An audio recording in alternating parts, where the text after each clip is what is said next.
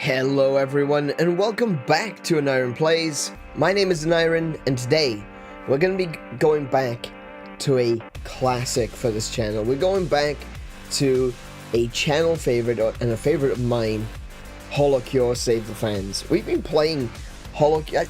That was one of the earlier games I started playing on this channel, and it's a game that I genuinely really enjoy. HoloCure is a fan game for HoloLive.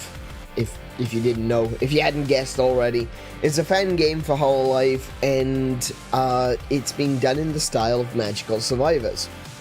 So like like Vampire Survivor and all those sorts of things. Yeah. And I played Vampire Survivor, and I didn't enjoy it at all. I didn't like it. I used to enjoy watching the HoloLive girls playing it, but I tried it more recently, and I don't like it. I just don't. There's just something about it. It just feels so janky and unbalanced, and I'm not a fan. I didn't enjoy it. This one, however, I really do enjoy this one. I feel like there's a lot more that I guess there are some things that are easier to understand because I have been immersed in the HoloLive culture for a little while now, and so I just kind of enjoy it. You know, there's that thing that recognition of a character or a person or an actor will immediately increase your enjoyment of something. Like if someone were to release a new fighting game series, for example, and it's been tried, it doesn't usually go very well. Not in the modern era, because we've got so many good established fighting games that it's only the few that actually successfully make it into the mainstream. I think, like, and it's not really old now.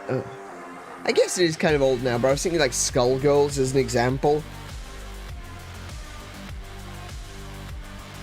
But like, that's an example of a relatively modern game compared to stuff like Street Fighter, King of Fighters, Samurai Showdown, Mortal Kombat. You know, there's a lot of games that were established a long time ago that are like mainstays in the fighting game scene now. So when a new fighting game comes along, it really needs to be above and beyond, and it really needs to establish itself quickly. And one of the games that you could credit this to is MultiVersus. Now, MultiVersus, it's more like a party game. I would say it's definitely got some elements of classic fighting games, but it's also got elements of like Smash Bros, right? And Smash Bros is another good example of this. It isn't necessarily the fighting game mechanics that draws people to MultiVersus, though they are pretty good from what I've heard. It's the fact that we recognize all the characters. And this can be seen even in established franchises when they try to bring in a new character. It's not necessarily that there's resistance, it's that the player base doesn't necessarily latch on to the new character. It's like, oh, well, I already have my main. I've had my main for the past 20 years. Why would I try out this new character? And some people will try out the character because, oh, they just want to see what he's like. They want to see what his moves are like so that they can fight against him or them.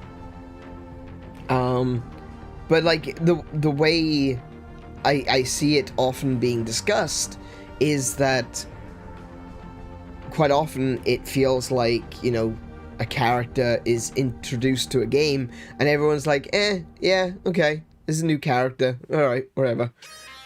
But then when you have games that introduce characters that are very, very recognizable, like in Multiverses, where you've got like all the DC characters, for example, it immediately is like, oh, Batman's in it, and Joker's in it. And that was another thing for like Injustice was a really interesting game, because it wasn't particularly revolutionary. Like, Injustice was just Mortal Kombat, really, with a DC skin. But Injustice did really, really well because it was recognizable characters, you know?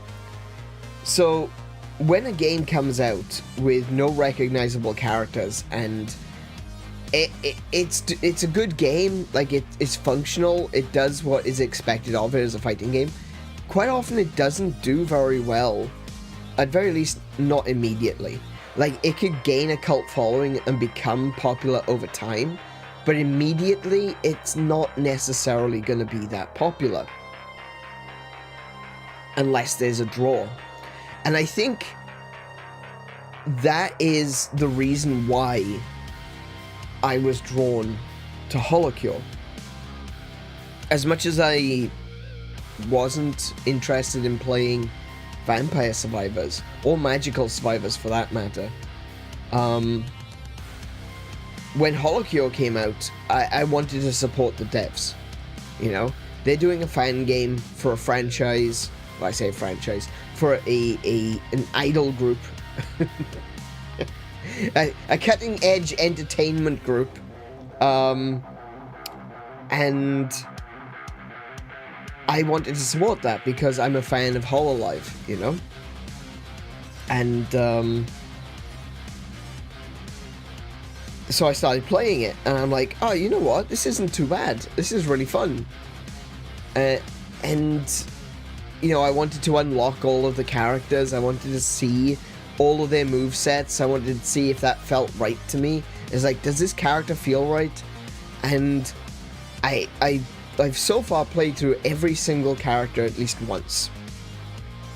There are a few characters that I've raised the, what they call it, the fandom level of.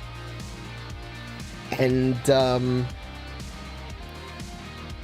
for the most part though, I've only played every character once. So I'm looking forward now to unlocking all of the new characters and playing through each and every one of them, again, at least once. And of course, today, we're going to be playing through the new add-on, or the new update, which has 9 new characters. So I can't imagine that I'm actually going to get through all of the characters in one sitting. But we're definitely going to play through with a few of them.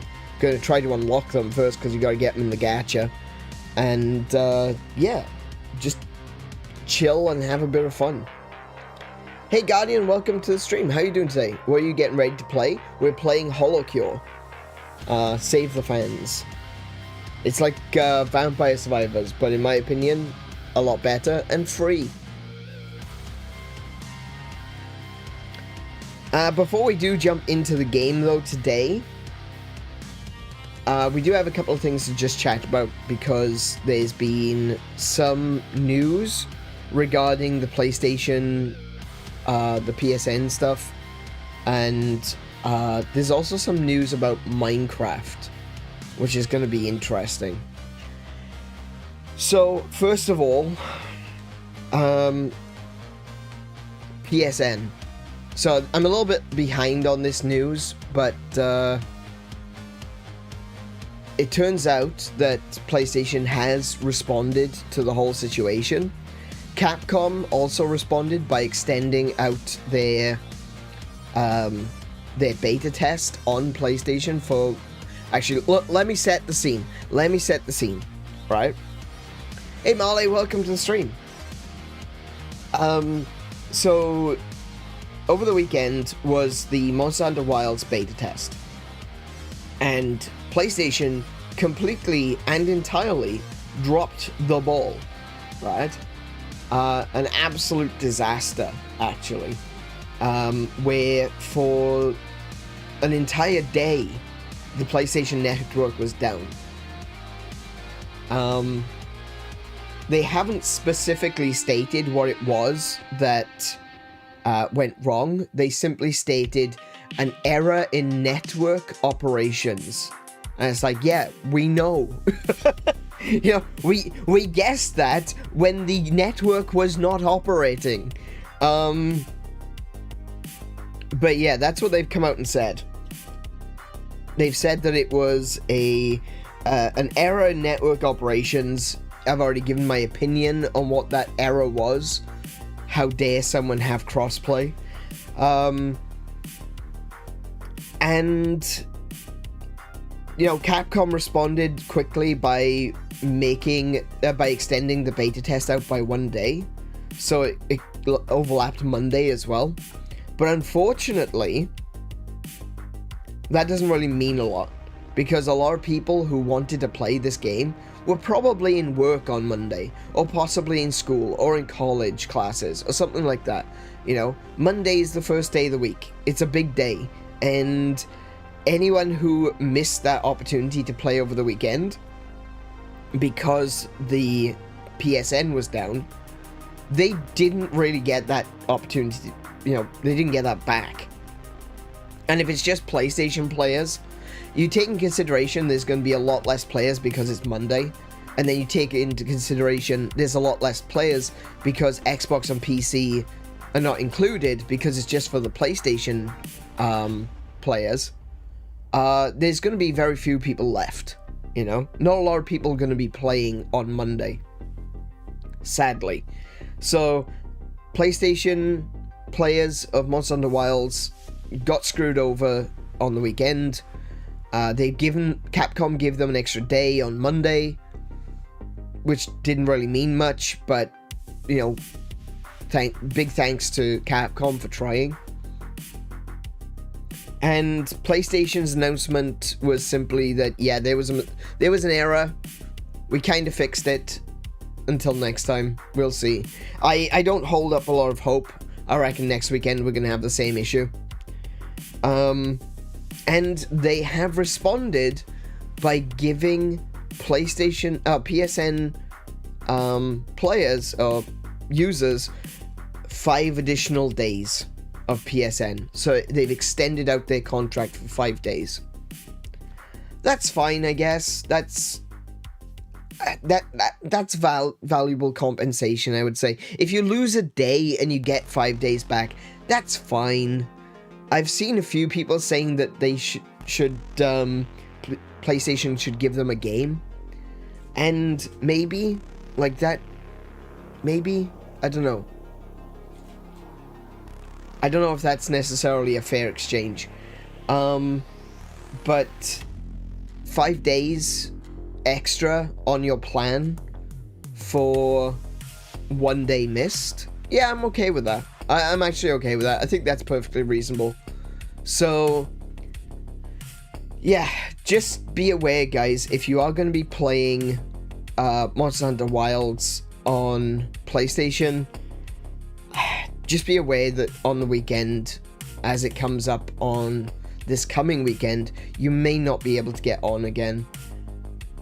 I really don't think Sony are learning from their mistakes or even necessarily willing to change anything, because it's a game that is, you know, crossplay. And they don't like crossplay. They've made it very clear they don't like crossplay. So we'll have to see. At this point in time, I wouldn't be surprised if it fails again next weekend. But there we have it. We'll find out. We'll find out on Thursday or Friday, whenever it goes live. Hopefully Hellfire got some time since he hunts with us on Mondays anyway. That's true. That's actually a really good point. He used to hunt with us on Mondays, so perhaps Hellfire did get some time to play. I hope so. It was upsetting, but I don't think folks deserve a free game. Yeah, I mean, there's a lot. Look, the beta events are a very limited window sort of thing. So I completely understand that there's a certain value to that particular period. it's not just a case of, oh, we lost a day, you know. We lost an opportunity, we lost an experience. And I completely understand why some people are really pissed off with that. But at the same time, I don't know if it's necessarily monetarily exchangeable. Gaining 5 days for missing a day, I can accept that. I'm okay with that. But you know, at the end of the day, the Monster Hunter event, the beta event, is free for anyone. You don't have to pre-order the game or anything. It's free. So you're not really losing out on any money. So gaining a free game doesn't really compensate. You know, it's not a fair compensation. It is a compensation. It is definitely something that if PlayStation were to do that, I'd be like, oh, good for you. Well done. But I don't think people should be expecting it. You know? Expectations have to be within reason. Exactly. Yeah. Yeah. So if PlayStation were to say, hey, look, we're giving you all a free game. Cool. Brilliant. But I don't think they should be expected to give out a free game. You said Sony and things clicked into place. Sony is very tribalist, right? Oh yeah, very, very tribalist. We've talked about this over the past weekend because of these issues. But like Sony have been the reason that a lot of games are not crossplay. And they are also the reason that a lot of games which are crossplay now weren't crossplay for so long. Sony keeps getting in the way of that. They don't like crossplay. They don't want people on Xbox playing with their players on PlayStation. They don't want... And to a certain extent, I understand the reasoning. The reasoning is that they don't want the other platforms having their data, because the platforms will be receiving a certain amount of data from PlayStation regarding the players, right? And Sony want to hoard that. They want to hoard that as much as possible, because if they give it away for free to Xbox and Nintendo, how will they sell it on? But it means that Xbox and Nintendo will be able to get, and Capcom as well, will have access to a certain amount of player data. And Sony don't like that. They've made it very clear in the past that they don't want to give player data to any other platform. It's not really, to a certain extent, that's not really their place. Ultimately, it's up to the players to decide whether or not they want their data to go to other platforms. But I guess there is an agreement where you basically sign your life away to Sony or Xbox or Nintendo, for that matter, in the end user license agreement. So who knows? Who knows what the actual motivations are? We know that PlayStation are making moves towards multi-platform games. So we've already seen like Horizon Zero Dawn, God of War, and Spider-Man coming to PC, and there's been talk that they might be coming to Xbox as well, which is an interesting... You know, given the fact that Sony were complaining and crying about Activision, and now they might be releasing their games on other platforms. Something interesting happening there. I think what's going to happen is that we're going to end up seeing PlayStation and Xbox basically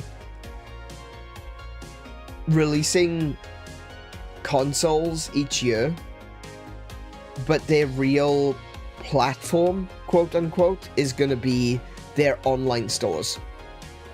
So like your PlayStation online store, or your Xbox online store, or your Nintendo eShop. I think what's going to happen is the online stores are going to be available on their local platforms, but also on PC. So you might be able to buy PlayStation, Xbox games on PC in the future, or you might be able to buy Nintendo games on PC in the future. I do think that this is a future that is going to happen, whether we want it to or not, because things are going to go full digital. And when you go full digital, you don't necessarily want to be in a console making market when you can have other people make hardware for you. So I think what's going to happen is everything is going to go PC. There may be some consoles that will release, but I feel like they'll probably end up being like third-party consoles, and they will have like all of the shops on them. So we'll see how that goes. But that's the way I foresee the future of digital gaming. Unfortunately, that's the way it's going to move forward. Nintendo are going to hold on as long as possible. They're a very old-fashioned company, and that can be a problem sometimes, but it's also in our benefit that they remain an old-fashioned company, because they'll still continue to produce hardware, and they'll continue to produce physical games, and hopefully they'll hold out as long as possible. But I do feel like the writing is on the wall. It's only going to be a few years, maybe another generation of consoles before we start seeing a transition to PC, and the PSN being a PC shop. It'll be another shop like Steam and GOG and Epic, and you'll have Xbox, and you'll have Xbox is already on PC, but you'll also have PlayStation, and maybe then a generation or so later we'll get Nintendo on PC as well. It's going to be an interesting transition over the next, I mean, this could take 10 years, it could take 20 years, but over the next few generations of games console, things are going to change dramatically, more so than they have done over the last few generations. Like, I know people have been talking about this for years. People have been talking about this for years. When the Switch came out, people said that the Switch would be the last console which would have physical games. Well, that was obviously not true, because the PlayStation, or the PS5 Pro just came out, and yes, you have to buy the disc drive separately,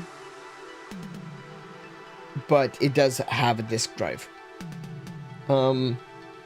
And Xbox Series X, you know, I have one on my desk right now, and that has a disc drive on it, even though the discs for Xbox and PlayStation are practically worthless. They never contain the whole game. It's very rarely playable from disc. You have to install it, and you have to download more data to be able to play anything. So even though I did buy an Xbox Series X recently, I can't imagine I'm going to be buying many physical games for it. Probably just stick to digital, honestly. But yeah,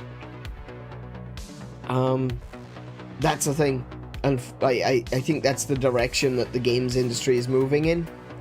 And as much as we might fight against it, we might be able to hold it back by one generation or so, but I can't imagine we'll hold it back for long. Digital is just way cheaper in the long run, so it's in the company's best interest. And technically, let's be real here when it comes to like money. Technically, it's in our best interest as well. And the reason I say that is because, yes, the companies don't need to spend money on marketing, as much money on marketing, you know, packaging, making physical discs or physical cartridges. That means that technically savings should be passed on to the player. That's never going to happen. But the company is going to make more profit. And when the company makes more profit, that's more money that can be spent on making more games. And while there are some companies I don't think need more money because they spend billions of dollars on games and then just go, oh, that game was kind of crap, huh? And shut it down immediately. I'm looking at you, Concord.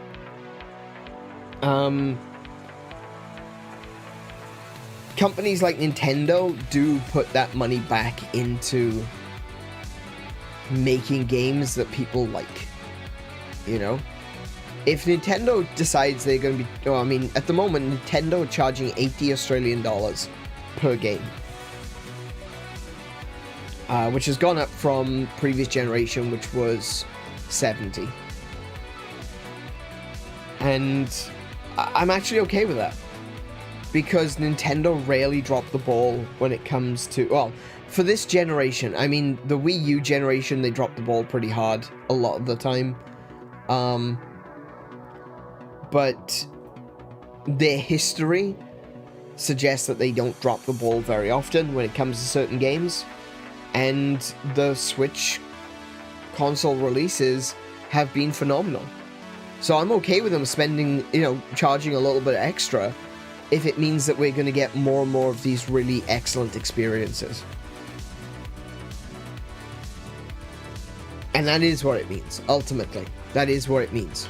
Is, you know, more money, the extra time, the extra quality, it's worth it? Yeah, exactly. Yeah. Last thing before we do jump on into HoloCure is the Minecraft situation. Now, I don't know if you're aware of this, but there is a Minecraft movie coming. And as per bloody usual, Warner Brothers have gotten a bit up themselves. And, Minecraft gameplay videos are being copyright struck.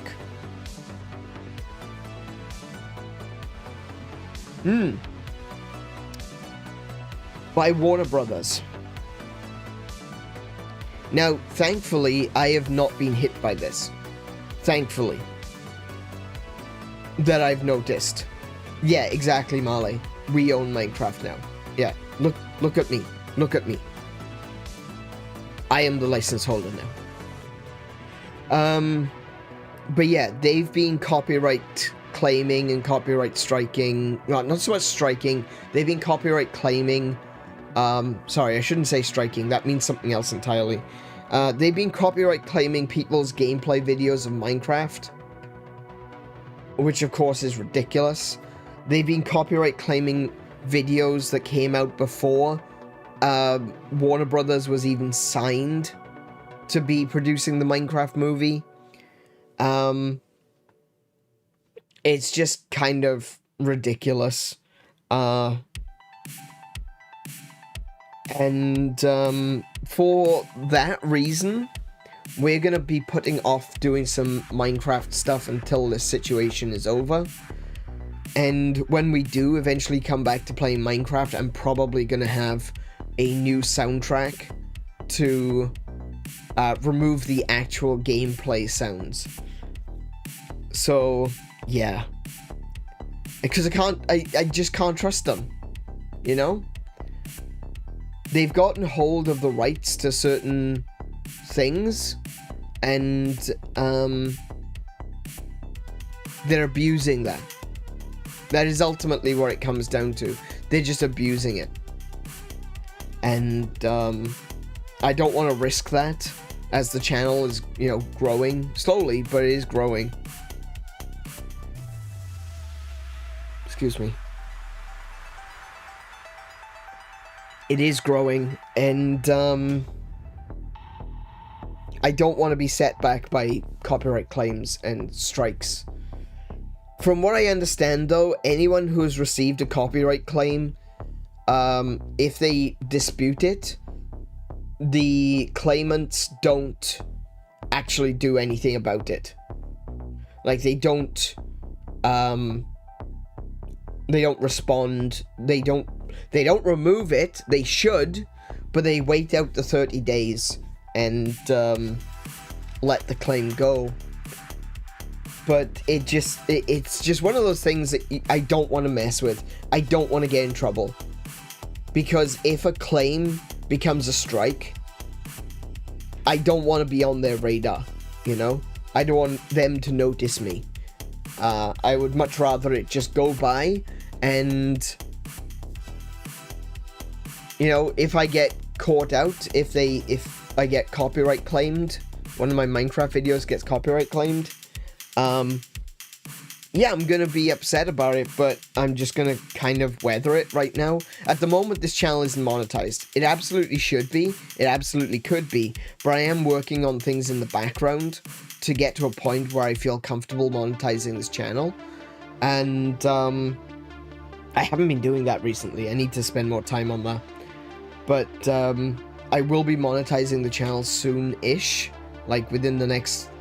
I would say within the next couple of months, if I can buckle down and do all the updates that I've been meaning to do.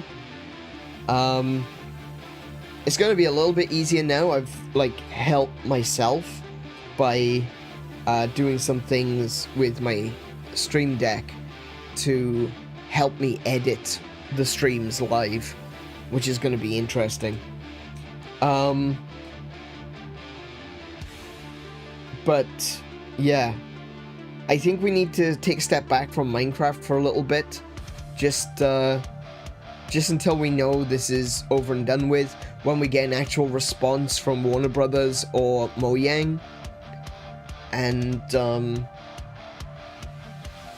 hopefully we get a response soon and this is dealt with, so we can go back to playing Minecraft. But again, like I said, even when we do go back to playing Minecraft, I'm not going to be using the Minecraft music.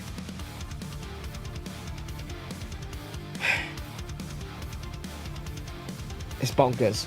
This is the one thing that I absolutely despise about some of these corporate takeovers of franchises, especially. It's the one thing that makes me concerned about video game movies, you know, is as soon as it becomes a movie, then all of these studios thinks they have the right to claim bloody everything. We saw the same thing with Disney. What was it?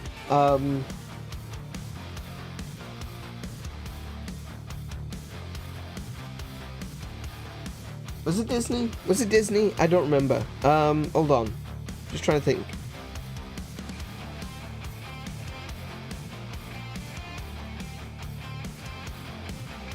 I don't remember. I don't know what I was even thinking about.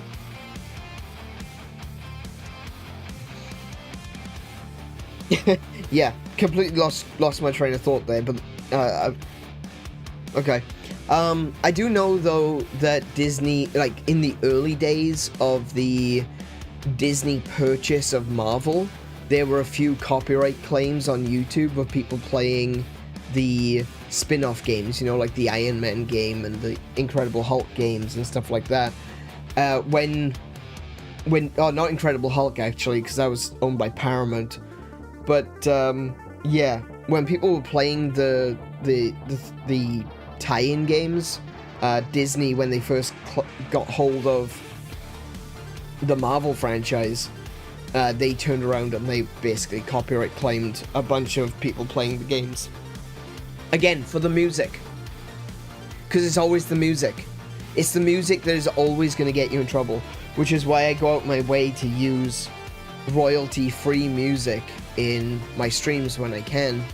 And thankfully YouTube does have the ability to claim that you are playing a video game.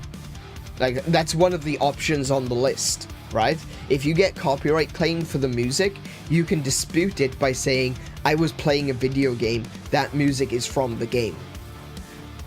Because I've been having issues recently where I've been copyright claimed every time I play Final Fantasy X. I've reported the claimants for being abusers of the copyright system, but they claim that they say that they make the copyright claim on behalf of Family Jewels. And of course, Family Jewels knows nothing about this. He has no idea why this is happening. But, you know, these people are, you know, abusing the copyright system, copyright claiming people playing Final Fantasy X and saying they're doing it on behalf of Family Jewels. Which, honestly, I don't think that they are.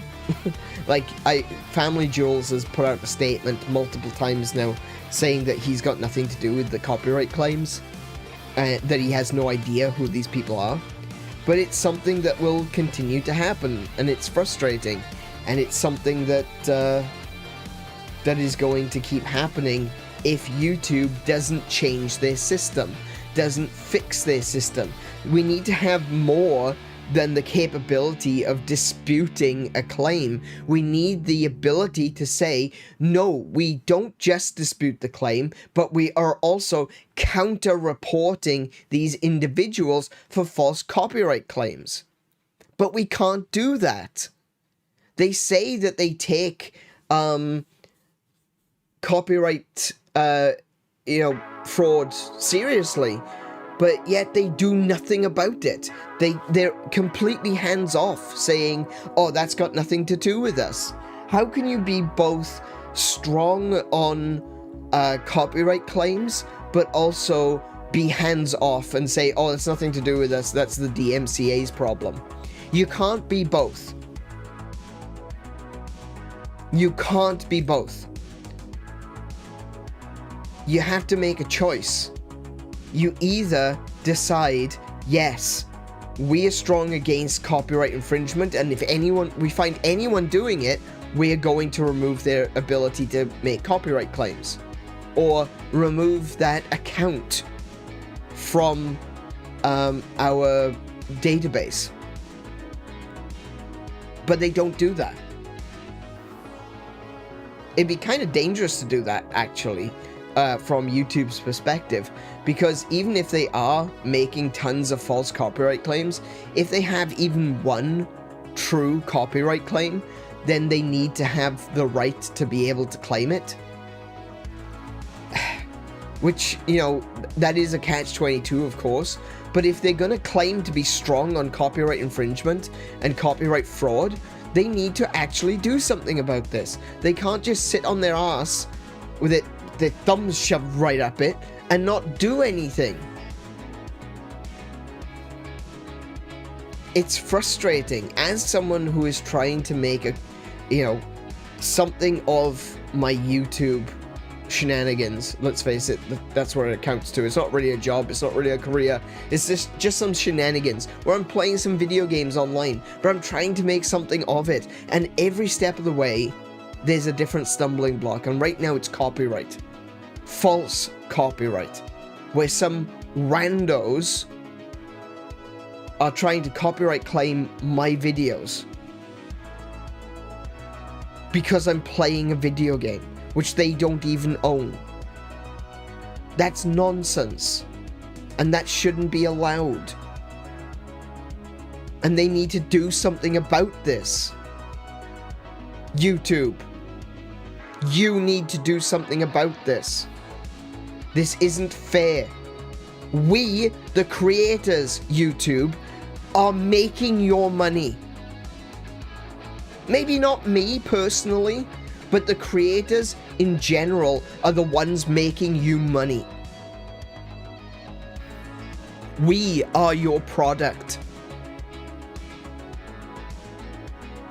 So you need to start treating us right.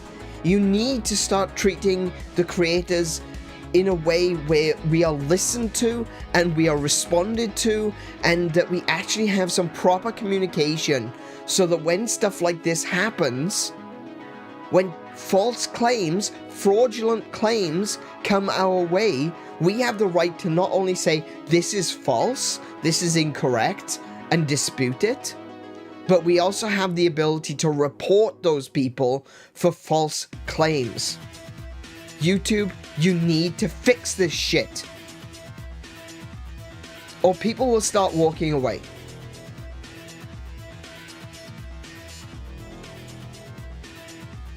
I know you don't think that they will. I know you're probably of the opinion that, nah, we're the biggest thing in town. You weren't always, and it can still go wrong. There's no such thing as too big to fail. Even for Google. So start treating your creators properly. Start treating us better. I'm already getting sick of it, and I'm not even monetized. Anyway, with that said, it's time for some HoloCure. Everyone's always keeping their eye out for the YouTube replacement. Yeah, exactly. Yeah, everyone is. Do you know how many people also have an account on Odyssey? Odyssey is a very different platform. It's a bit more of a complex platform. I'm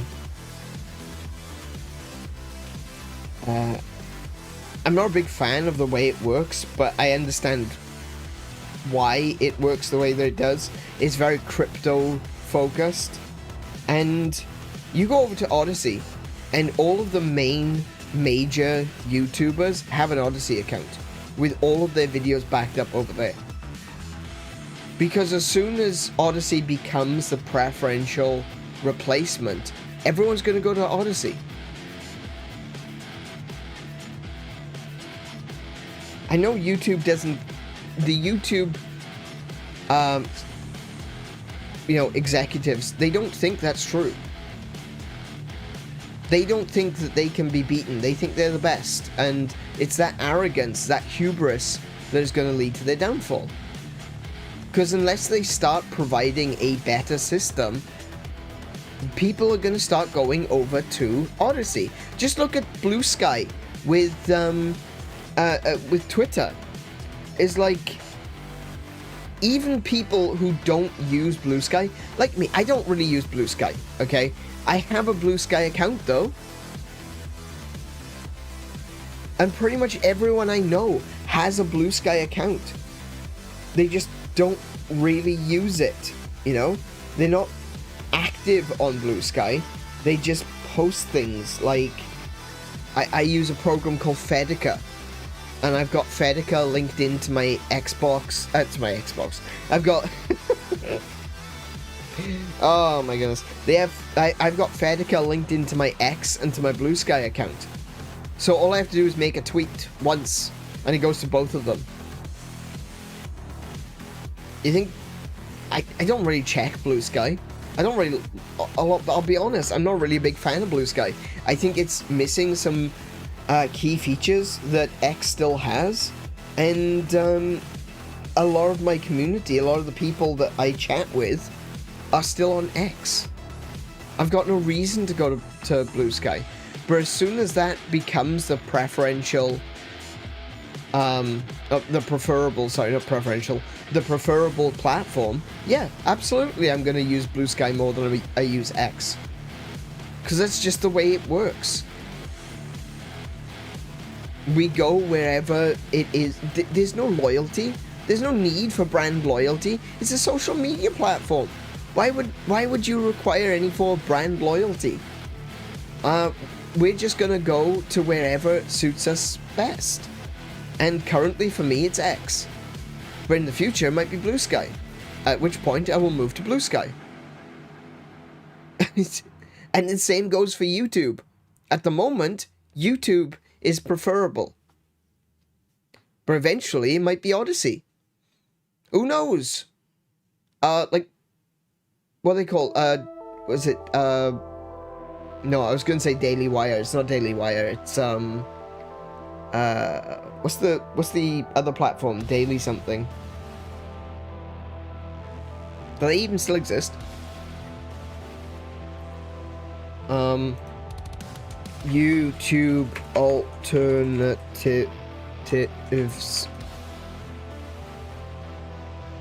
Dailymotion. Do they still exist? Oh, Rumble is another one. And /PLAYER. /PLAYER sounds French though, I might avoid that one. Dailymotion. Yeah, Dailymotion still exists. Who knows?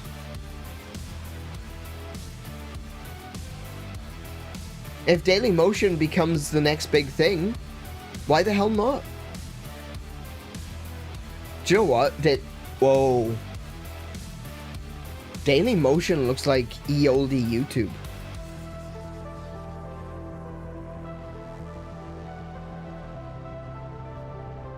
Ooh, hang on.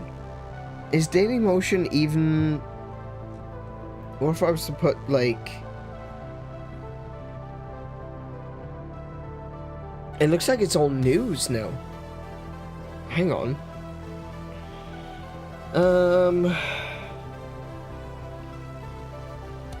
What's a Marvel Rivals?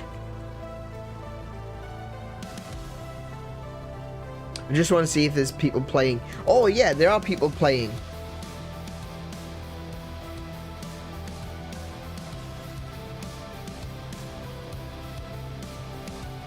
Okay, so Dailymotion is still a viable platform, and they've got streams on here too. You know what? Maybe I'll create a Dailymotion account. Maybe I'll set up so that all of my streams go to Dailymotion as well. Why not? They have live stream. They actually have live streaming on their platform right now. I didn't know Dailymotion had live streaming.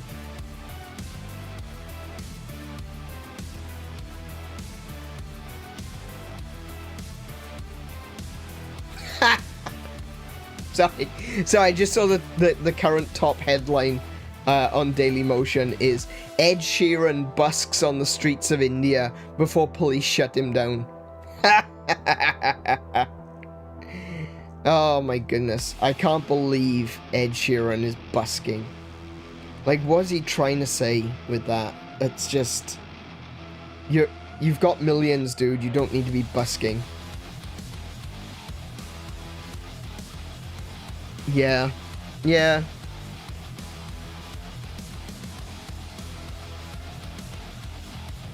Okay, so there we go.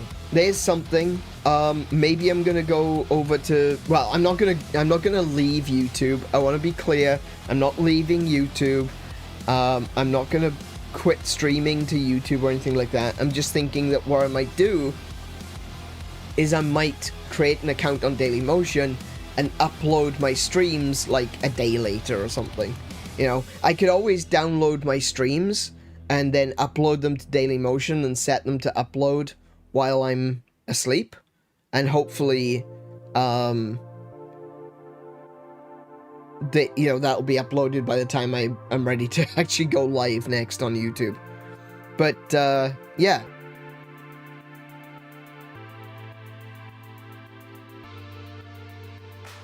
Let's see about expanding our horizons a little bit. I've already been expanding my horizons by making a second channel. I now have a channel on the side called Aniron Hunts, which is for my Monster Hunter exploits. We've been playing Monster Hunter Wilds over there, so if you would be so kind as to come and join me over on on Aniron Hunts. My brain's not working. You're gonna have to, just put up with that for now. Come and join me over on that channel as well, because we will be playing more Monster Hunter Wild this coming Friday, and we'll be playing the next part of the beta test over the weekend.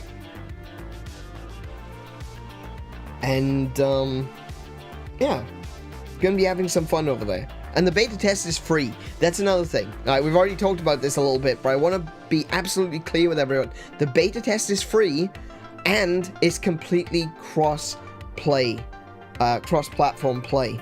So if you consider picking up Monster Hunter on PC, Xbox, PlayStation, or maybe reconsider if you're thinking of picking it up on PlayStation.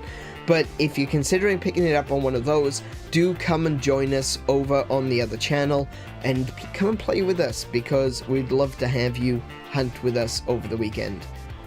With all that said, I'm just going to take... I'm sorry to do this so early into the stream. We've only been going for an hour now. But I'm going to take a quick little break, just 5 minutes. And when we come back, we're going to jump on into HoloCure. I will... Please don't go away, because I won't be. I'll just be right back. Alrighty, ladies and gentlemen, we are back. And we are playing HoloCure Save the Fans. As you can see, I've already unlocked Marine.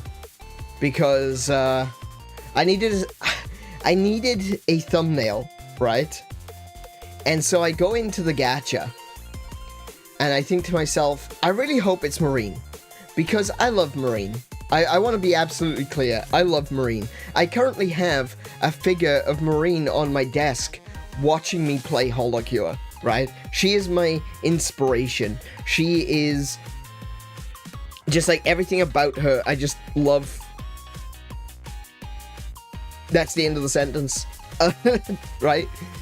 And I was thinking to myself, you know what? It'd be great if Marine was the first character that drops from the gacha for me. And she was. She's my treasure box. She is my treasure box. I think she's great. I love her. I love her music. I love her sense of style. Like, I don't know if you have...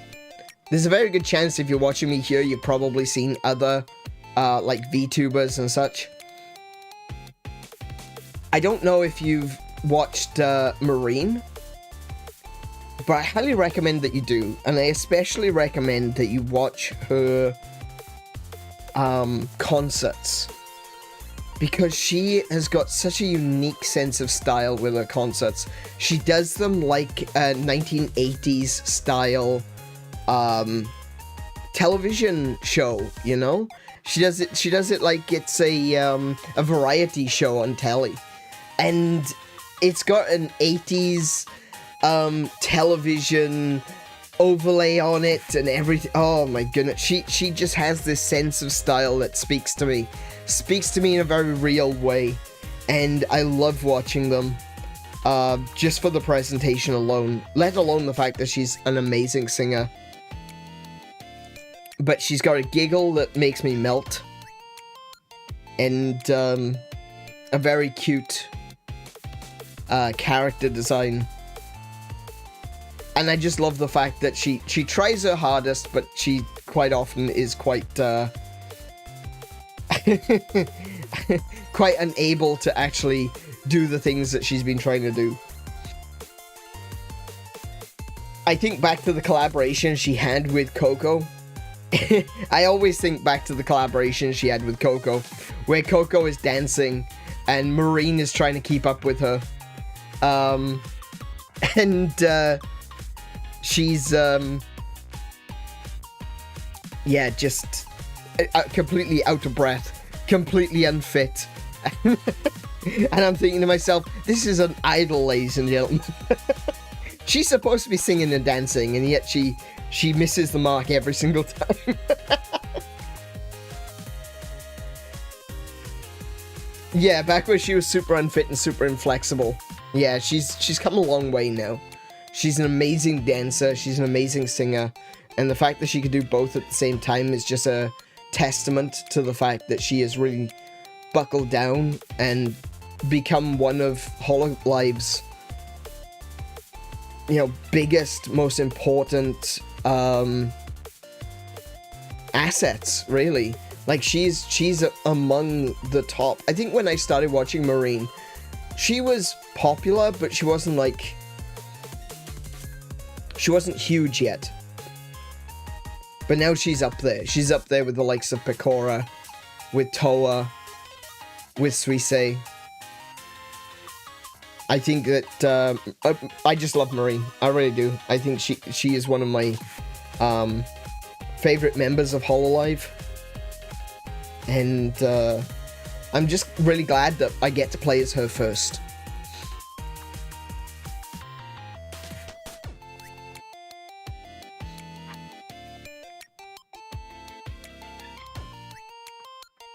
You don't want to miss it?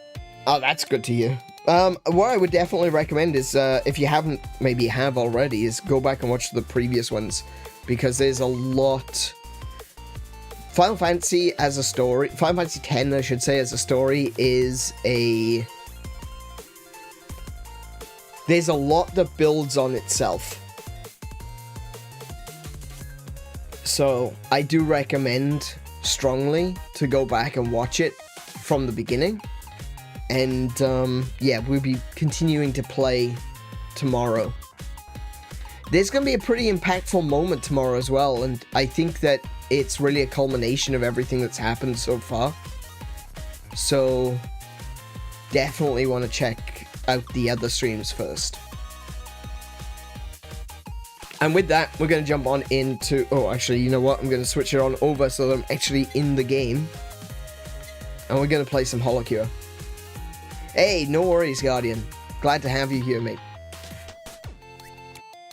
Additionally, if you go to Aniron's main channel page, you'll see the waiting room is already up. Oh yeah, that's true. Yeah, the waiting room for tomorrow's stream is already up, so you can see everything there.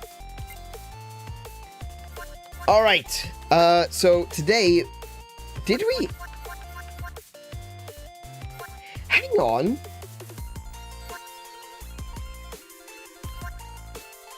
Did we finish Kobo, Kyla, and Vestia?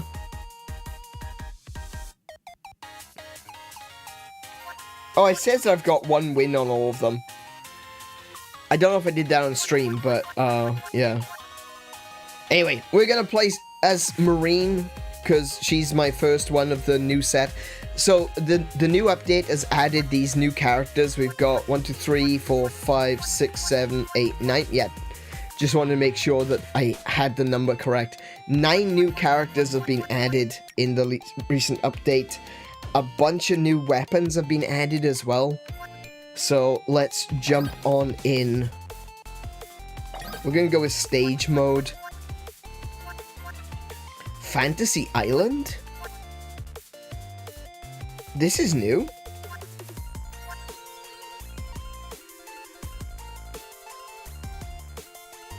I haven't seen Fantasy Island. This is new. Ooh, should I be going... Should I go for Fantasy Island? That looks like it's going to be hard. It suggests you go in with level 5 attack and level 5 speed. Hang on, let me check my options. Hang on, let me just check the upgrades first.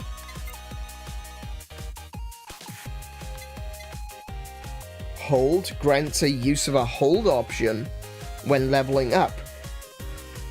Oh, that's cool. We'll buy that one. What's this one? Customize. Allow weapons and items to be disabled in the armory and will not appear in-game.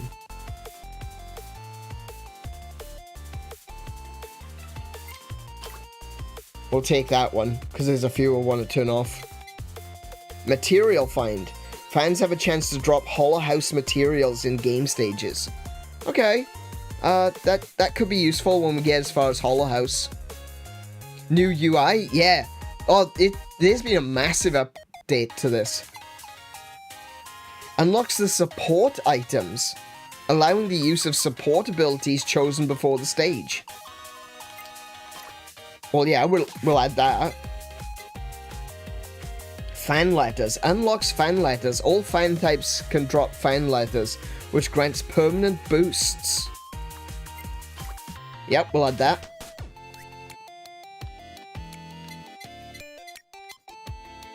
Yeah, so I'm completely maxed out on the stats. What's this? Marketing. Increases the number of fan spawns by 1 per level.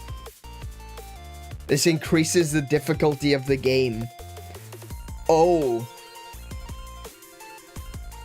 That's interesting.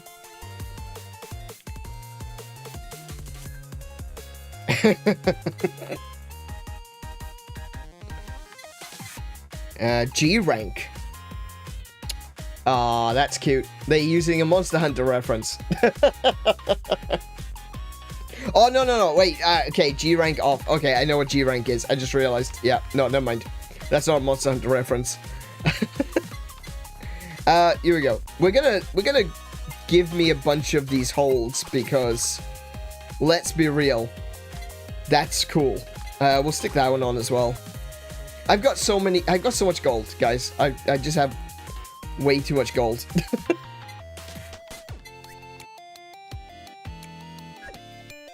Okay, what about the armory?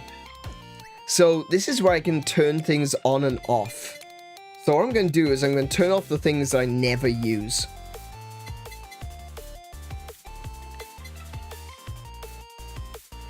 Let's see.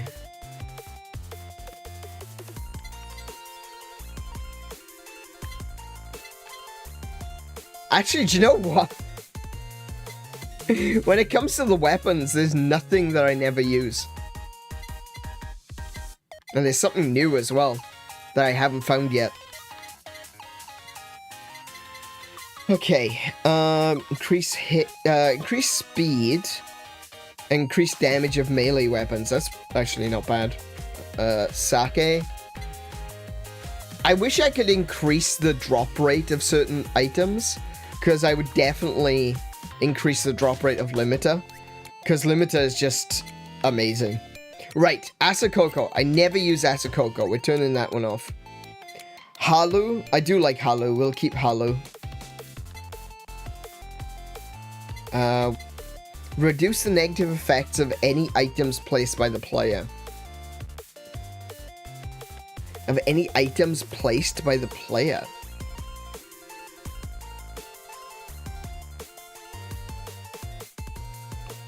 Not sure what that does. I'm thinking about what the player places, and I can't think of any, like, negative effects. Like, it's not like the bounce ball bounces you back. Or that Ian's curse has a negative effect towards the player. I'm not sure what that one does. Lose 3 holocoins every second. If holocoins is more than 0, increase attack by 30% and take 10% less damage. So that doesn't take away from your bank. So currently my 406,000. It doesn't take away from the bank. It takes away from what you've picked up in a stage. So I'm not going to have that one turned on. Headphones, chicken feather, gorilla paw. I don't usually use gorilla paw, but I'll leave it on. There are good reasons to have it. GWS pill. While special meter is still charging, increased crit by 15. Also increases damage of all skills by 20. That's pretty good. I've got no reason to turn off the collabs.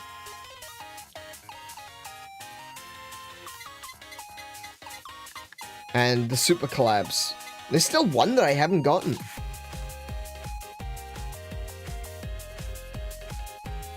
I wonder what that one is.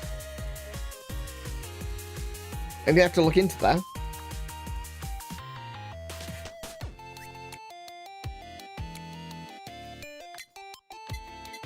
Interesting.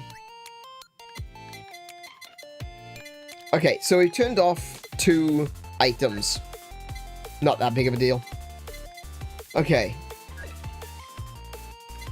And with that, let's just jump on in. We're going to start by playing as 𝗬𝗄𝗶𝗰𝗵. And we're going to start with an easier stage. Let's go with Holo Office. Support item. Oh, okay, here we go. Projectile shield. Well, I didn't mean to do that. Alright.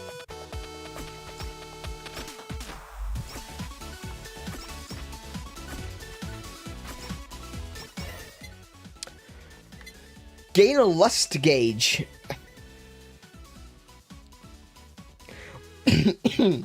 Well, that's a great start, isn't it? Right, okay. The gauge increases slowly near enemies or when hit. She gets lusty when she gets touched by the fans. What can I say? This is perfect gameplay.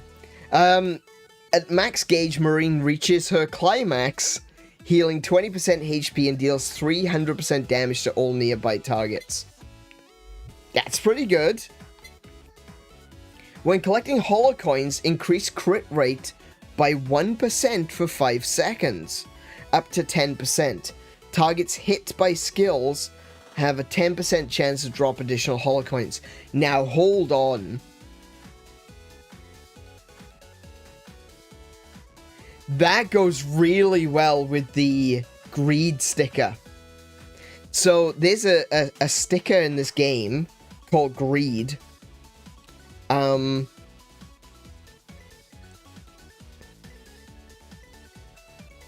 Which when you hit an enemy, there's a increasing chance of dropping coins. So if you can get the greed cup or the greed sticker, this will just keep rolling. Oh my goodness, I need to find the greed sticker with Marine. Like, I kind of figured that her gameplay would tie into some of those mechanics, but my goodness, yeah, we need to get the greed. Also, I just realized the gauge increases slowly near enemies or when hit. So there are some items you don't want to be using, like the headphones, because it negates a hit.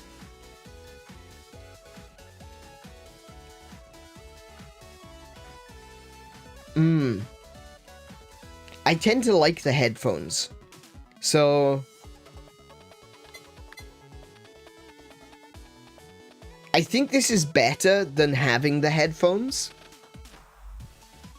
And of course this will get stronger as you level it up. But I'm gonna go with Pirate Captain to start because that's an immediate effect, you know? You're gonna start seeing the crit going up when you pick up coins. So we're gonna grab Pirate Captain to start.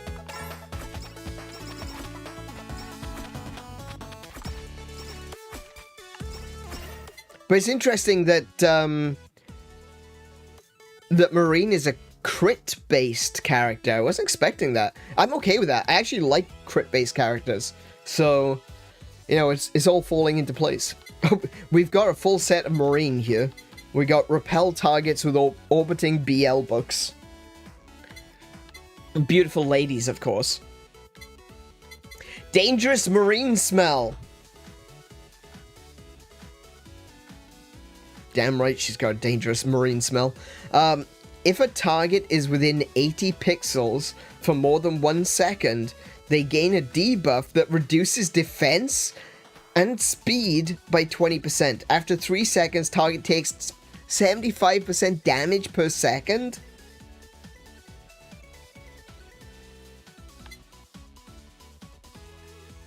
That is dangerous.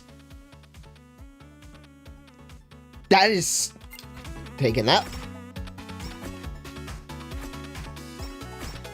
Right, so her main weapon... Oh, I didn't mean to collect both of them. Damn it. Her main weapon is a cutlass and pistol. So the way that works is... she swings a cutlass in front of her, and she shoots a pistol shot at a random target. And eventually it will change where she just juggles anchors, which is amazing. Hold on a second. Dangerous Marine smell. If a target is within 100 pixels for more than a second, then their defense and speed is reduced by 20%. After 300 seconds... Sorry, after 3 seconds... 300 seconds? Okay. After 3 seconds, target will gain 100% damage per second.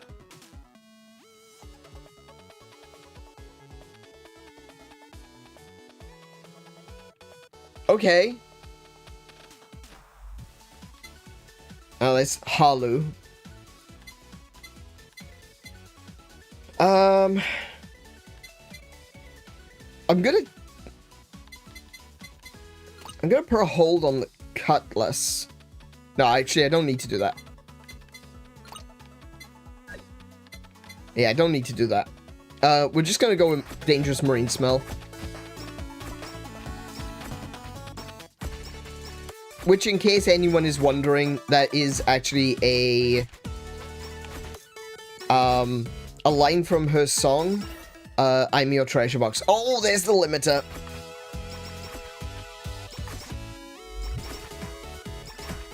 Look, just as they come in, the defense is just dropping. Ooh, study glasses.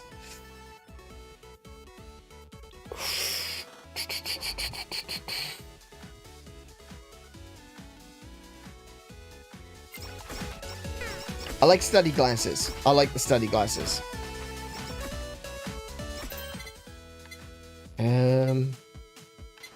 Let's improve the Cutlass.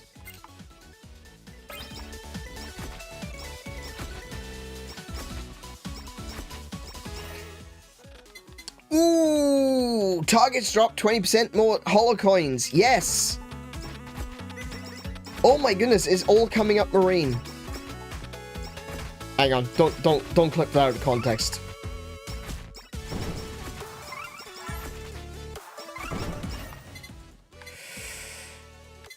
Cutlass.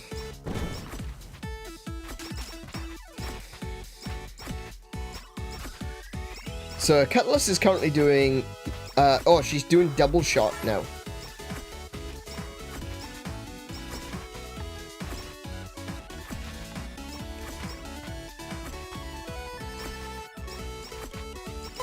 Oh, what's that?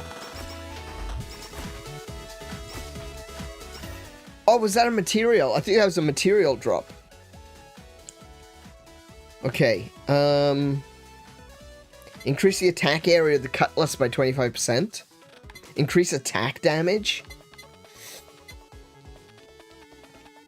Drops a falling bounce ball on a random target. The size of ball varies between characters. So the the bounce ball changes in size depending upon the size of the character's breasts. But that's also got a crit damage plus 10, so that's not a bad one to have. They're boing boing power, indeed. And Marina's got pretty...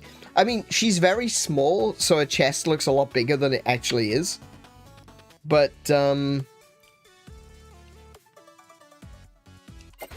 we'll go with that one. Yeah, look, it's actually quite a small one, but it's fast.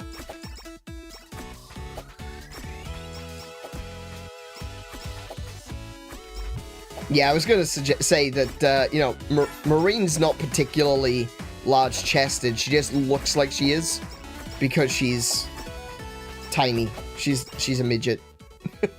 Wait, am I not allowed to say that? Okay, whatever. I found it and I'm in Discord. No worries. Glad for you to join us. I'll send you a message later. Kiko will send you a welcome message now. Let's have a look. Dangerous Marine Smell. I want Super Chatter time to go up. Yeah. Super Chatter time. More drops, please. I really want to get the greed stamp, though.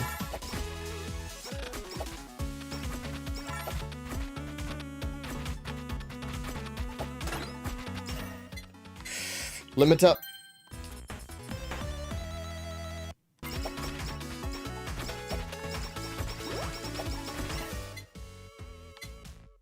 Super Chatter time.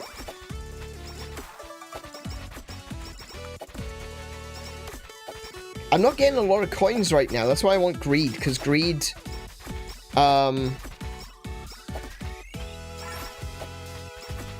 greed increases the amount of coins that drop. Let's make Dangerous Marine Smell even more dangerous, so I can get out of this. I kind of cornered myself there.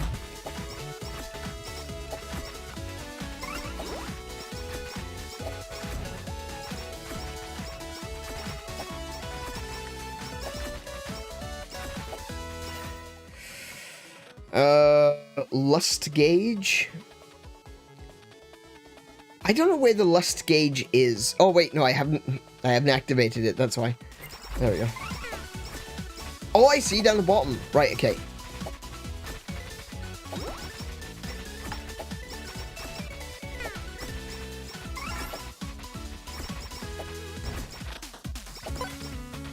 Carrots.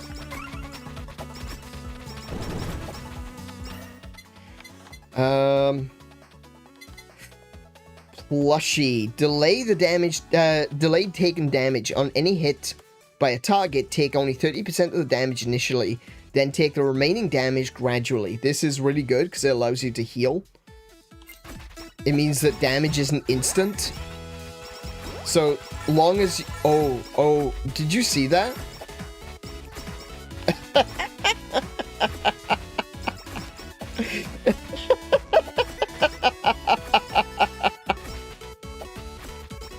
Marine went full Muramura there, and her sprite became censored.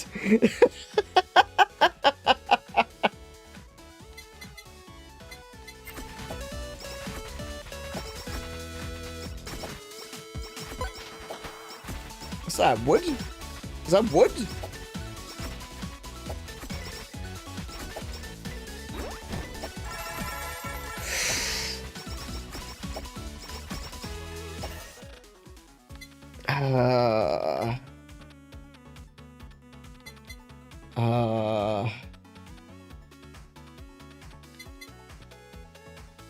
Deals 400% damage to all nearby target.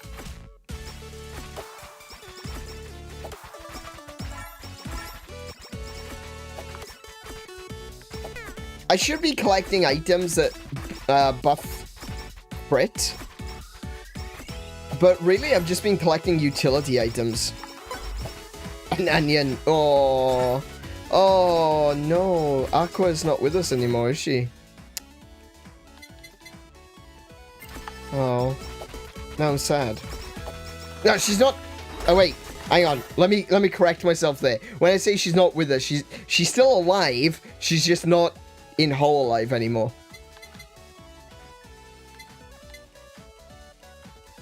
The most unsay-so Nyron will ever get playing Marine. Oh, man. I love Marine so much.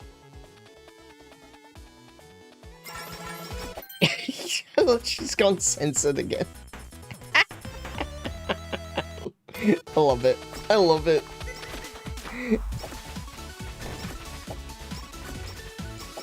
Joe, one of the things I love about Marine, I think I've talked about this a little bit before, because, you know, we occasionally talk about HoloLive on this channel. One of the things I love about Marine is, despite the fact that she is supposedly the horniest of the HoloLive girls, she is also one of the most say-so. She is also one of the most innocent. And that sounds like a contradiction, but it really isn't.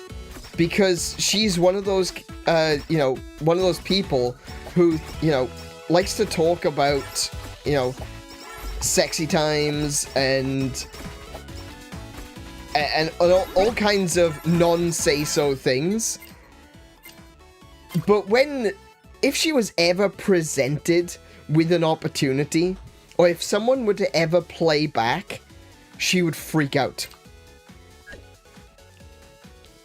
She absolutely would freak out. She acts like a degenerate, but if someone were to turn around and, you know, if she's acting like a degenerate and someone turns around and says, all right, then wanna go have some fun? She would freak. She would not know what to do. She's like a girl who likes to pretend like she, you know all the fangirls of, like 50 Shades of Grey, and they all like think, oh yeah, I'd definitely be down for something like that. Then, you know, you so much as mention the, you know, the concept of light bondage, and they start freaking out because they can't handle it. You know, that's Marine. We'll accept that. Take all that. Super chatto time. Let's keep the chatto time going. In game. You can't super chat me in real life, unfortunately. Oh, I kind of surrounded myself. Damn it.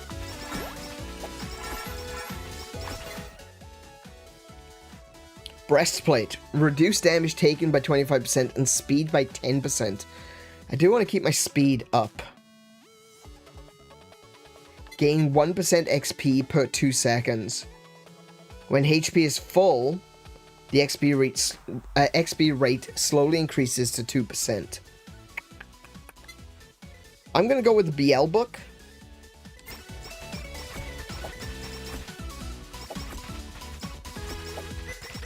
Of course, the BL stands for beautiful ladies. It's not what you were thinking, you degenerate.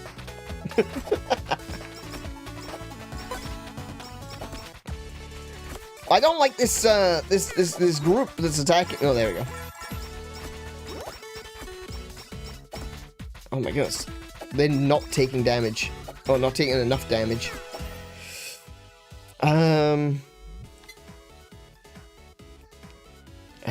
Gain lust gate. Deals 500% damage on activation.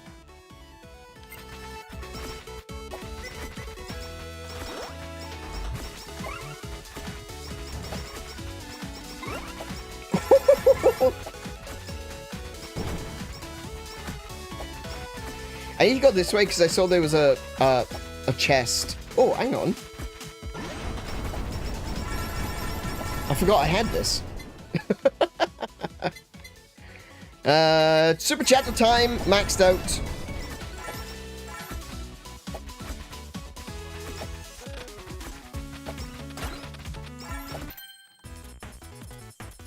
Yeah, that's her special. She's just got a cannon. Cutlass and pistol, slashes in front and back. So, oh, look at that. That's really cool.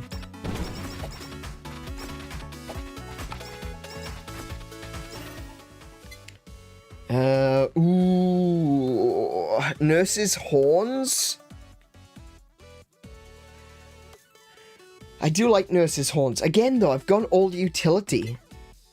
While special meters still charge increased crit rate by 15%. I'm gonna go with the GWS pill to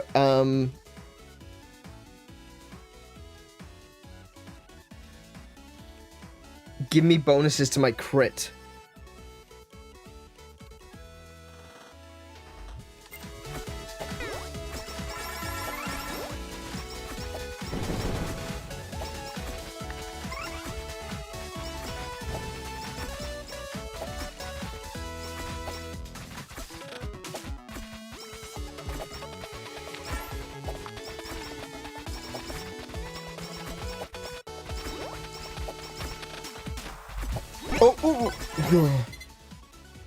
I thought that was gonna get me then.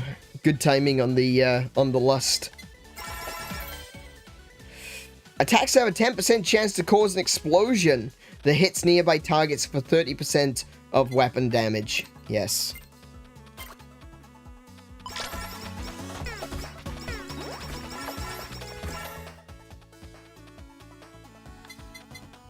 Reduce special cooldown by 20%. I think I want to go for something with we'll put a hold on that one. And I'll grab the whammy water for a shotgun.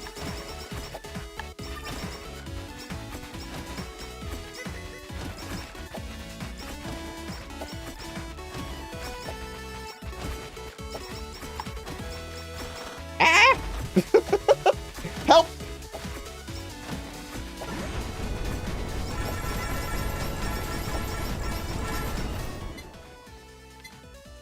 Let's see. Actually, you know what? If I take the if I take the idle costume, the fan beam. Oh, what's the other one that I need? Idle song. We're gonna put a hold on fan beam. And we're gonna take idle costume.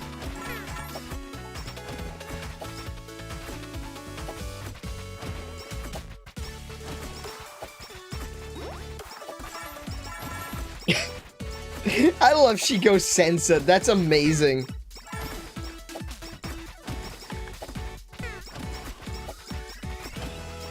That's so perfect.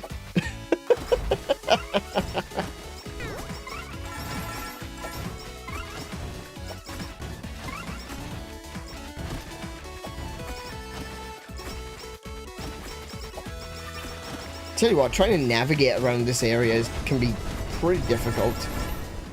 A lot of things to get in your way. Fan beam. Oh! Oh, they changed the fan beam!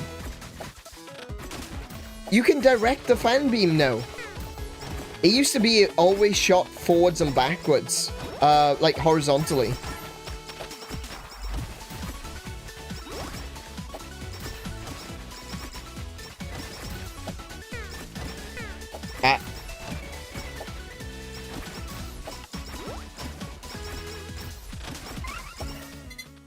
Okay, we're gonna take plushie.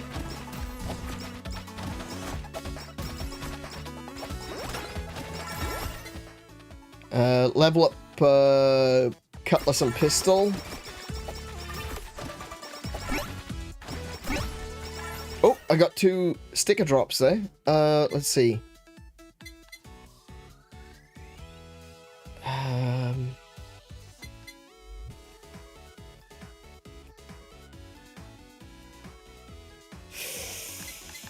Let's pump up the... I could do a reroll.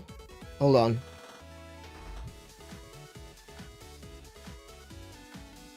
I could do a reroll and see if I can get the idle song. Ooh, this is... I'll do that. Juggling anchors. Juggling anchors. That's what we want to see. That's what we're all here for. Juggling anchors.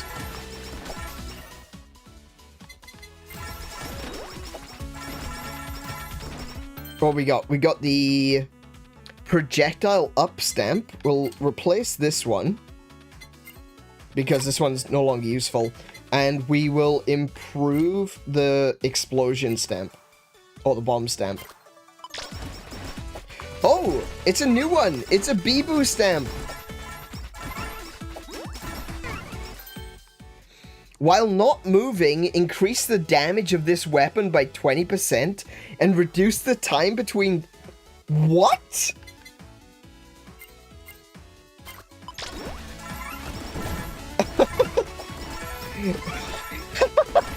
It's just so much damage!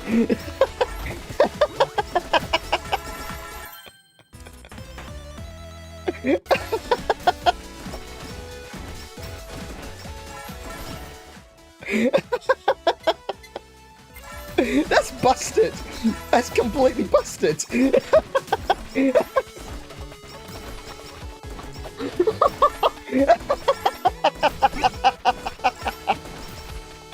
Oh, I guess I kind of have to move.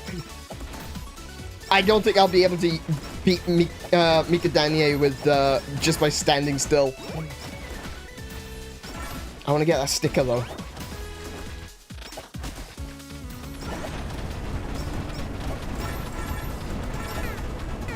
Ow, ow, ow, ow, ow, ow, ow, ow. Get me to the sticker. Right. Okay. Decrease the damage of the main weapon by 20% and increase speed. No, we're gonna improve the bomb stamp again.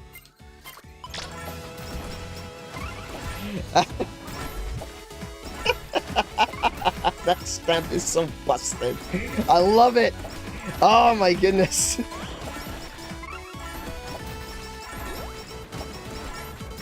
It doesn't work against the bosses, but it works really well against the mobs. Let's have a look. What we got? Cutting board. That's not going to be useful. That's not going to be useful. So we're going to eliminate cutting board. I'm going to reroll again because, like I said, I want to get the idle song. Wait, no, hold on. I just realized I've made a mistake.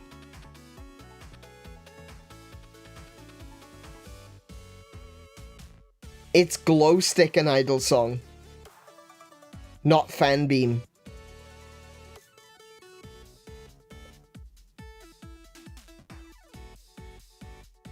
Bugger.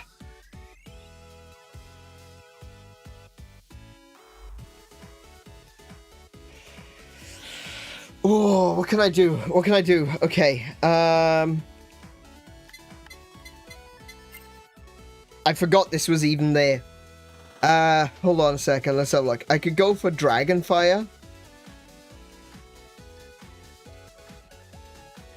I could do BL Whammy Water.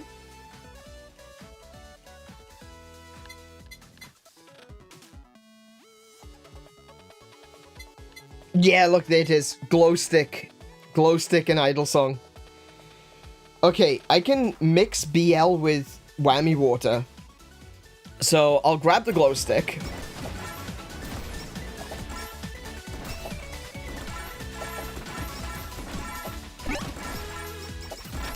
Oh, greed! No, wait, swap. There we go, strengthen. Perfect! Oh, yes! Now all enemies drop coins.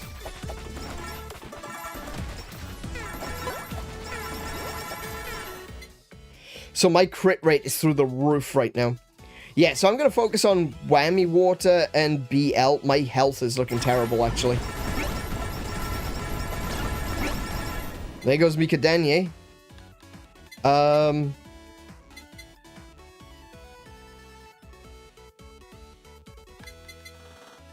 Plushie? Yeah, Plushie will help me. I'm gonna leave the balls because I just don't need them right now. Let's improve my crit. Take the Whammy Water, yeah.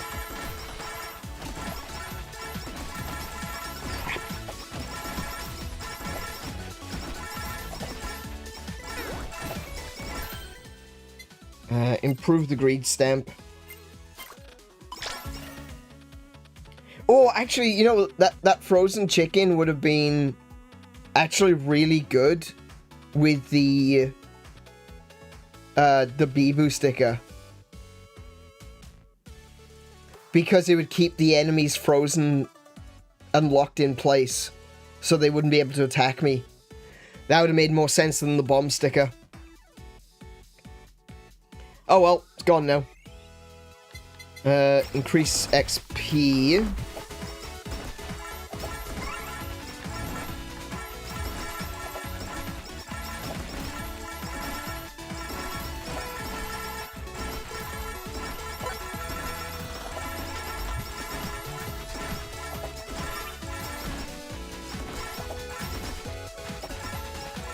Right. Let's think. Idle costume.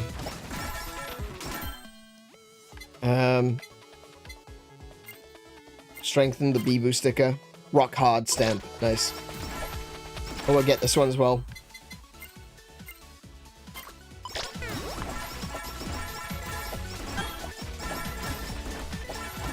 And you'll never get another chance. No, I know. I know. It's gone. But that's alright. Oh, a fan letter. Increases HP by 2.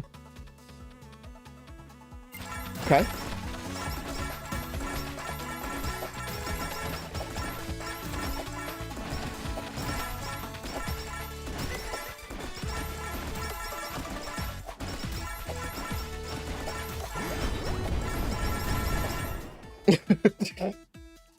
Sorry, I need to clear a path.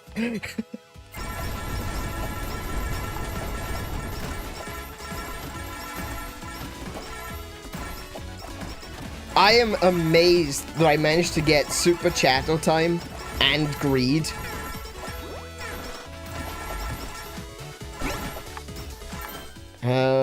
Size. Oh, I do like to make them bigger. I do like to make them bigger.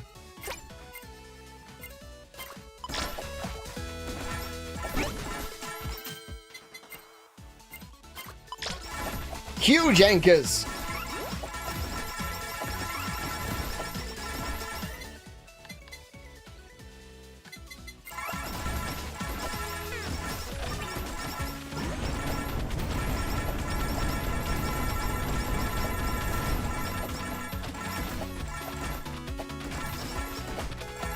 I need health.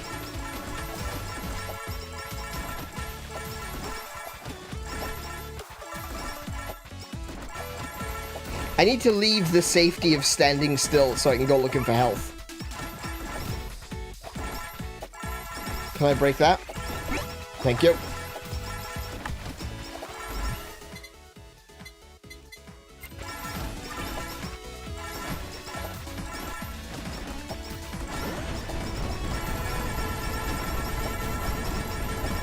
Need to keep the Suisse fanboys away.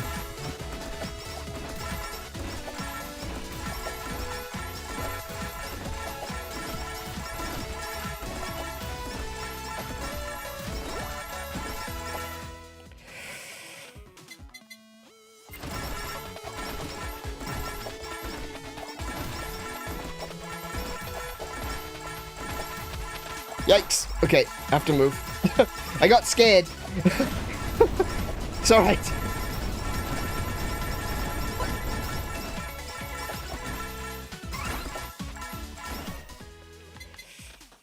Whammy water. BL book.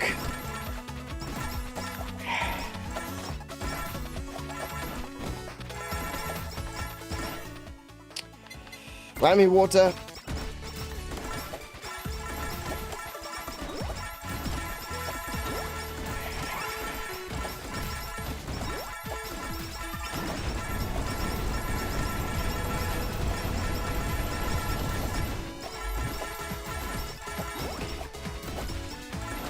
So, there's a build that I was using, because there's actually an achievement for completing a stage without moving. And the build I was using, was using fauna. But I think I can improve on that now. Especially with the Bibu sticker. Let's have a look. What do we want? We want study glasses, I guess.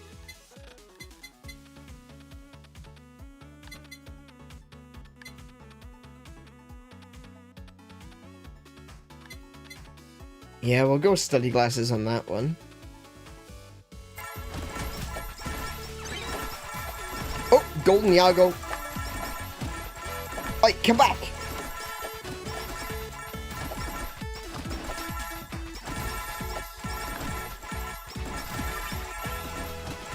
Oh no! Oh! Okay.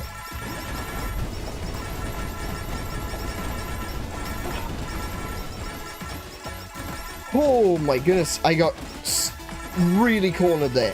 Hang on, these enemies are really hard. Hold on a second. Hold on a second. I'm actually dying here.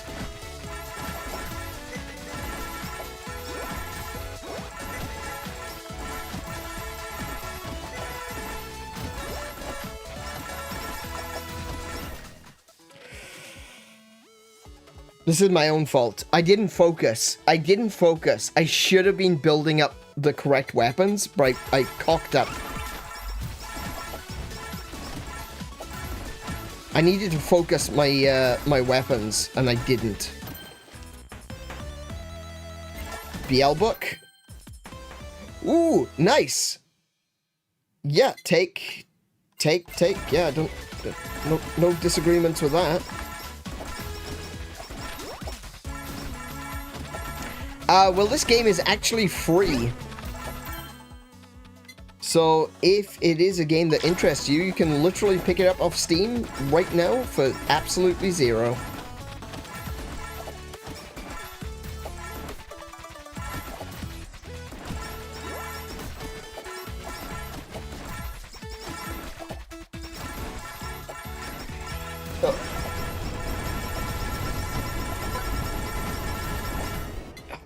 Okay. Alright, alright, alright. BL book maxed out.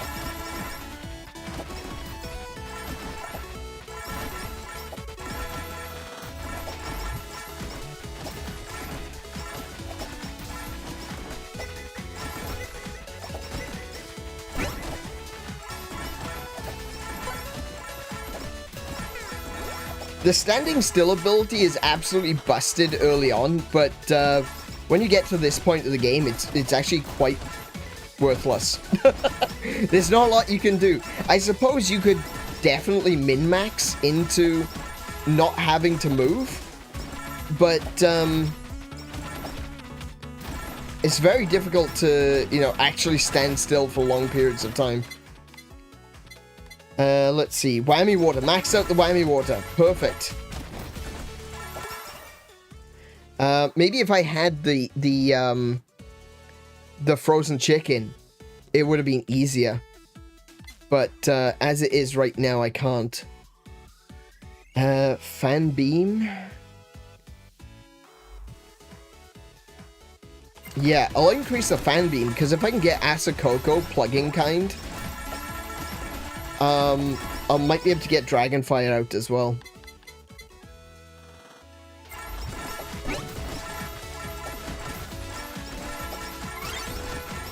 There it is. That's what I'm looking for.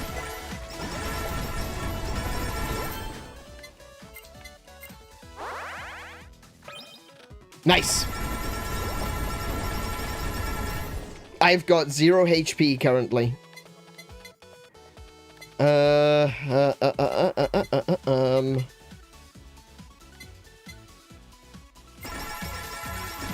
I hope I can find some help.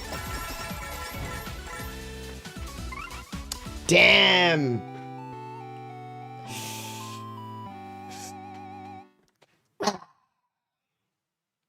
I got 56,000 holocoins though, so I'm okay with that.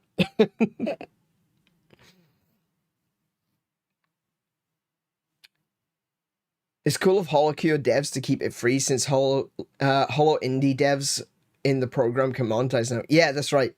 Yeah, so HoloLive has its own indie development program with indie developers.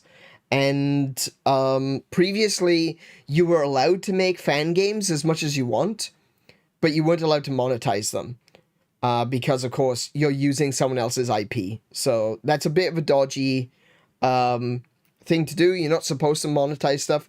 But because there have been so many really good fan games out there, developers that are part of the program can now monetize their games.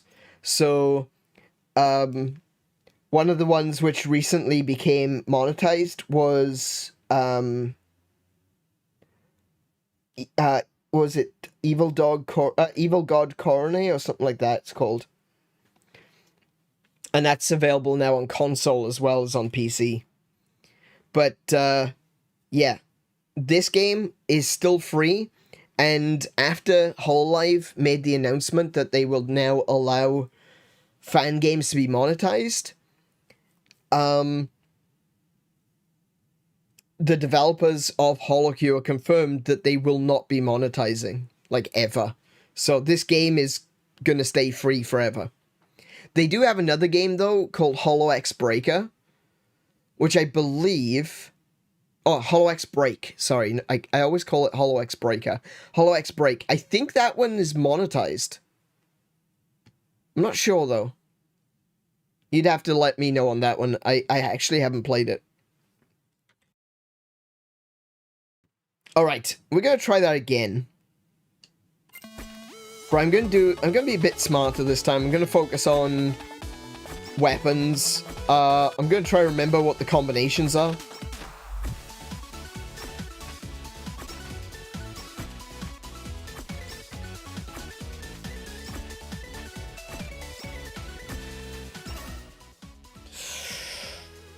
Ooh, right, okay, we're gonna go with the limiter first, obviously.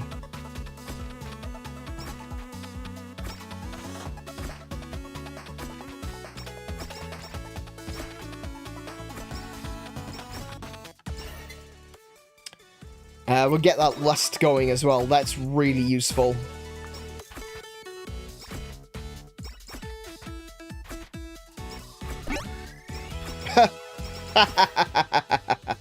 I'll grab that now. Hold on.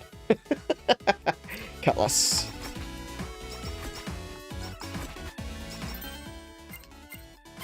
Honk sticker.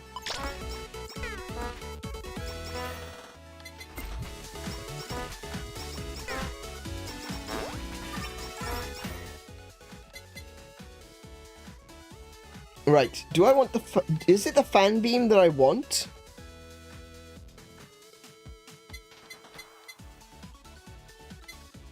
No, I want to get the idol concert.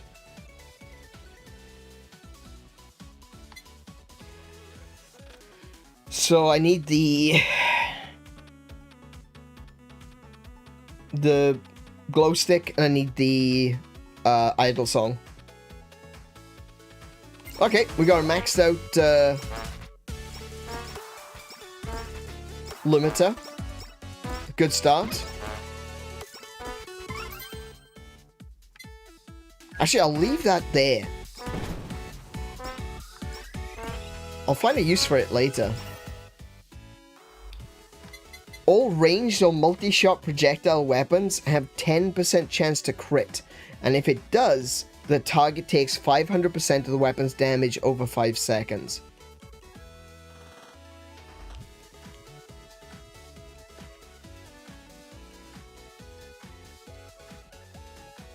That's a good one. Especially seeing as I'm pushing crit.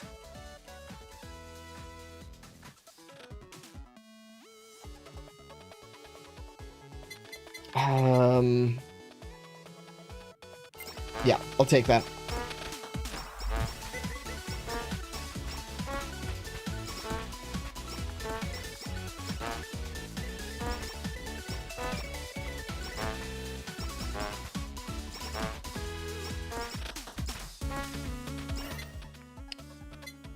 Alright, Captain.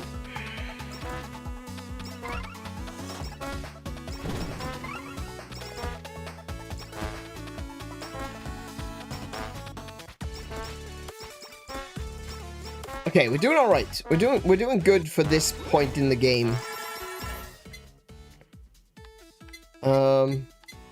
Idol song. Here we go.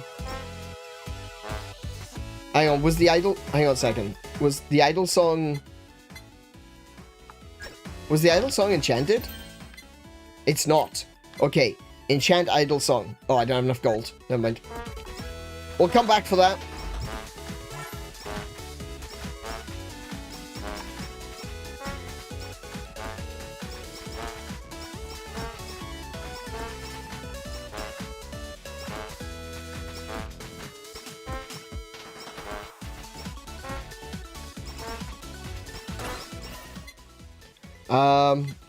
Pistol,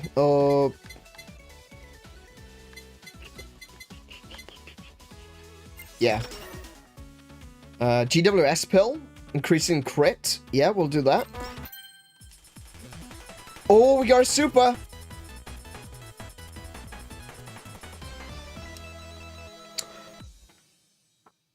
We've got the super idol costume. Oh my goodness, that is an absolute win.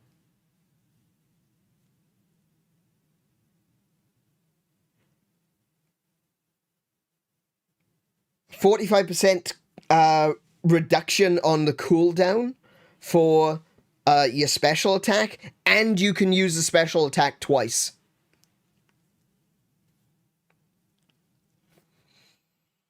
And it's exactly what I need for the super collab. That's perfect. Right, okay, we're gonna enchant the idol song. Size 15. Nice. I do like to make it bigger.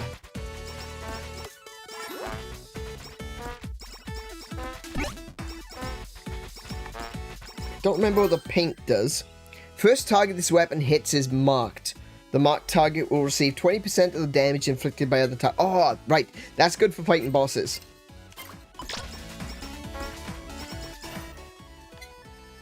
All healing is doubled. That's kind of useful. Let's go with the GWS Pearl again.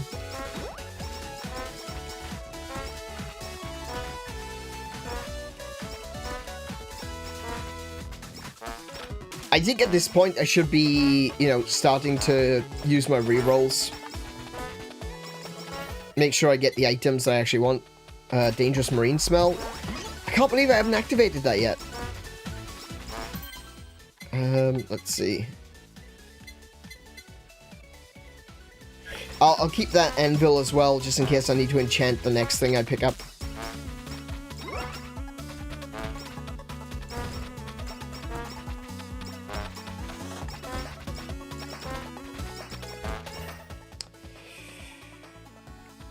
Ooh, gain a shield.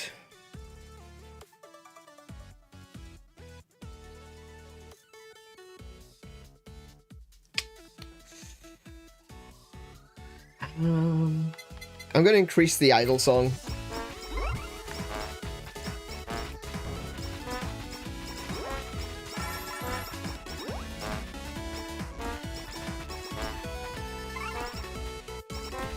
I was really hoping to have gotten some more weapons by now.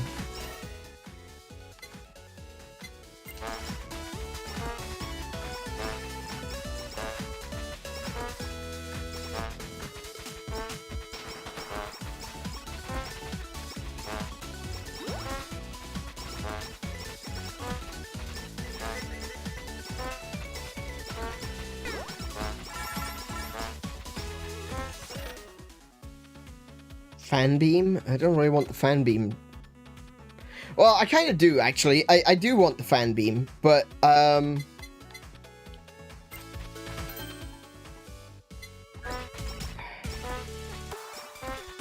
want the fan beam because I want to get the dragon fire.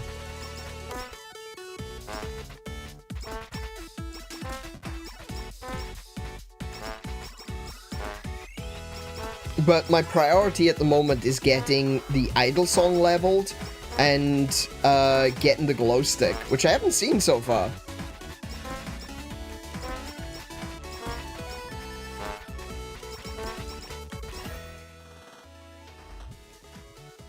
Gain XP per 2 seconds, that's pretty useful.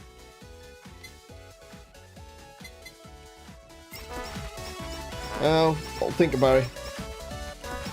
Really, I would have liked to have gotten the,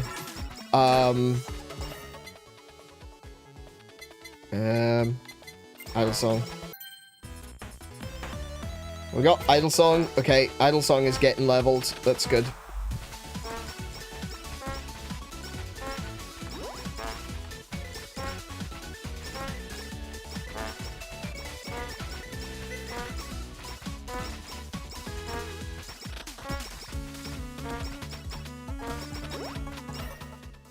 Okay, what we got?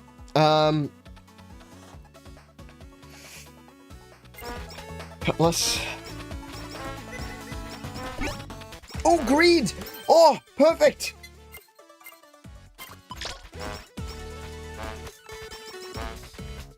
Now we just need super chatter time.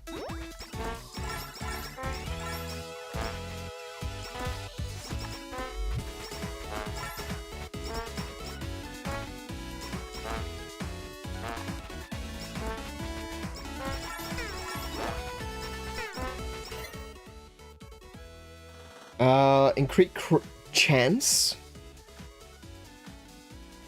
by 3%. Sure, I'll take that. Actually, that's probably worth it, because I'm trying to get my crit up.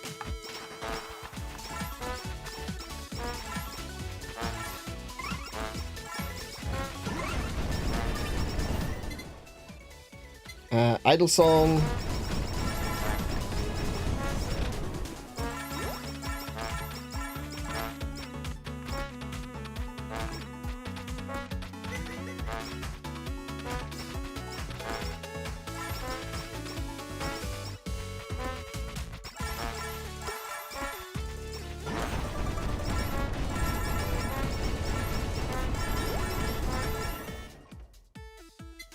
Idle song. Come on! Give me the glow stick, damn it!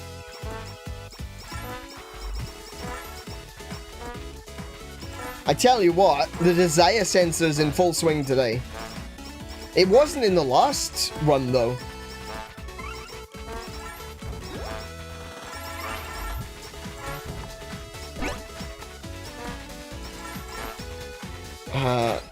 Potato PC. There's the plug-in Asakoko.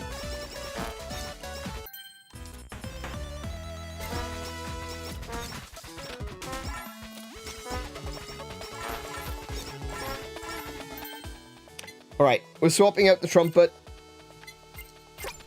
for the slow PC, for the potato PC.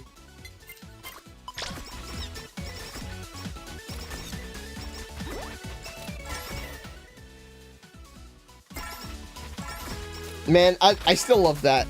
That whole thing where Polka went absolutely ape when she figured out why people were saying potato PC, and she figured out what they actually meant by that.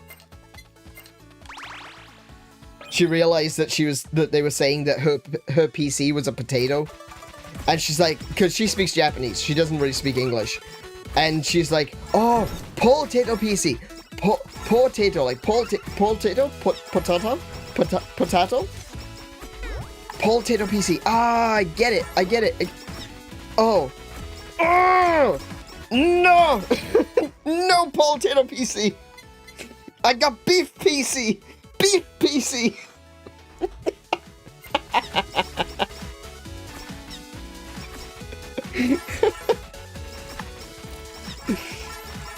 Ah, she's great.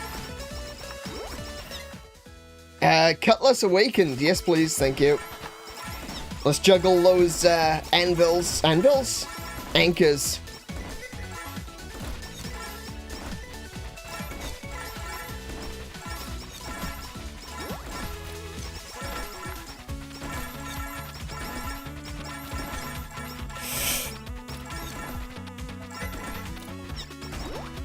I don't have that sticker that makes it safe for me to stand still.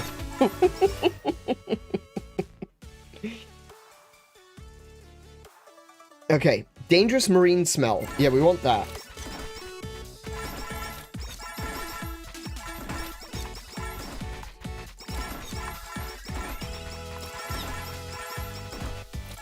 I'm honestly surprised that she hasn't... Ooh. Increased pickup range by 3%. Thank you, Onigiria.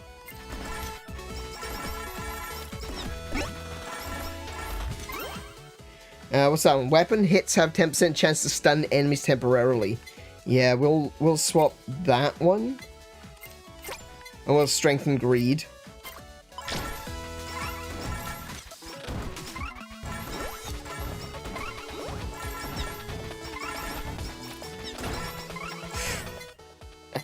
Ooh, spider cooking.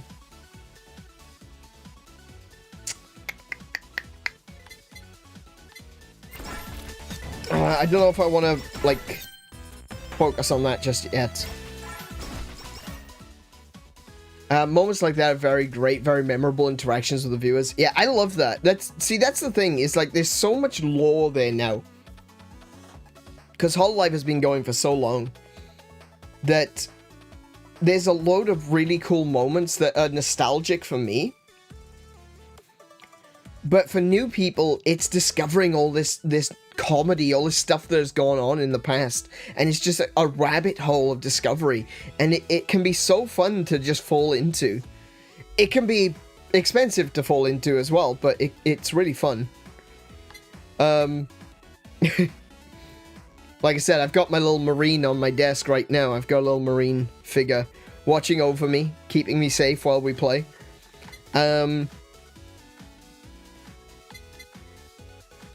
What should I go with? Sake? Sake is a good option.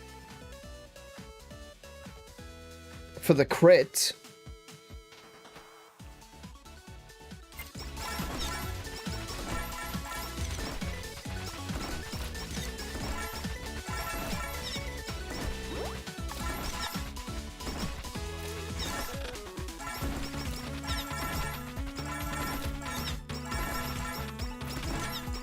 And like there are some like genuine moments, and there's some funny moments, and there's just so much to enjoy. I've made the comparison before that, oh, there it is, the glow stick. I've made the comparison before that Yago went out of his way to like create the Avengers of like awesome moments, and he really has. And like everyone involved in HoloLive is special in their own way, you know? They all have something that makes them different, but makes them stand out. And I'm not just glazing them for the sake of glazing them. That's not the point. If I had to do that, then, you know, it's kind of like when if you have to tell someone something is cool, then it's clearly not cool. But there's so much backstory to a lot of what goes on in HoloLive that people don't necessarily are not necessarily going to understand why it's so important and what certain things mean. Like, what is dangerous marine smell? What does that mean? Well, it's a line from her song, I'm Your Treasure Box. And, you know, people are not necessarily going to get that, but when you explain it to them, it's like, oh, it's a song that you should definitely check out. It's a really good song. It make more sense that way, you know? It's less about telling people, oh yeah, this character is cool because, and more like explaining why you should go, or where you should go to find out that it's cool, you know? I think the clips, the music, the characters in general, just the girls in general, stand on their own. They truly do.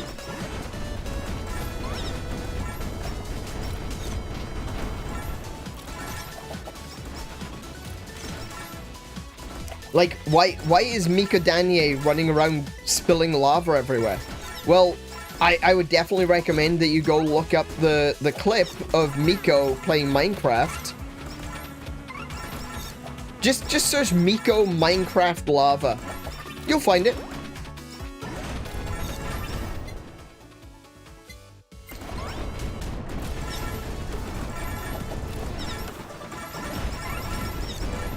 I love that I can hit that twice. I love that I can hit that twice.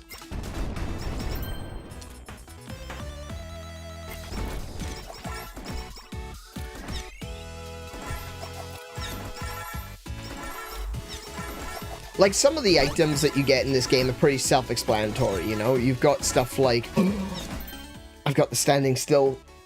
I've got the standing still.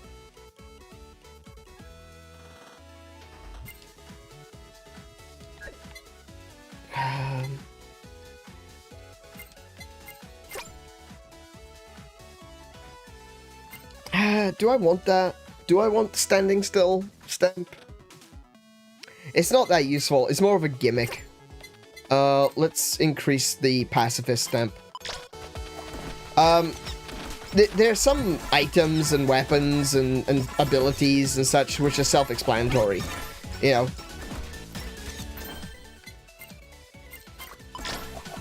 Marine is a pirate. That's why she's got anchors. That's why she's got the captain ability. You know? That stuff speaks for itself.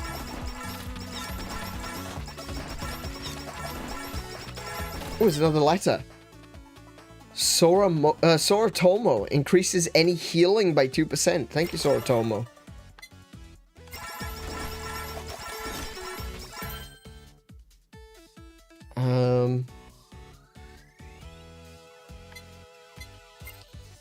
Strengthen that one. Yeah, all my stamps are max now.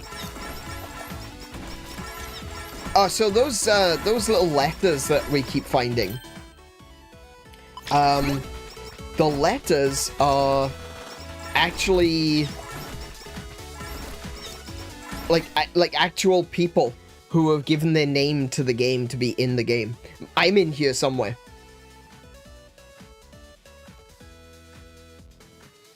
on Yago, he made a commitment, made a comment in his New Year statement when he was thanking the supporters and addressing the issues of 2025. He's hoping to resolve more of those issues by speaking with every Holo talent one-on-one. There have been some issues, yeah, in the past, well, in 2024. There have been some issues. There have definitely been things that have happened. And I feel like every time an issue arises, Yago is very, very quick to be like, okay, how do we resolve this for the future? Sadly, it has resulted in losing a few of the talents, which is a shame. But I feel like every time he does, he's still, you know, trying to make it so that it's a smoother experience for everyone in the future.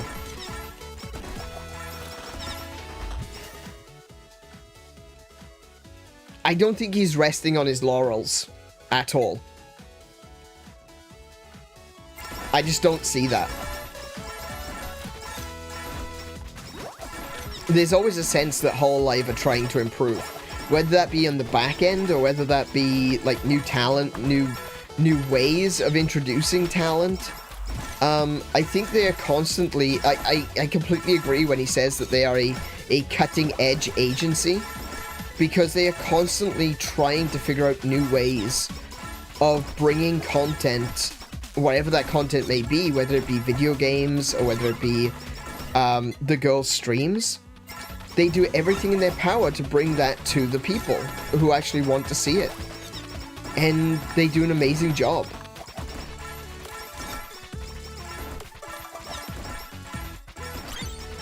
There we go. Okay, we're going to merge these two. And we've now got Idol Concert, which is very, very bright, very, very colorful. And we should get another gold anvil drop. So let's go with Asakoko. Oh, we'll go with the Lust. We'll level up Lust. Did I just see an anvil drop?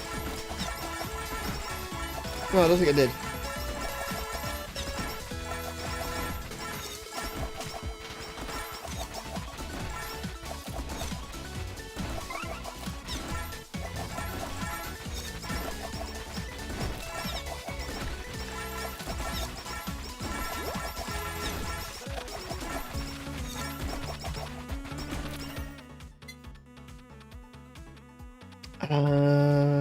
Asakoko.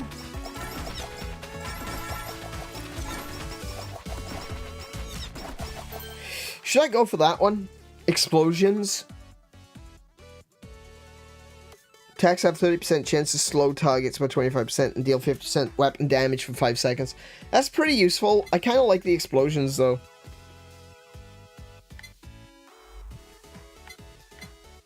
This does more damage, but it does damage over time. This deals damage to like, it's a splash damage.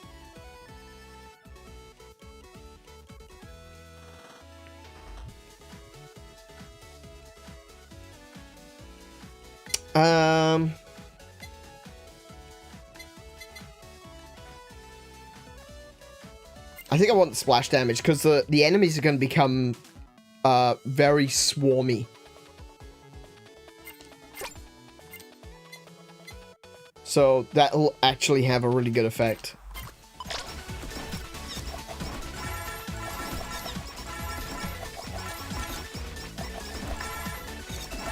But like I said, I'm not necessarily saying this to glaze Yago. That's not the point. The whole point is actually explaining that Yago has done a good job bringing these girls together, and like every single one of them has a story, which I find incredible. In the good way, of course.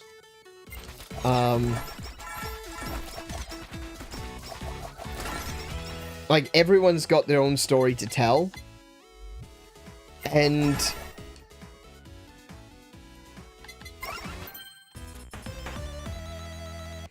it goes to show how special they are, you know? as individuals, as human beings. Oh, I'll take that. Level that up.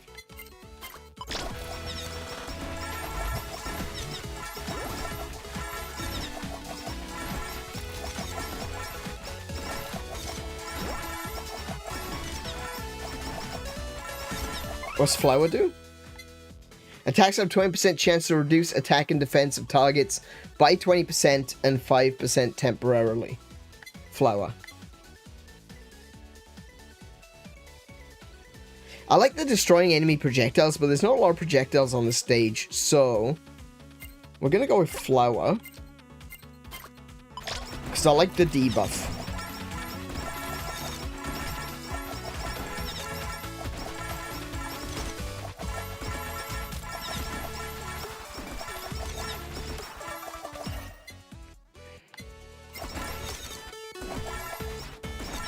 I mean, I think I would say one of the, or two of the stories that I really feel like just are amazing to me is Subaru and Kanata are two examples of just amazing, talented creators. You know, very creative people, and are doing so through adversity. And I don't mean this in a, you know, adversity is a term that gets thrown around quite a lot. And sometimes, you know, adversity is... I feel like some people use the term adversity, and what they're really saying is, I found math to be a little bit difficult, you know? Everyone... I feel like these days there's... I don't want to say necessarily an oppression Olympics. That is the old term for it.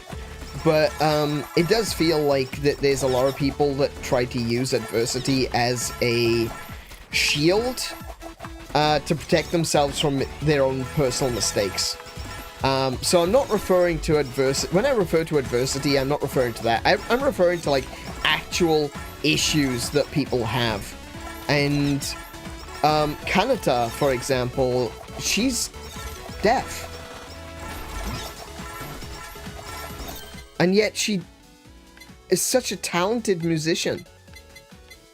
Like, an unbelievably talented musician.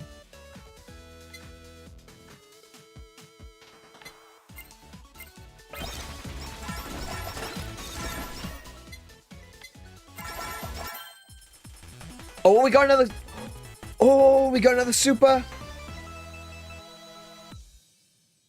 We got the super limiter. That is a huge upgrade. 500%, or gain 500% pickup range. XP and holocoin gain is increased by 15%. So that speeds up my XP gain, that speeds up my gold gain, and I've got a pickup range of now 600%. Because this adds... It adds to the 100% that you already have. So it's now 603%. That's amazing.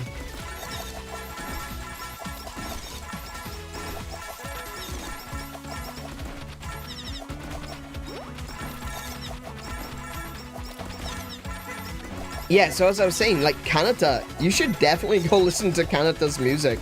She's insanely talented. And the fact that she's, like, a couple of years ago, she explained her situation is that she's completely deaf in 1 year. And she was going deaf in the other year. And she was afraid for a long time that she wouldn't be able to be an artist because, like a musician, because of her disability. But she's done it anyway.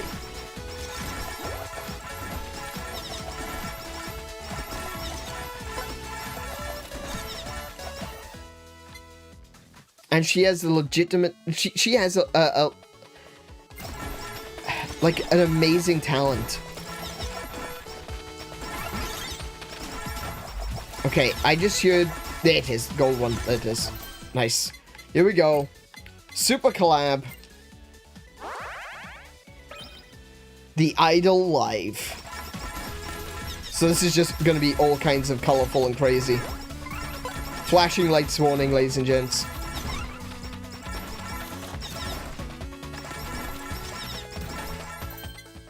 What else have we got? We're going to enchant this book. Damage plus 15%. I like that.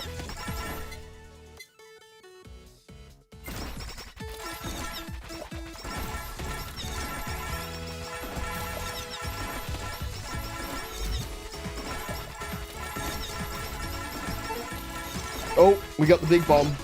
Okay. We've made it this far.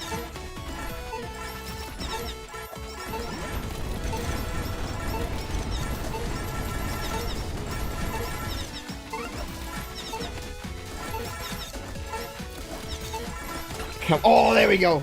Oh, I thought I wasn't going to beat him. Kanta's skill and story touched even Toby Fox, who badly wanted to collab with her, and then they did. Yeah. Yeah, there's so many people that want to collab with Kanata now. And everyone's going to get an opportunity, you know? She's doing it while she still can. And that's such a sad thing to say. But it's kind of true. She's doing it while she can. Because one day she might not be able to. So she's making the most of it now, and she's doing a fantastic job. I don't want to think of it like that. I genuinely don't want to think of it like that. Because I would love for Kanta to be able to keep going. Forever, you know?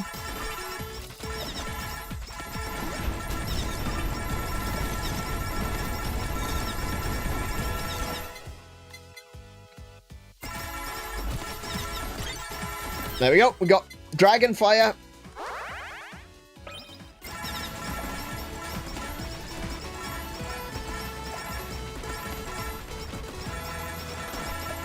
And like so many, like I said, everyone has got their own story. Everyone has got something that's happened in their lives. Everyone has got something that they've had to overcome to be where they are. And like I said, a good example of that is also Subaru,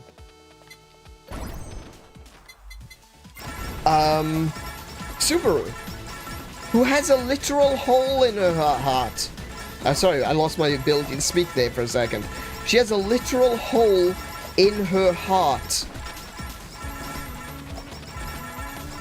Can I please have a special? Can I please have a special? Oh my goodness. Oh, I got the lust instead. Brilliant.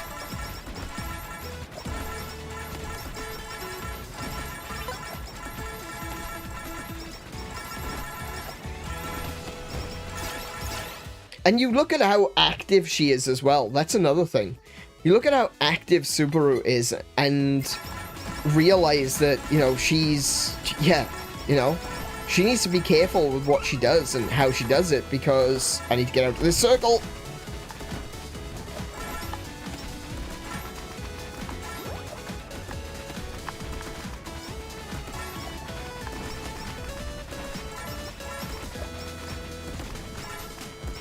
Why did I get rid of the pacifist? Why did I get rid of the pacifist stamp? It would be so useful against, Achan. I didn't even think of that.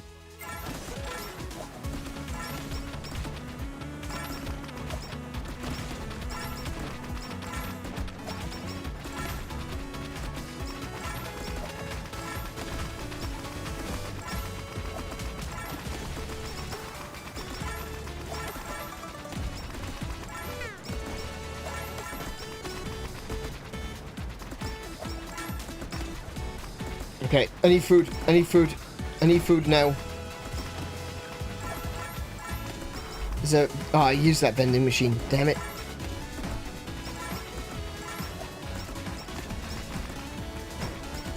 gotta be another vending machine around here somewhere. Oh, back at the beginning.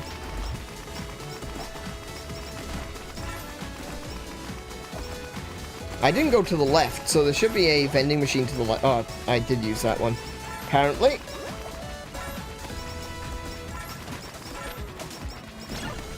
There we go.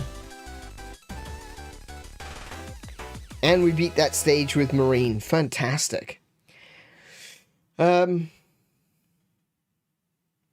always think about Subaru became an idol because how her house burnt down. Yeah, that's the other thing. Yeah. So Subaru became a member of HoloLive because she needed a job, right? It was that simple. She needed a job and she needed it quick, right? Because her house burnt down. She lost everything. Everything in her life gone. And yeah, she needed a job quick. And she applied to HoloLive. And yeah, she ended up becoming a member of HoloLive. And yeah, as Kiko mentioned there was she had a very nasally like, she sounded like she was talking like this all the time. Well, it turns out it's because she never spoke right. She has always been talking wrong. The way she talks, the way she vocalizes sounds was just wrong. She was doing it wrong, so she needed a vocal coach to reteach her how to speak properly.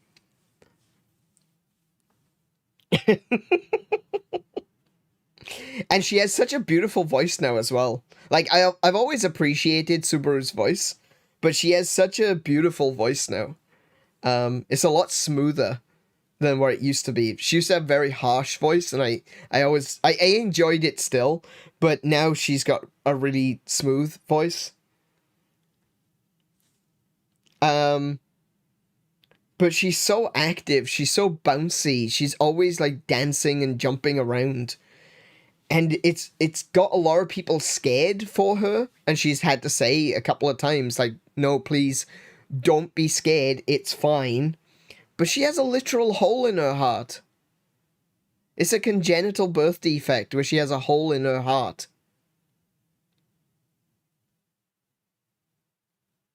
Smooth to a degree. Yeah, okay, compared to what she used to be, like, she's smooth. Right? Okay. And Miko.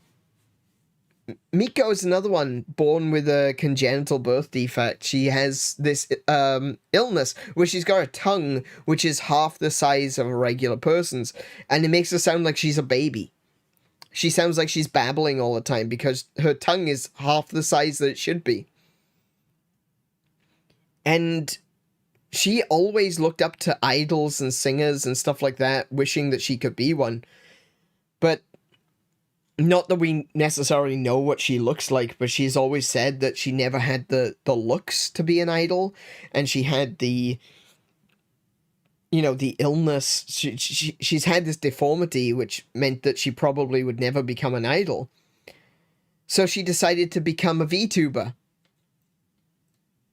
And she was found by Yago, and Yago, she was inspired to begin with by Sora from HoloLive, who was like the first person in HoloLive. And Miko saw Sora and was like, I can do that. I may not have the looks, I may not be able to sing, but I can do that. I can be an idol. I can be a VTuber idol. And so she did. That's what she did. She learned to do how to do it. She learned she got the technology she needed. She got the PC and everything. And she did it. And she was noticed. And I'll never, ever forget the first time that she and Sora were in a room together, singing together. Because she just broke down in tears thinking she would never be where she was. And it's stories like that that inspired me. It's stories like that that made me think, you know what? I don't have the looks to be a streamer. I can't sing, not anymore. I've had bad stomach acid for years, and it's completely destroyed my voice. I'm never going to be a singer. I'm never going to be pretty enough to get people's attention. I'm getting older. You know, no one is getting younger, but I feel like I'm growing older rapidly, you know? But this is something I can do. I'm not a VTuber. I don't consider myself a VTuber. I'm a PNG tuber. I like to keep the attention on the game. I have this PNG tuber model as a presence, just so you can see that, yeah, there is someone here playing. But the goal is to not take attention away from the games. Because it's the games. I want people to see these games and be like, oh my goodness, this is actually a really cool game. I want to play that. And I hope you do. I hope you go out and you play HoloCure. Because it's a really good game. If you enjoyed Vampire Survivors, the night and day difference between what is, in my opinion, Vampire Survivors and a well-balanced game, right, is night and day. You probably go into this game thinking, man, this is so easy. But it's not actually easy. It's actually really good quality of life improvements, really good rebalancing, so that one thing I found when I played Vampire Survivors is that there is a correct way to build your character. You either build your character correctly or you die very quickly. And every character has their own correct build. So when you're doing something that is a roguelike, which is randomized, you know, every run is randomized.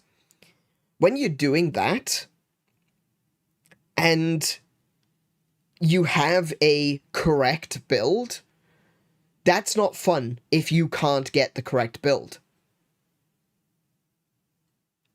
This one, however, sure, there may be an optimal build, but I often find that you can get away with doing pretty much anything in this game and still come up with something that is usable. It doesn't have to be perfect, but you can still come up with something that's usable. Because when you're reliant on RNG, being told you must get this item, and this item, otherwise you're going to fail, isn't fun. It just feels like you're wasting your time every time that you go into a run and you don't get the item that you need.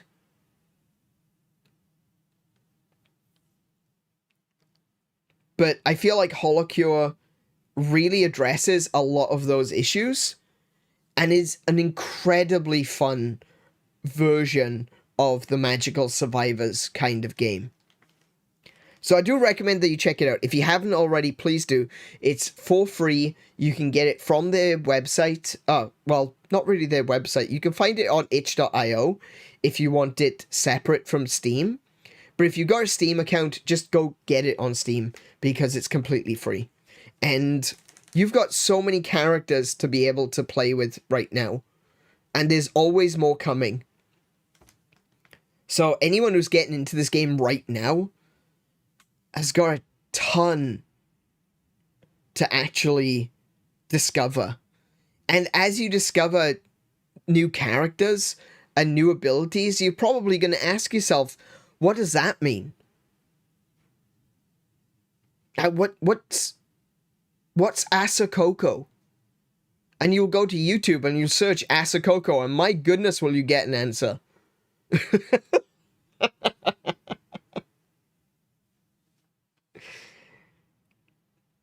You're going to ask yourself, why is there a cutting board? You know what? I've gone and picked two up. I've gone and picked two there. Asakoko on the cutting board, and both of them are gone, unfortunately. Neither of them are in HoloLive anymore.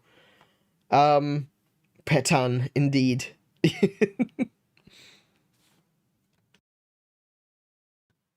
You're gonna look at the sake and you're gonna go, what the heck is the sake all about? What's the gorilla hand all about? What's that one? And you've got so much to discover. I genuinely envy you. The thing that really got me into HoloLive was when they did a crossover with Azur Lane.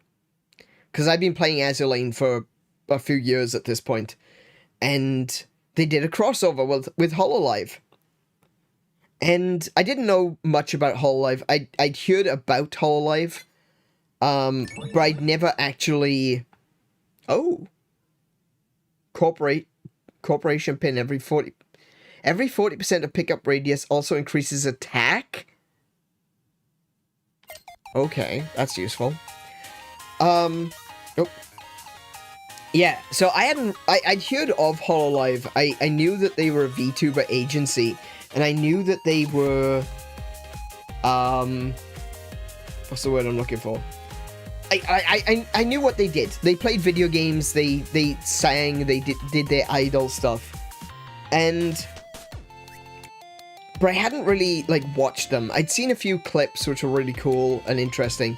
And then through Azur Lane, I collected all of the HoloLive characters, all 6 of them. And I was like, okay, alright, these characters, they seem pretty cool. These girls seem pretty cute. What do they do? Who are they? What are they? And what we got was Fubuki, Mio, Sora, Miko, Aqua, and who else was it? Oh, and it was Shion. And so I'm looking at these characters and I'm like, oh, I really like the look of Fubuki. She looks like a little shit. And I was right. Miko wasn't in it, wasn't it? Was it not Miko? Oh no, it was Matsuri. You're right. Yeah, it was Matsuri. It was Fubuki, Mio, Matsuri, Sora, Shion, and Aqua. And I'm like, oh, Fubuki, she looks like a little shit. She looks like someone I would be interested in watching. And Mio as well. Mio has got such a beautiful avatar. She has such a beautiful avatar. She is gorgeous. And she has such a nice voice as well. And I started watching Fubuki. I started watching Mio. I had no idea what they were saying because I can't speak Japanese.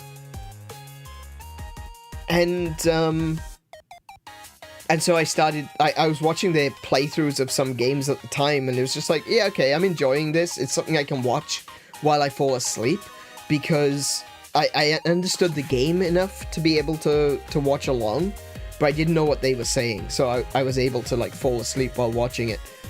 And then I discovered Korone. I actually discovered Korone and Kanata together. And they were playing Donkey Kong Country on the SNES. And the clip that they showed was just... It won me. Like, immediately. It just won me. And I was like, no, Korone is best girl. She's best doggo. And she is best doggo. She's still best dog. Well, she's got some competition with the new doggos. The new doggos are, you know, they're pretty cool too. I can't lie. Fuamoko are very, very cute doggos. But Korone, I would say, is the one that actually got me into HoloLive.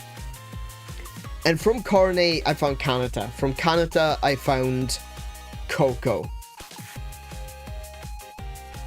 And without Coco, I would not be streaming.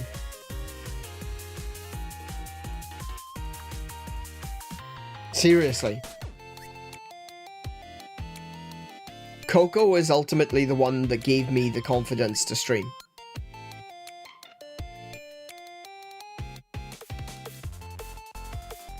She was... like, everything that I did was because of her. Because I figured, hell, if she can do it, anyone can. No. Coco had something special going on. She really did. And, she was my inspiration to start streaming. No, I wouldn't say my inspiration. I've been wanting to stream for a long time already. I just wasn't comfortable with it. But there was something about Coco that just made me go, no, it's time. It's time for me to start. And so I did. And I thought to myself, you know, maybe one day I could collaborate with Coco. Maybe one day. Maybe if I was if I did well enough as a streamer, maybe I would be able to stream with Coco one day. But sadly, a few years ago, she left HoloLive. The person behind Coco is still out there. She's called Kson now. You may have heard of her. But it's different. She is different. She has a different character about her. And, while it's the same person, she is definitely a different character. And she's not Coco. So, I'm not going to get that opportunity to be able to collaborate with Coco unless I live for 500 years. Because apparently Coco is coming back in 500 years. Something historic is about to happen? What do you mean? Hang on a minute. Kiko, if you get my hopes up, I'm going to be very, very upset. Kson announced a meme review collab? Kson? Hang on. What?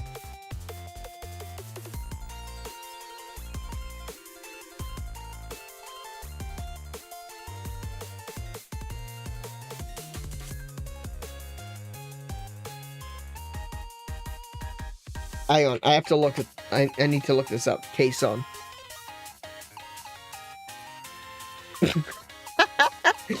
I just saw the Kson dressed as Alma thing. That's cute. That's adorable. I love that. Hang on, Kson.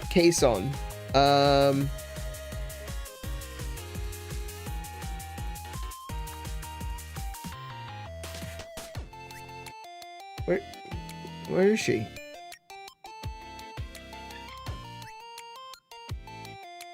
Parody account. Oh, Kson. Oh, I found her.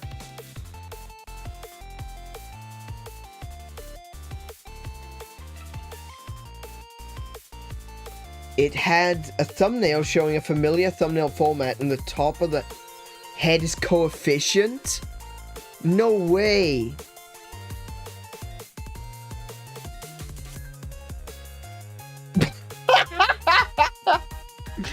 Oh my goodness, there's also fan art of Coefficient dressed as Coco. Oh no. That's terrible. That's horrible. I hate it.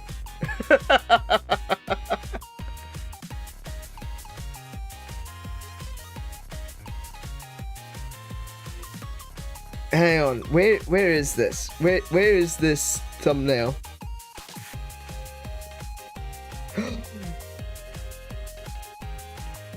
Wow. Okay. That is a bit historic. I'm doing a shitpost meme review with Kson, and I need help. February 8th. Oh, it's already happened. Okay, I'm gonna have to watch that.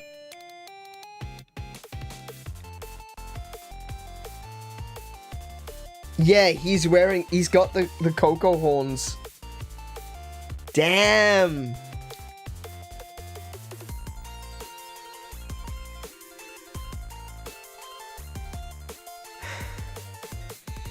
Okay, that's cool.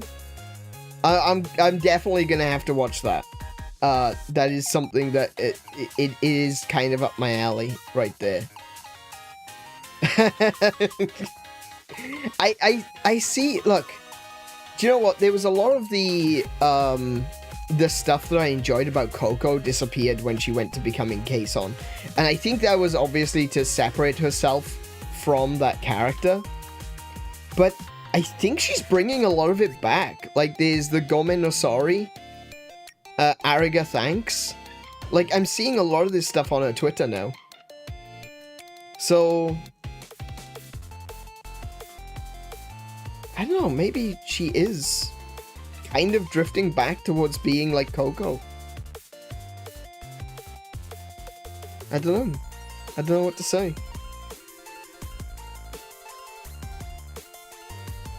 We'll see. We'll find out. I'll see how things go. But like I said, I kind of I really love watching Coco, and Coco gave me the confidence to start streaming. So it was kind of heartbreaking for me when she finally quit being Coco, you know? It was difficult to kind of deal with that, because I've said this before, like, I'm not exaggerating when I say that you guys have done so much for me. I mean that. I really do. This isn't something I just say because it's what streamers say. You gotta say that you appreciate your fans. I don't mean that. I literally, I can't. Sorry, let me rethink that. It's not just something that I say because it's something that I'm supposed to say. It's something that I say because it's true. It's something that is vitally important to me. It is that you guys gave me my life back. I felt like I didn't have anything. I felt like I was just drifting from place to place. Completely broken.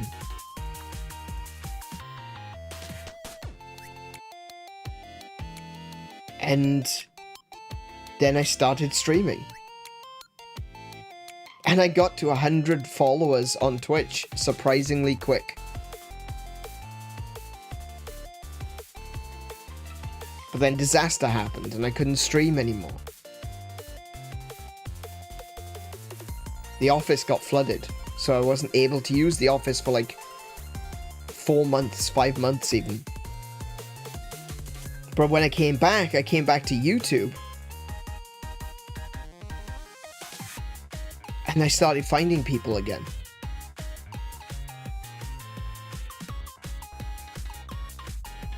And, oh, I should say, people started finding me again.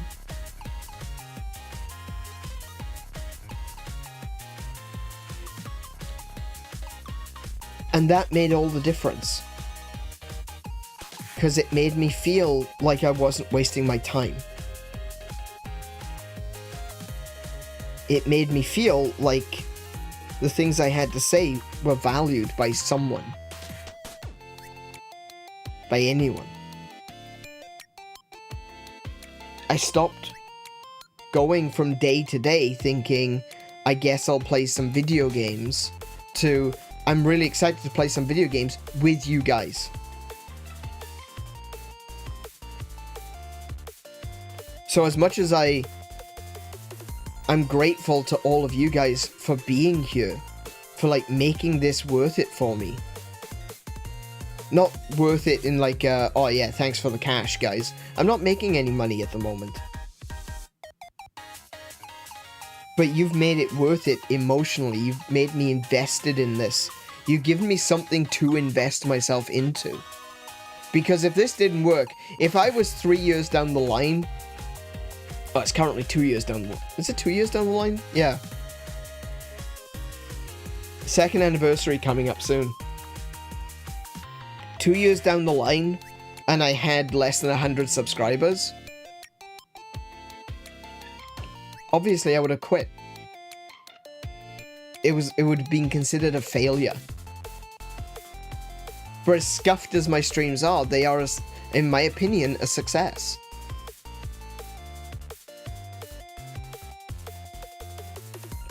So many people come to my streams.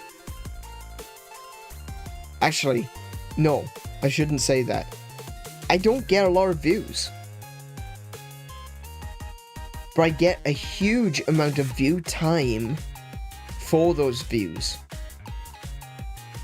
I get some people that come and go.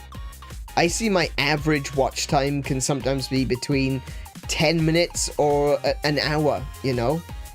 Depends where I'm playing, depends what I'm talking about. Sometimes people come in and they're like, ah, this guy's pretty cool, and then they leave.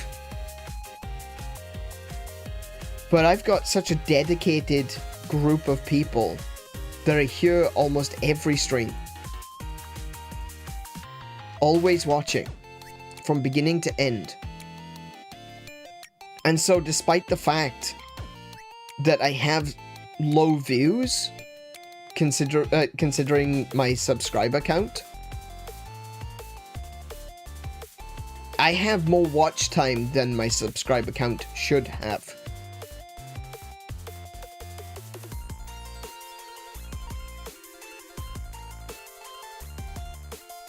So when I say that you guys have done so much for me, I genuinely mean that.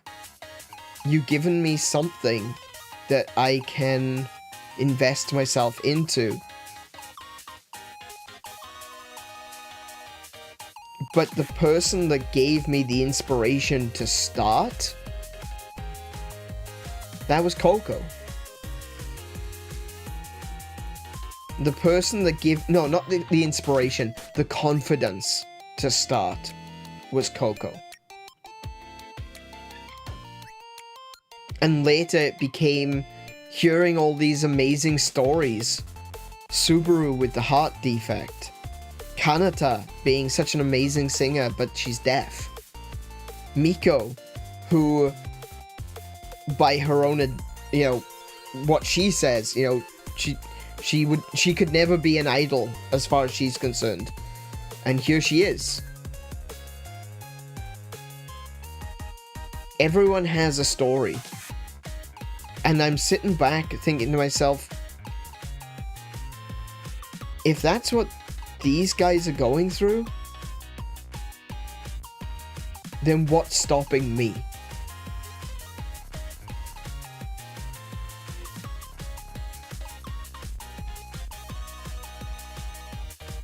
And what's stopping you?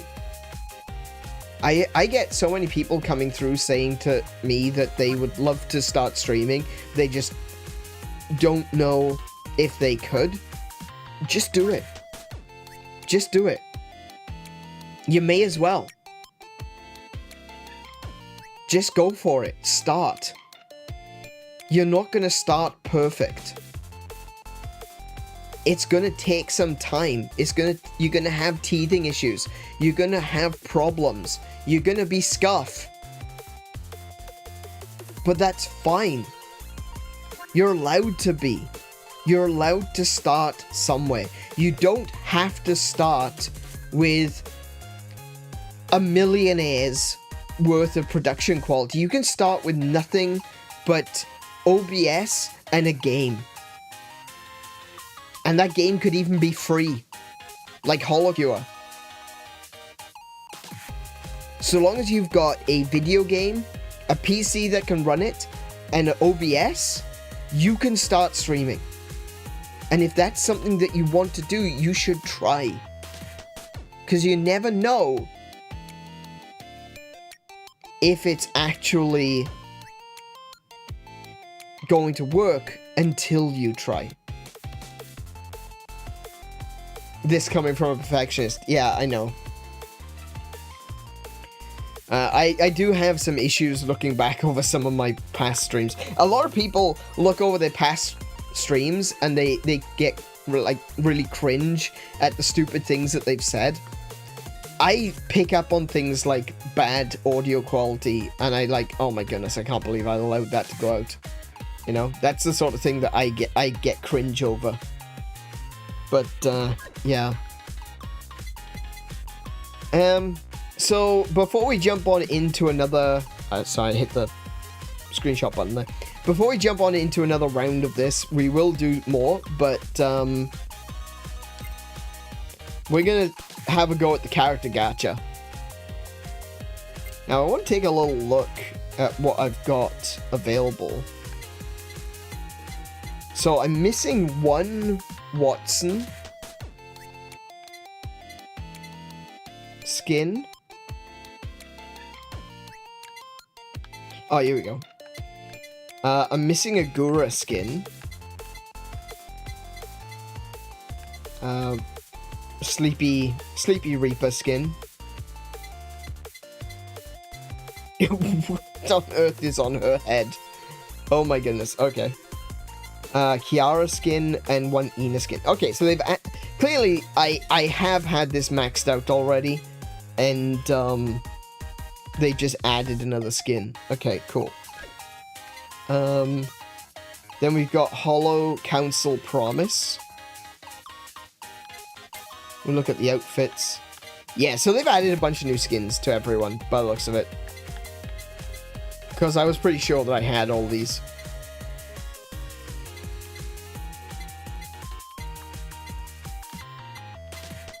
Oh, they've even added a Sana one. Okay. Oh, maybe I just didn't have that Sana one. Oh, there's one, Mio. New Cornet. I love the Cornet sprite. The Cornet sprite is absolutely just the cutest. Look at that smile. Look at those giant eyes and that smile. That is so Cornet.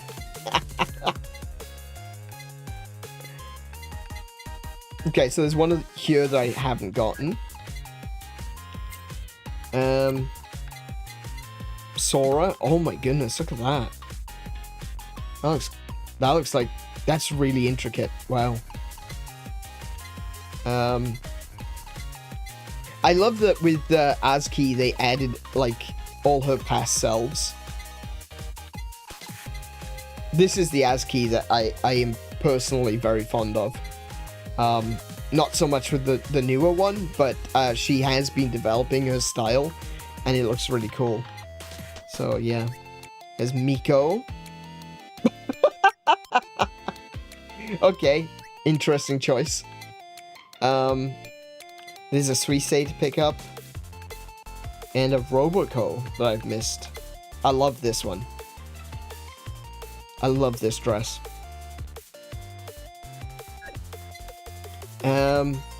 Okay, so I won't look through every one of them, but these are the new ones that have been added.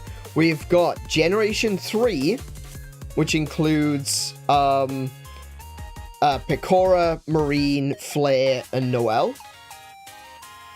And we've got Generation Force, or Holo Force, because they don't really call them by Gen anymore, really. So this is Gen 3, Holo Fantasy, and this is Gen 4, Holo Force. And so that means that we've got Kanata, we've got Watame, we've got Coco, we've got Toa, and we've got Brain Scatter, Himemori, Luna. My brain got stuck on Himemori, and I'm like, no, Luna, say Luna. Say Luna. So I'm hoping that we can unlock all of these today. If we do, I'm definitely going to be playing as Coco. I'd like to have a crack at Watame as well, and Pekora. So let's do a bit of gacha, shall we, for the next little while. We've got 500,000 coins. We should be fine. We've got 500 pulls. We should be fine. We got Flare. Nice, good start. one that we don't have yet. We got another Marine. So, right. So if you get a character that you already have, their rank will go up. And I don't remember exactly what that means. Maybe it means that they get better stats. I'm not sure. But yeah, every time you get a duplicate of a character, you get a rank and you get a tier. You can see the tier up there we go. You can see the tier up here.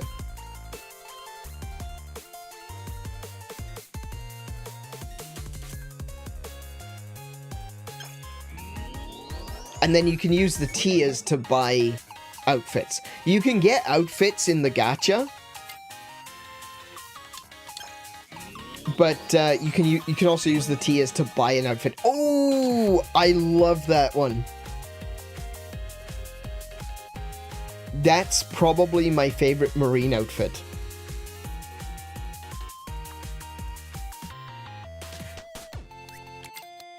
Yeah. That's great. We got Noelle. I'm kind of curious to see how she plays. I imagine she's going to be a little bit slow, but she's going to have some really powerful attacks. And there's Pekora. Great, we got all of them. Now I could just keep gathering for parts and for outfits. Let's see, how many outfits are there for each of them? So Pekora's got... She's got 2. Marine has 2. Noelle has... Okay, so they all have 2. Yes, they all have 2. So, we could probably keep going until we get the other ones. Yeah, let's keep going for outfits. Oh, we got an extra flare. Another Marine. Another Peko. Pekora is another one who is just an absolutely amazing entertainer. She's probably the best comedian in HoloLive.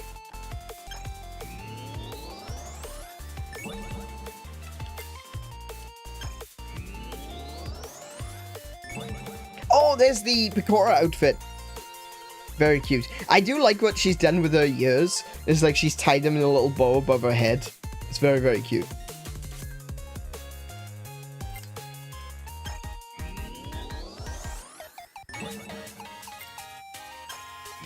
Pekora is probably quite well known because one of the things with Pekora was that she was living with her mother, and she hadn't told her mother that she was working for HoloLive. She was waiting until she hit 1 million subscribers before she told her mother. And when she hit 1 million, she thought her mother would be disappointed in her. That's why she was afraid to tell her. But she told her mother, and her mother was happy, and we ended up getting another character out of it. We actually got 𝗂𝗶𝗁𝗵, and that was the beginning of like the Holo Moms.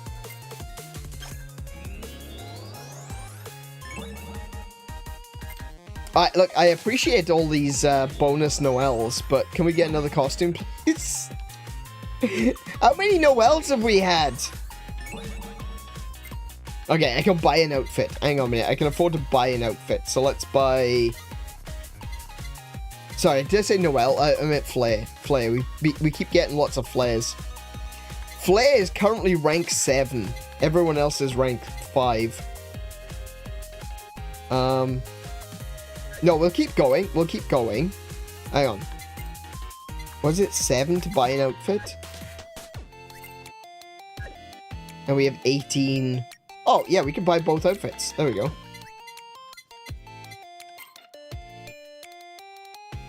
Oh, the next cost is going to be 15. Oh, okay. Alright. So we'll keep going. We want to get the Noelle outfit.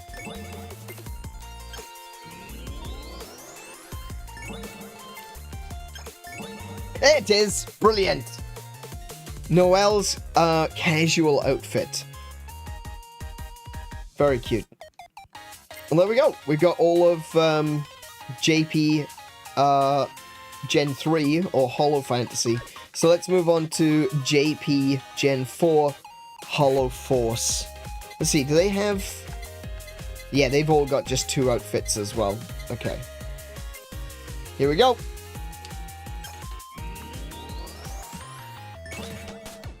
Toa. I love her music. I'll listen to her music a lot. She's got such a deep voice. It does things to me. Another Toa. It's all coming up Toa. Luna. Serious daughter vibes from Luna. Kanata. Hey, we might get these pretty quick though. Toa again. I see this is heavily weighted towards Toa. Or maybe I'm influencing it in some way. Because I want, Coco and Watame. Those are the 2 I'm not gonna get.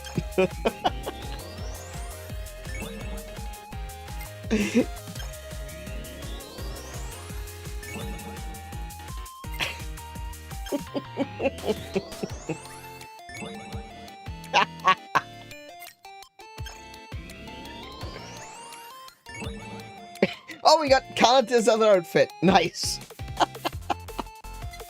Where are we at? Kanata's on 6. Toa's on 3. Luna's on... Okay, so it's weighted to Kanata, clearly. Developers of this game showing their politics. Oh! That is Coco's alt outfit, where she is wearing a dragon hoodie. Dragon onesie, actually. Once again, she has got a grin like a little shit. It's perfect. It's so perfect. Oh, goodness. Alright. Yeah, look at that. So, by getting the alt skin, the regular skin is automatically gained. So the only one we have left to get now is Watame.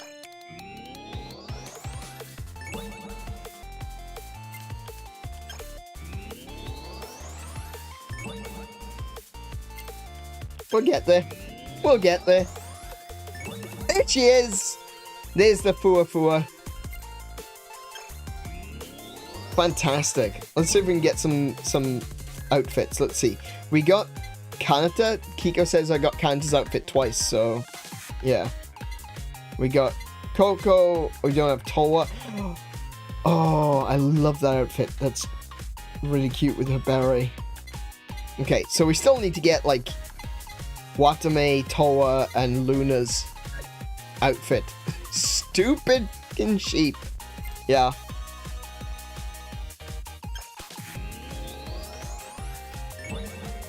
Toa. Come on, outfits. Oh, there's regular Coco.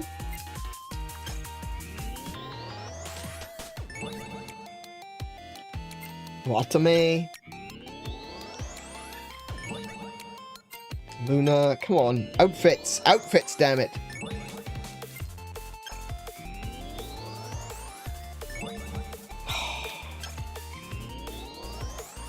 I'm happy to be getting the rank up, like I said, but I want the outfits. Give me the outfits.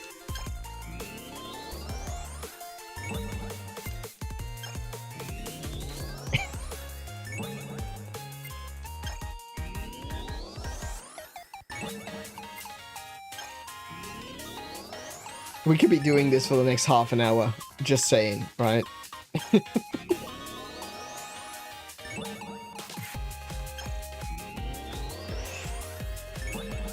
Oh my goodness. What are we up to? Kanta is rank 8. Watame is rank 5. Coco is rank 5. Toa is rank 6. And Luna is rank 6. Okay.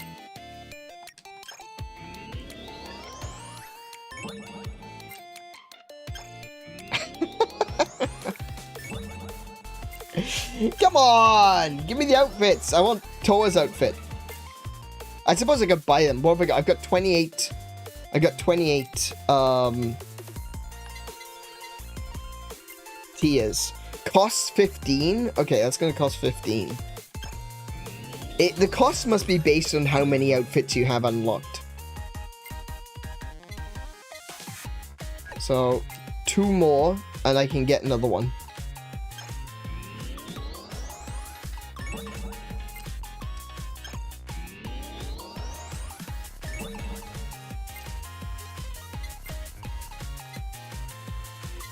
We'll get Watame's.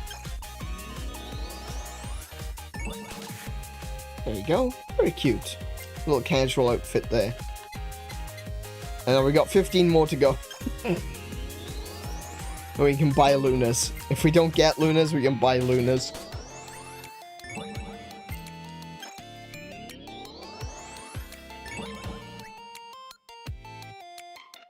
Is that her ult? Wait, hold on. No, that's not her ult, is it? No, right. Okay, it's a casual outfit. I guess it's all the casual outfit.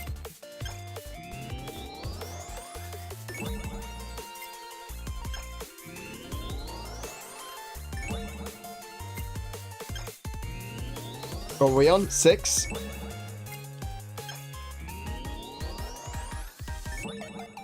Is Toa's outfit. Didn't need to buy it. What else am I going to do with the tiers? There we go! Luna's outfit. Very cute. Okay, so we've now unlocked all of Holo JP Gen 3, Gen 4, got all of the outfits. Is there anyone we're missing? I don't think there is. We've already got all of ID. I don't know if we have the outfits, though. No, we don't.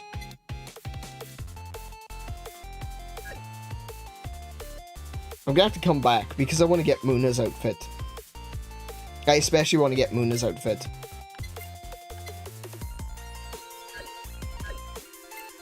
Maybe we'll do a couple of these. Let's do a couple of these.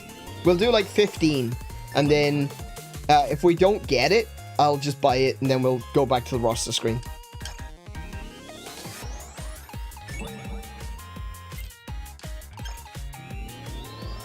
Wait, can I do more than one?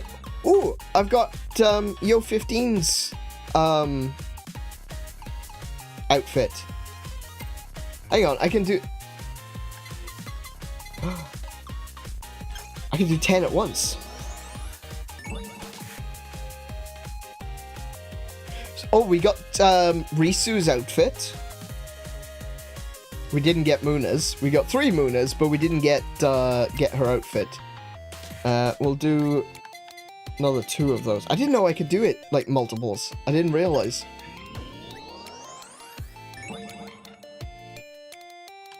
Okay, so we're gonna buy Muna's outfit then. There we go. Very cute. Muna is another one.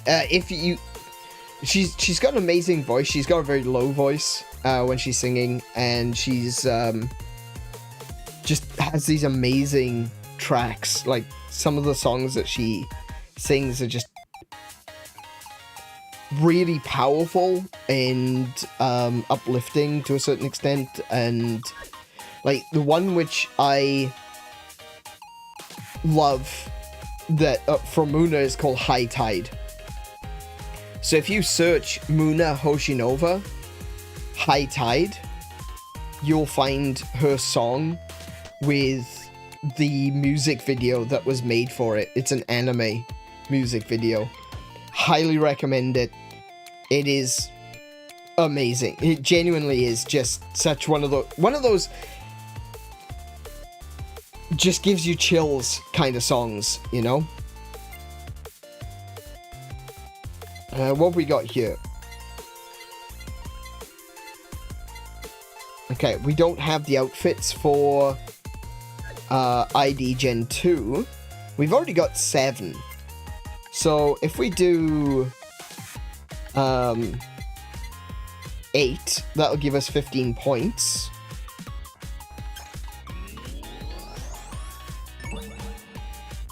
And we got no costumes. we got ranks. We got the rank up, but we don't got the costumes. Okay, so I can buy one. We'll start by buying Anya. She looks adorable in those glasses.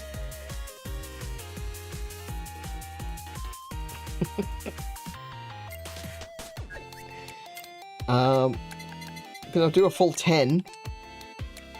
Because if I need to spend 15 points, that means I can do 3 10 pulls, and that should give me 30 tiers, which I can use to buy the other costumes. So we got nothing.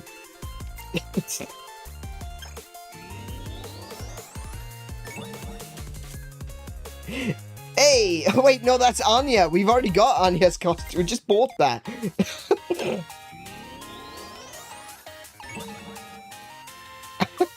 Wow, they really don't want us to get the costumes here, do they? Wow, okay. Right, well, we'll buy them then.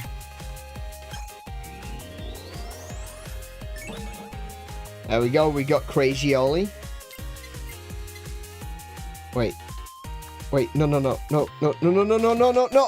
made a mistake, You can't go back.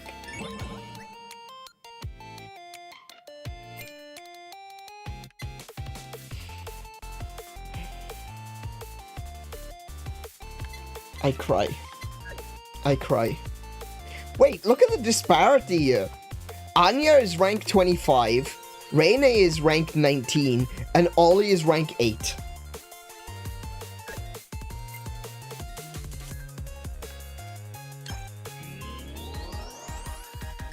In order, Muna's first 3 original songs were in Japanese, English, and Indonesian, respectively. Yeah, that's right, they were. Yeah, she did a song in for like every one of the what's the word? Regions, I suppose. I guess. So HoloLive is represented in the West as HoloLive EN. In Japan as branches, thank you. In Japan as JP, and in Indonesia as ID. And yeah, Muna did a song for every branch, essentially. Right, let me try this again. I didn't want to get 10. I want to be able to... They need to give us the ability to back out of this. Wasted that now. Oh, and I got her outfit as well. Oh, okay. Never mind. Alright, fine. Let me level up Ollie a little bit, I guess. Since we now have Reyna's costume, outfit. Let's get, we'll get Ollie up to 21, 22. Wait.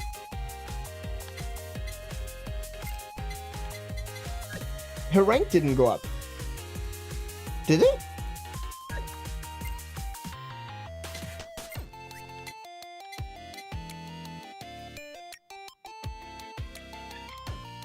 She was 16? Oh, okay. Yeah, okay, sorry. I misread it.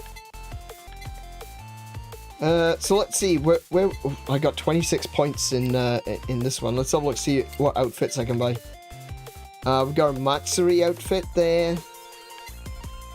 An Aki. Hato. And a Mel. Oh, Mel is another one who unfortunately is no longer in HoloLive anymore. That was more of a sad situation, unfortunately. She'd made a mistake, and it got some people in trouble, and so she decided to leave.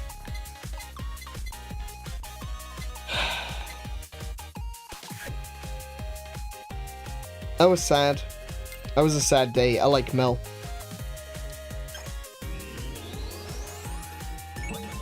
Oh, we got Aki's outfit in the poll. Oh no, we already had that one. Fantastic. That's what I love to see. Oh, it's a green jacket. I love this jacket. Yeah, that's a great one. That's a great skin. So what we got left? Just Akai Hato. Or Hachima. No new outfits. But we can buy... Oh, we got Matsuri as well. Hang on, we didn't get Matsuri.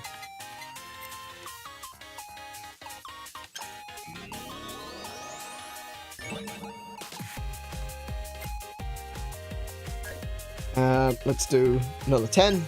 See if we can get Hachima's outfit from the poll. No. And we need to do another 4.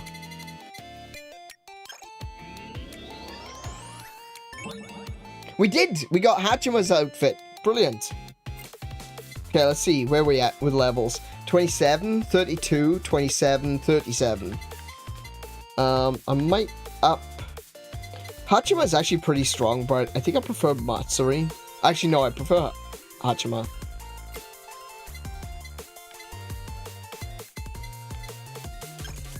I prefer Hachima in-game. They are both absolutely degenerate in real life.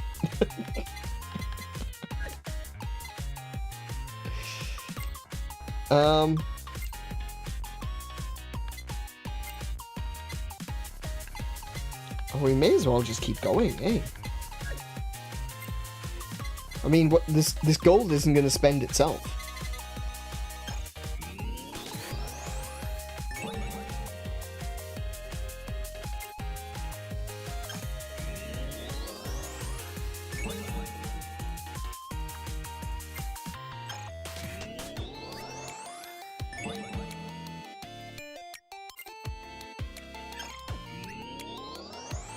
Do I have the Suisse made? That's the question. Oh, hang on. I've overdone it now. I've got like 55 or 45 tiers. So look what we got. Sora.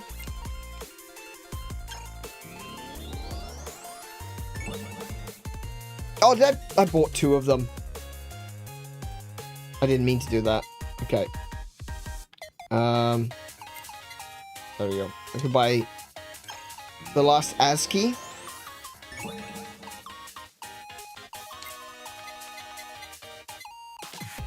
Oh, we got the Miko. I missed that. Yeah, still got to get that one. And we're missing 1 Roboco as well. So we will buy another 10.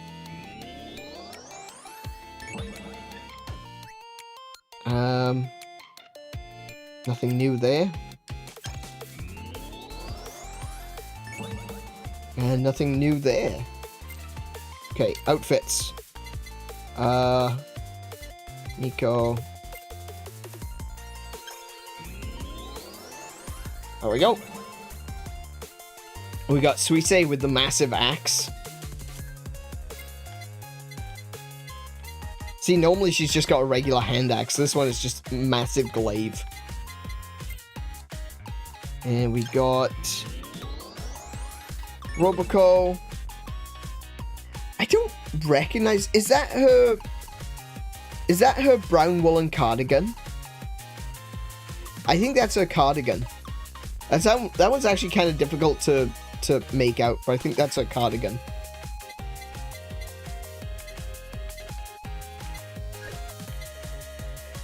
And where are we at with gamers? So we're still missing 1 there. 1 there. 1 there. And 1 there. Okay, we'll do gamers as well.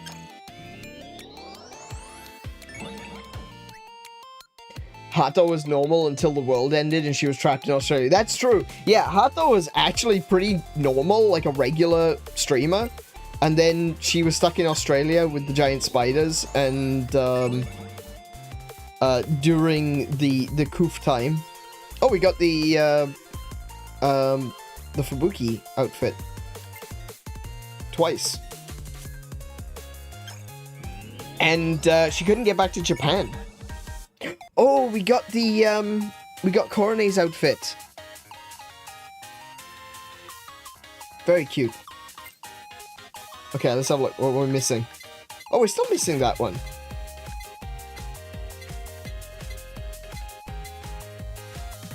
Okay, we'll just buy that. And that's all of Fubuki's outfits gotten. We'll get the Mio outfit.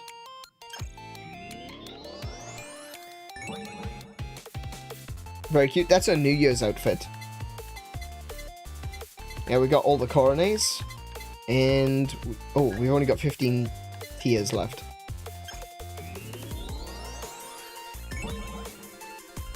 We just need to get the Okayu.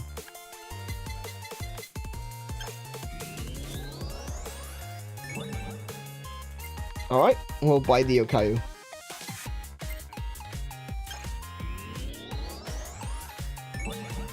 And so out of these ones we got 39, 33, 39, and 37. Okay, cool. I think after rank 30, it doesn't matter. If I remember correctly, someone told me that after rank 30, it doesn't really increase. So, once they get over 30, I don't care.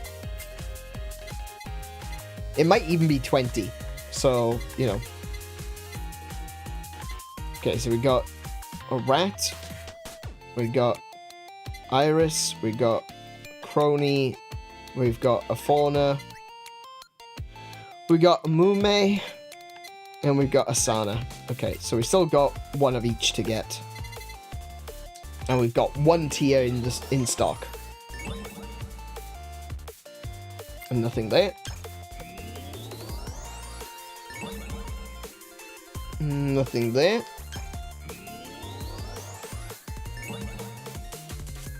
We've already got that Crony, I think.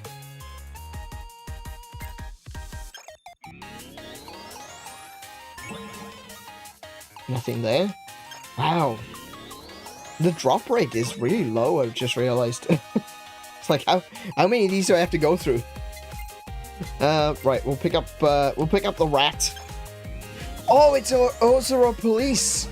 It's her police outfit. Nice. Okay. I couldn't work out where it was in black and white, but now I can see it. Yeah.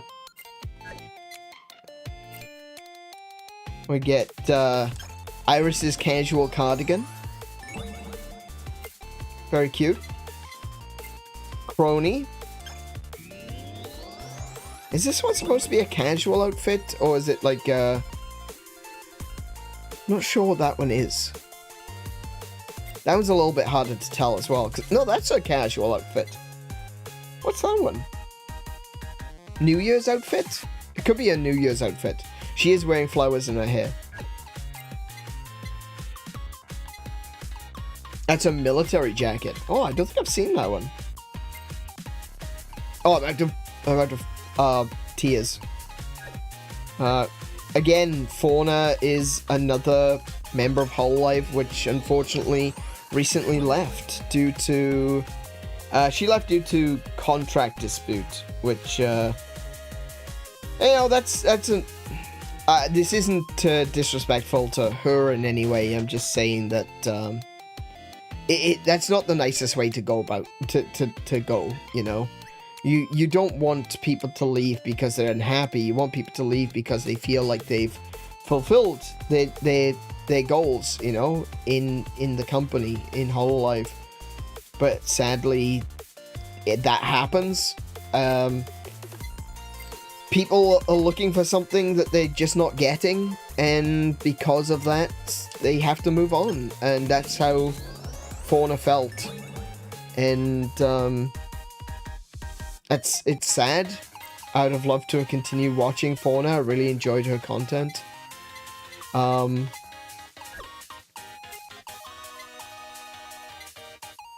But yeah, it's just the way it is sometimes, unfortunately.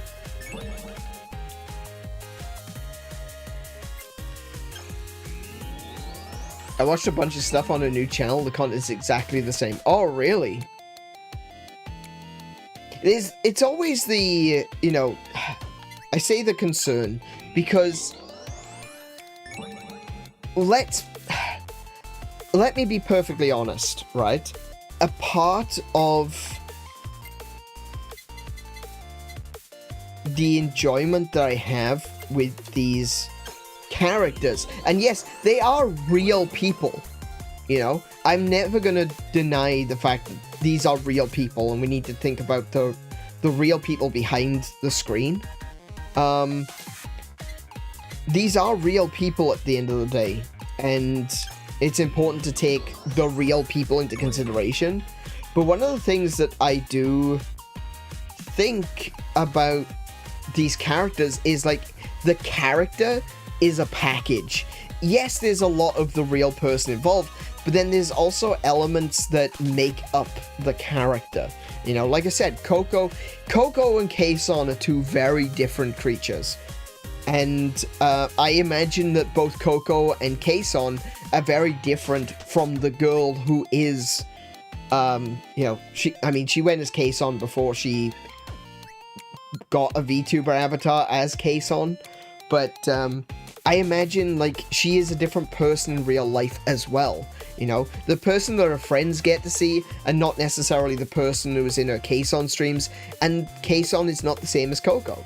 They are different, they are different characters, they're different people, different personas, different ways that you want to put yourself forward because of the environment that you're in, and because of how that grows.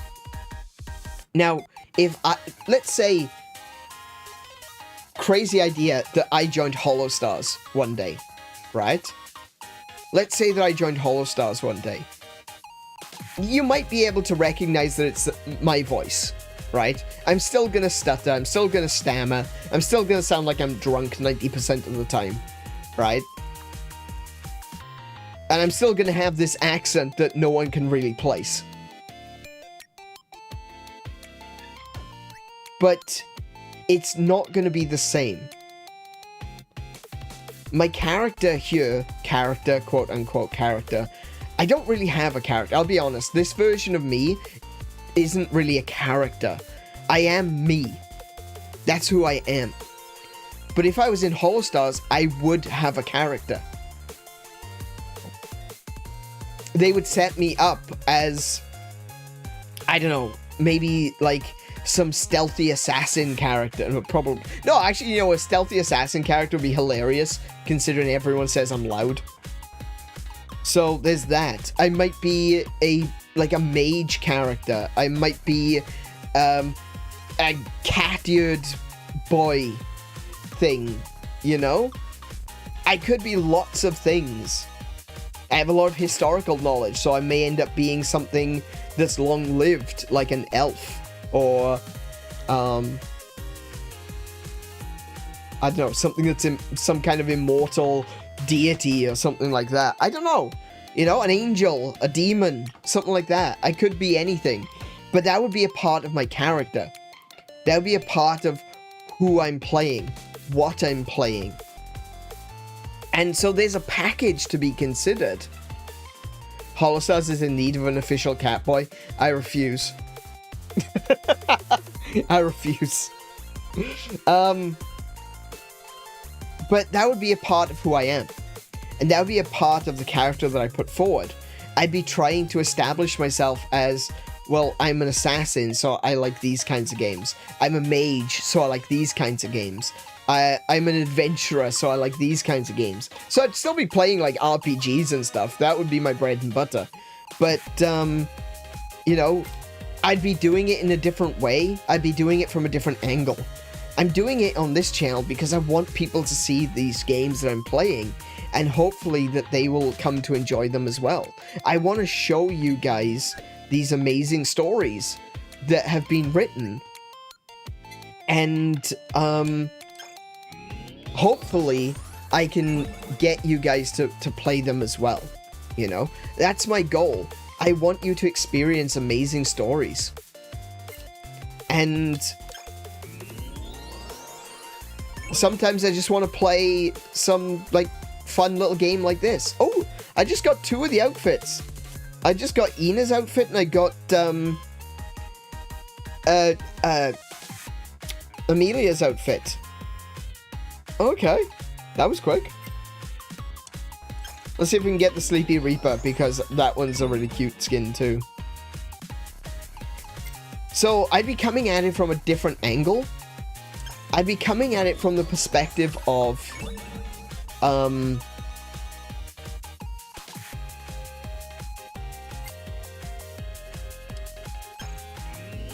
these are the adventures I'm going on.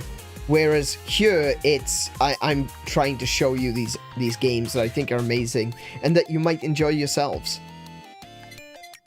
Okay, so I've got all of the Amelia Watson outfits. I've got the Gura skin.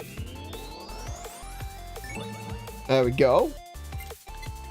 We get the Sleepy Reaper. Cute. We got the Kiara, wherever the hell this is. Oh, she's in a bikini with a sarong. Okay. And we picked up the Ina. Okay, cool. So that means we have unlocked everything.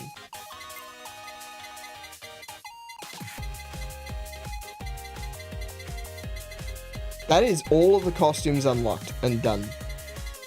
Yep.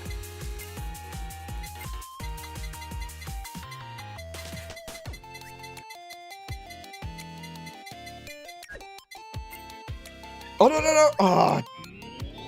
Never mind. Yep. Okay. Right up.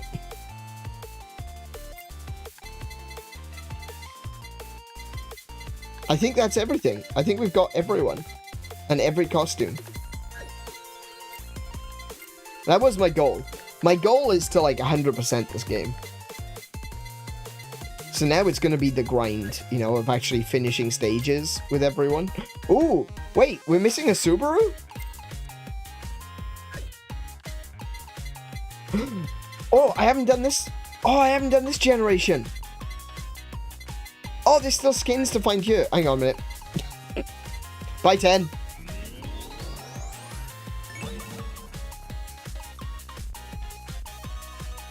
I got one of the... I think I already have that nurse's outfit. The naughty nurse. I don't know if you saw me say earlier, the new Sana costume was an unreleased casual outfit. Oh, really? Okay. Oh, I just picked up Shion's skin. Nice. Yeah, I didn't know. I hadn't seen that. Okay. Well, that's a nice addition to the thing then, because once again, a lot of these, unfortunately, you know, as time moves on, more people join HoloLive over time, but you know, some people move on to other things. Sana is another one. She unfortunately had a very traumatic injury, and she was forced to give up being in HoloLive, sadly. Obviously wish the best for her, because no one wants traumatic injuries, you know. So we did pick up the Aqua one. She left at the beginning or the end of last year. We picked up the Shion one. Oh, we did need the naughty nurse. Okay, we got that one. So we've just got a Ayame and the Subaru one. So we'll pick those up now, like that.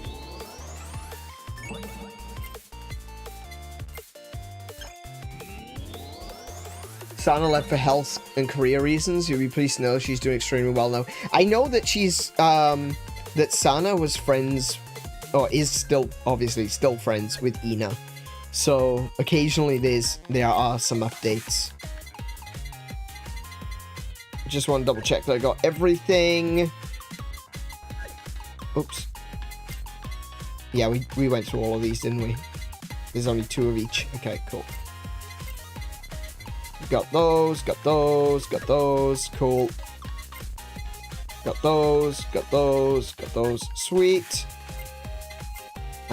We don't have Kobo. We don't have any of the costumes for ID 3. So we got 5 tiers. Oh, we got the Vestia one. And we got the Kobo straight away. Brilliant. I suppose it's easier seeing as only, 3 of them. Oh, well, with that, I can just go and buy Kyla's. There we go. Done. All of them done.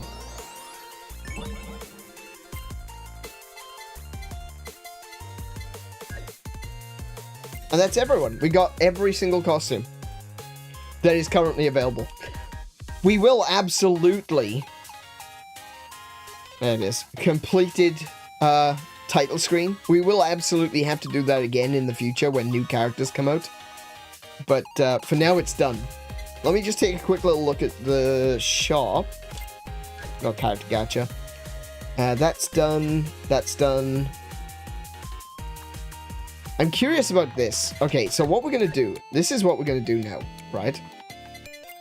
We're going to stop doing the gacha stuff. I'm going to pick a character. A character that I've already played. We might come back and do like a Pekora stream or something. Maybe we'll do a Marine run. But what I'm gonna do is, well, definitely pick in the second costume. We're gonna do a stage, and we're gonna do a stage in the grassy plains. Now, the grassy plains is the easiest stage, right? It is really simple. And what we're gonna do is, we'll do a stage in grassy plains, and then I'm gonna put the difficulty up with the marketing contract, and then we're gonna see how much difficult it gets. Right. Instantly heals 33% of max HP, dashes forward in moving direction, and gains invincibility for 1 second. That's interesting. Cast a net in front, pulling targets together and collecting all XP and holo coins. That's cool. No support. I'm gonna go with no support because, I don't really know how to use these yet. So we'll go with no support for now. So this is a really easy stage.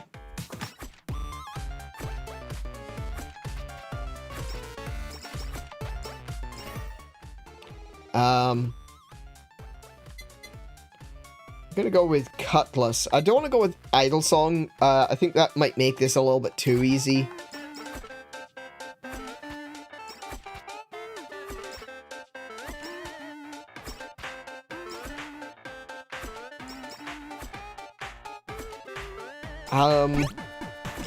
Yeah, we'll take that.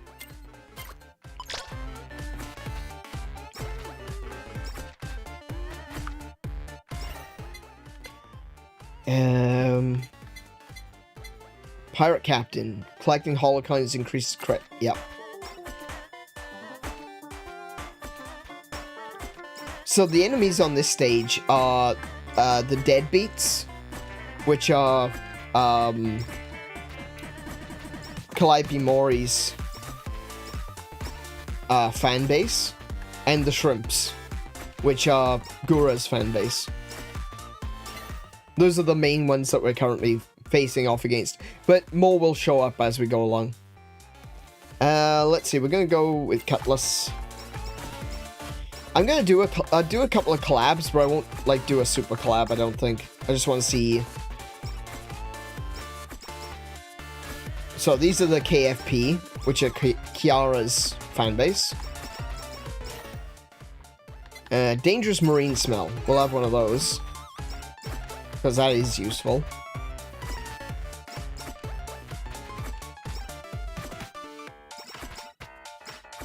Oh, it's a fish. I'll take the fish. That's for Holo House. Now, we're not going to do Holo House stuff today, but we might come back and do some Holo House stuff in the future. Pirate Captain, yeah.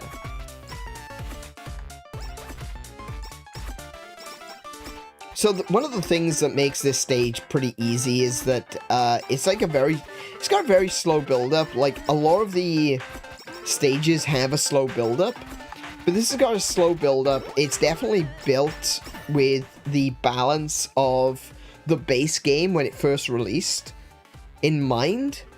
We're gonna grab that limiter.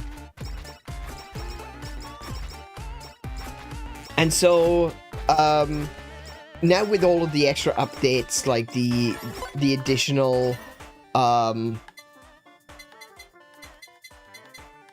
gonna go with that one. With all the additional updates, like the extra abilities and the skills and the, you know, now that I have the shop maxed out. Oh, the corporate pin. Every 40% of pickup radius also increases attack area of all weapons. That is amazing. Now that we've got pickup 303%.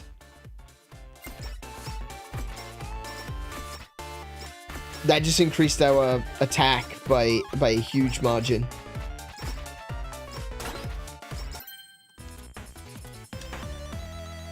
Cutlass, yep, nice. Yeah, so as I was saying, this is, oh, there we go.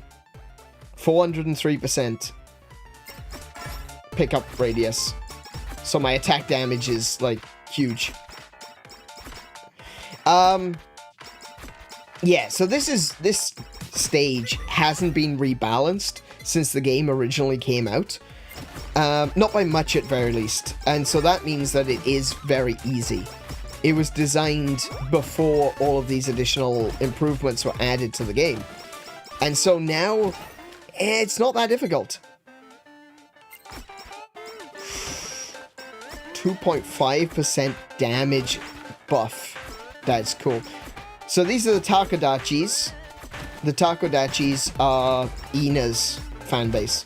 So this stage is all based on HoloEN. That's where it all started. Like, this game originated with just HoloEN stuff, and later they added a bunch of the JP girls.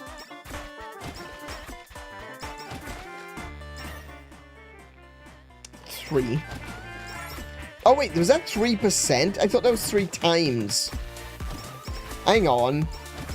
Might not be as powerful as I thought it was.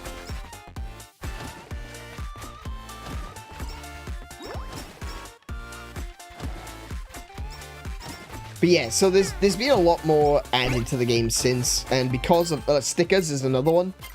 These little stamps. Oh, that's huge though. Look at the size difference in that one. Good grief.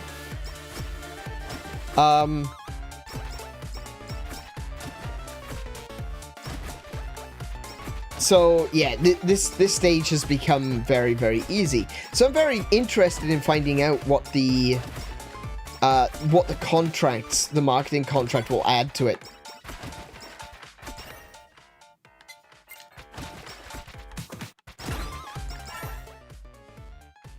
I don't have Lust yet. I just realized I don't have Lust. I'm sitting here. After using a special, gain a 25 second buff that increases the damage of all ranged and multi-shot weapons.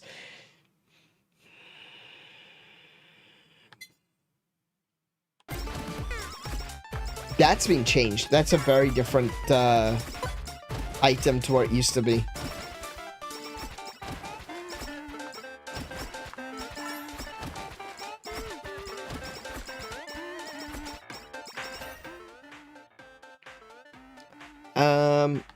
Well, pickup range increases our attack damage, so that might not be a bad idea to keep picking up pickup range.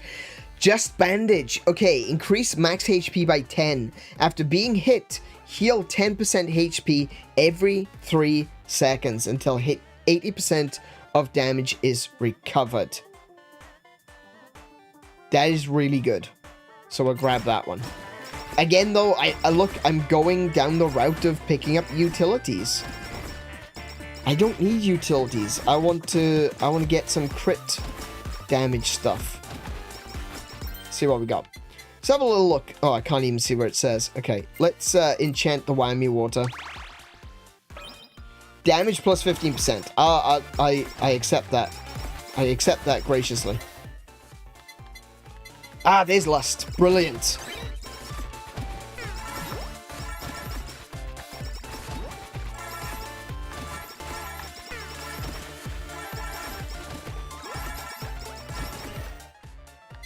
Lust level 2.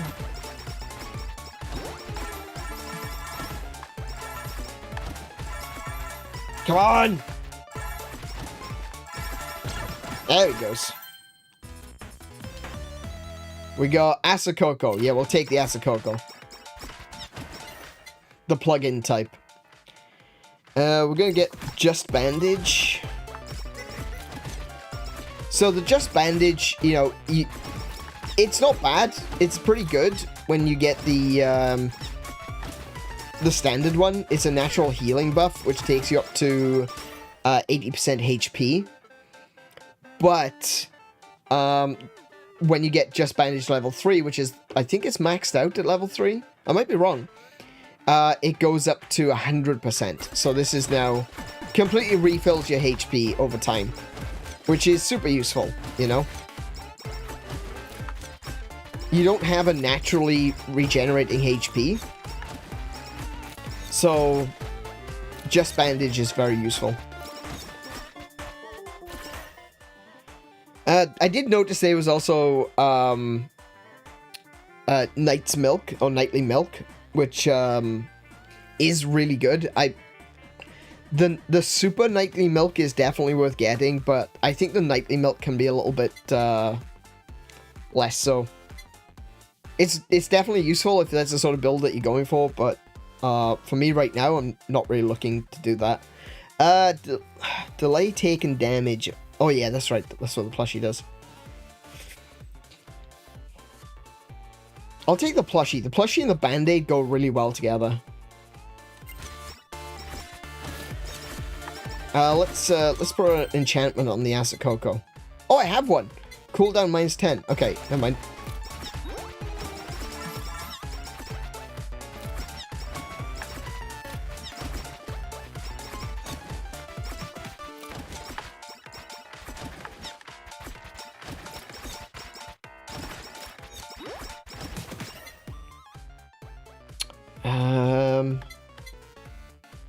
Shoot a powerful laser beam. Oh yeah, of course, that'd be great. I'm surprised that they've changed the fan beam. Like I said previously, like it used to just shoot horizontally. It may be a little bit overpowered now. We got a super. What do we get? Super breastplate. Reduce damage taken by 30%. When attacked, there's a 75% chance that the attacker and all targets within 60 pixels take 300% damage. Alright. Interesting. I need to be very careful of what I get because I've only got one item slot left. So far, though, I don't have any... I don't have anything that improves my crit.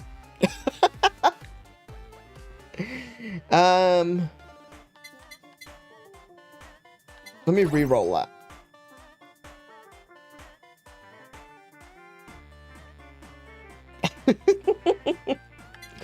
Man, okay. We'll go Dangerous Marine Smell.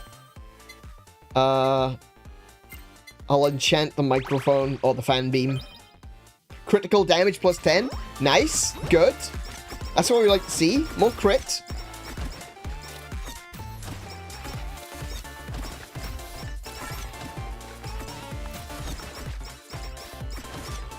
Now, I need to remember that I'm controlling the fan beam as well, so I need to target the fan beam at the greatest mass of enemies. I mean fans. Lust level 3. Okay, we max out Lust.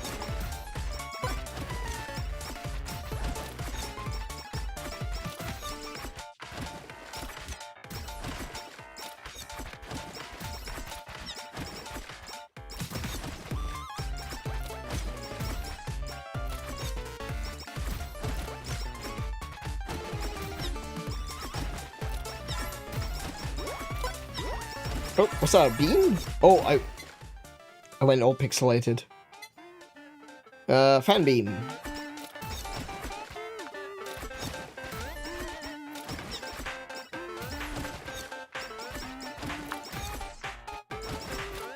Oh, there's a box. Hang on, there's a box. Oh, just had food in it. That's less useful.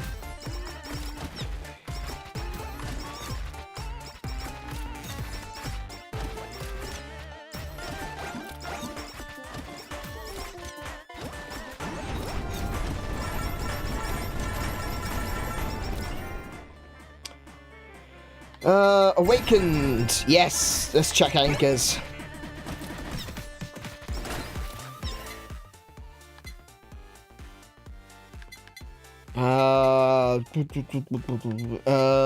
Whammy water.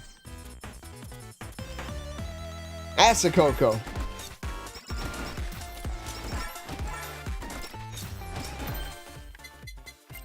Increase attack damage. Nice. Okay, we'll use that for now. Until we get something that's a little bit better.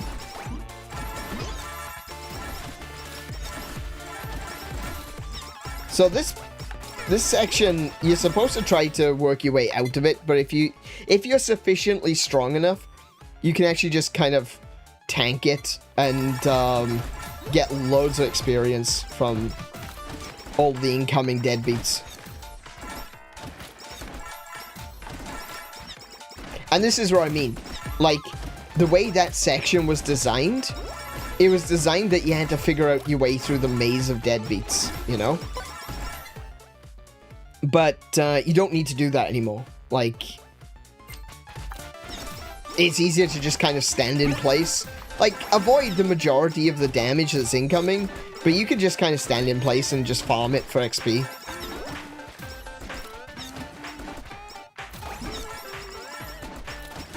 It's the same with those hordes of KFP employees. They just... You know, it's fine. They can do some damage. They can hurt. Oh, I got the glow stick. What am I going for? What should I go for? I got the whammy water. What can I... Oh, I can do whammy water and glow stick. Sure.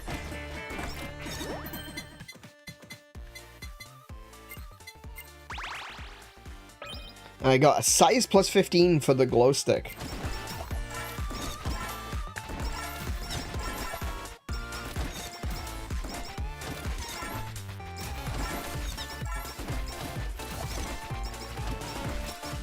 Yeah, so I think I'm going to be pretty good right now until the first boss comes along at very least.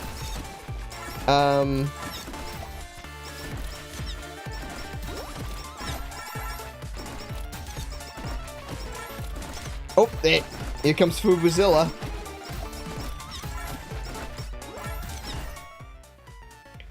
Let's see. Dangerous marine smell. See, Fubuzilla still has the original fan beam. It just shoots it left and right, which makes this boss really easy. I know in the later version of... You know, the harder version of this stage, because there's two versions of every stage. With the later version of this stage, Fubuzilla does shoot in all directions. But that just seemed like, you know, that was the boss move. What did I drop? What was dropped? What's the green drop? Is that an anvil or is that a sticker? Oh, it's the green sticker! Oh, brilliant! What's the... Yeah. No! Oh! Shit! Damn it!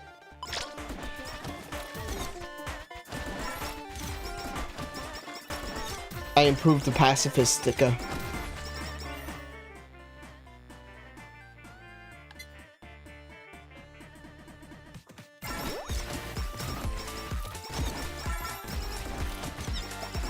That hurts.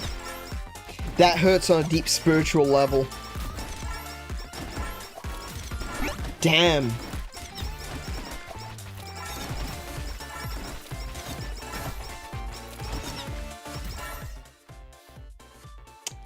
Oh.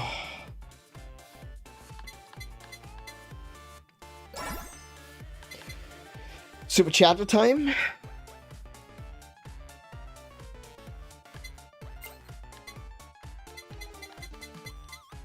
Well, I said I wasn't going to go for like a super collab.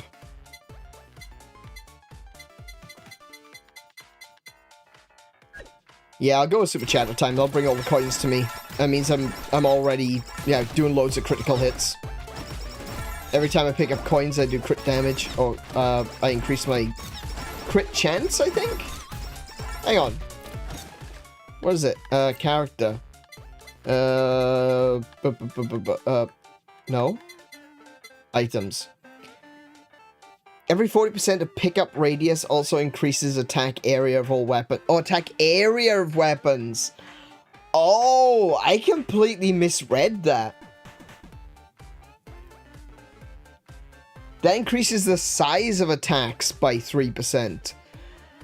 Oh, that's for every 40?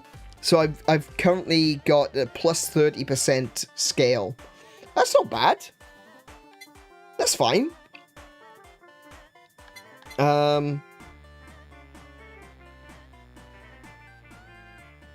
Wait, did I increase? Oh, yeah. For every 40% of pickup radius. So I got 400%. That's 10. So it's 10 times 3%. It's 30%. Yeah.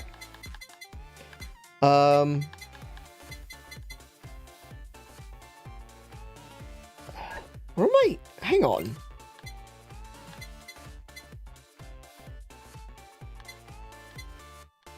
What was the thing I needed crit for?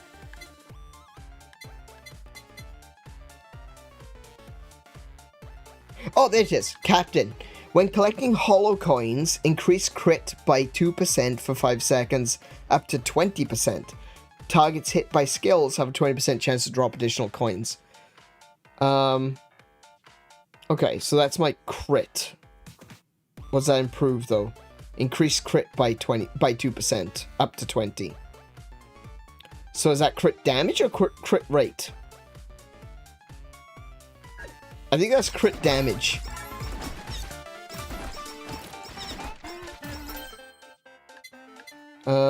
Let's make it bigger. I do like making it bigger.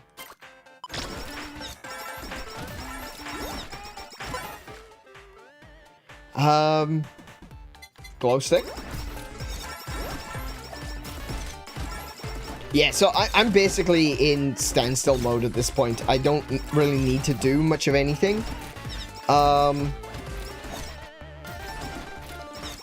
Brats are Hakos Bale's fanbase, and it's kind of like they're supposed to be a swarm, like there's lots of them constantly coming, but again, once you reach a point where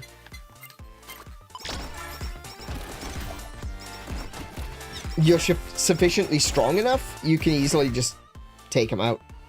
Because they're very weak individually, but there are a lot of them. They used to be able to overwhelm you, and this is what I'm saying. Like, once upon a time, they would overwhelm you, but now it's not so big of a deal. Like, this deep into the game, 12 minutes into the stage, I shouldn't be able to just stand still and, you know, basically never take damage.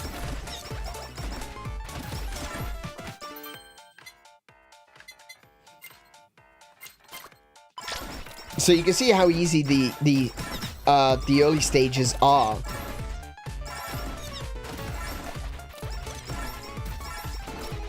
Now with all the updates. Like, I imagine for like a first-time player, this is still gonna be a little bit difficult, I guess. But it's not gonna be like a huge challenge.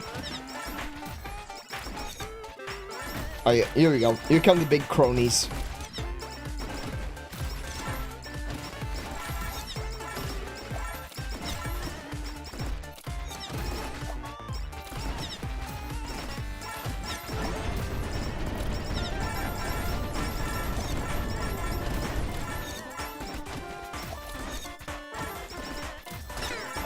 There he goes. Easy.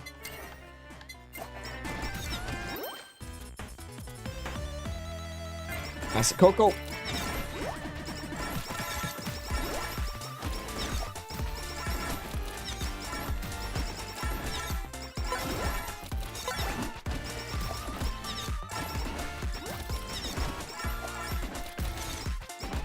But that's fine. That's the whole point. This is kind of like an experiment. I want to see what difference it makes when we add all the extra enemies.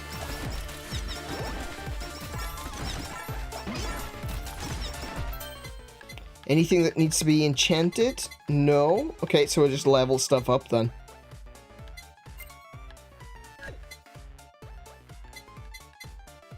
Well, we got Asakoko level 5. So in that case, I'm gonna level up the fan beam.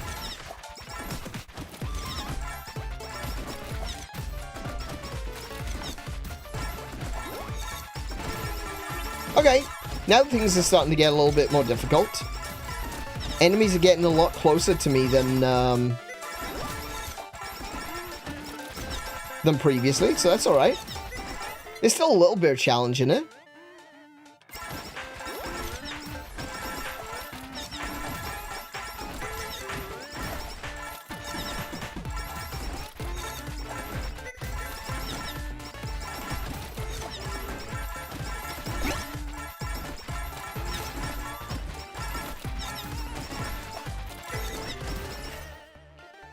Let's have a look.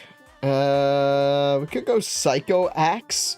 Do you know, I actually really like Psycho Axe with the BL book. That's what I like to call the blender.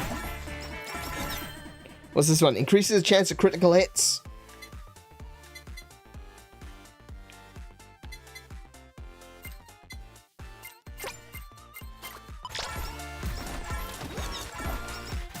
If we've got an increased, let's have a quick little look at our summary. So we got crit of 20%, so this will increase the crit rate.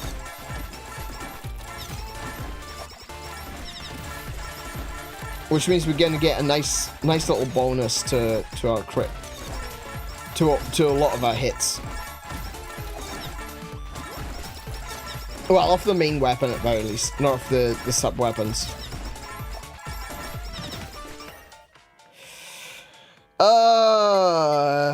Crit up. Crit up.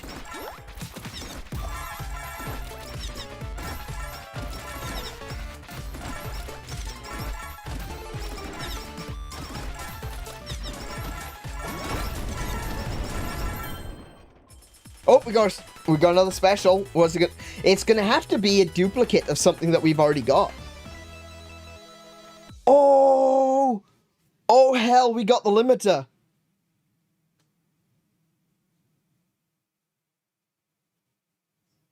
That's huge. That's huge.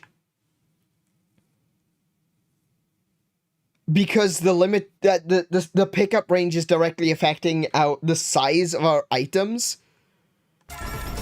Look how big those anchors are. That's insane.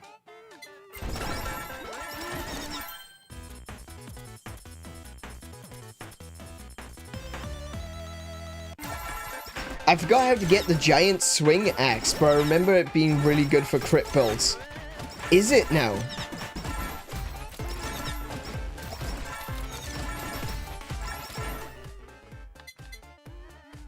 Okay, how'd you get the axe? Obviously you need Suise's axe and Idle Song. Okay, I don't have Idle Song. That shouldn't be difficult to get though, because I'm going to start doing some combos now. Okay, so we're in the saplings. The saplings are faunas. Hang on, the humans have changed.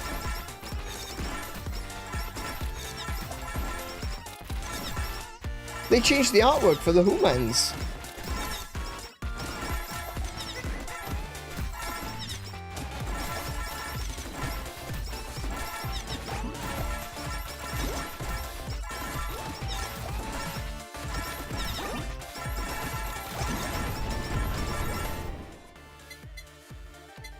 Fan beam. Max out fan beam.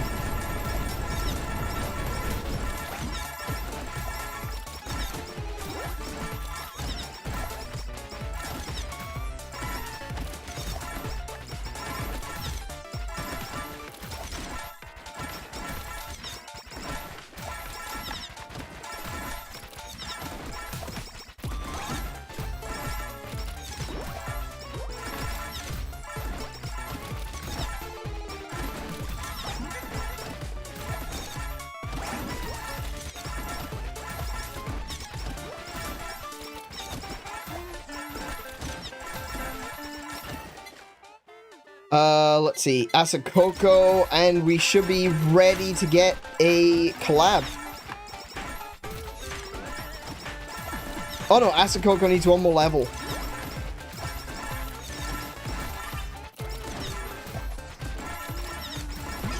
There we go. Oh wait, no. Wait. Hang on. All of that is okay. Yeah, so level up Asakoko. And we should get a gold. There it is. Golden Anvil. And we got the Dragon Fire.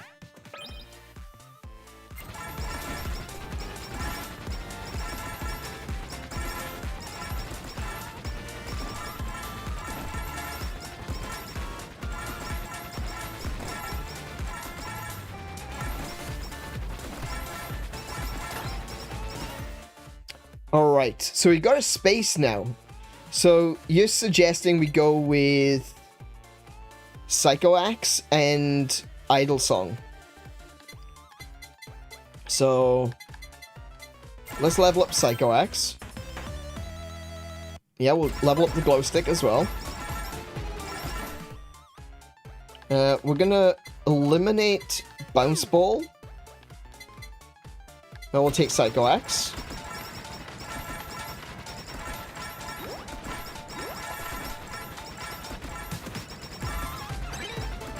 Nope, we got a Silver Yago, who immediately got wrecked.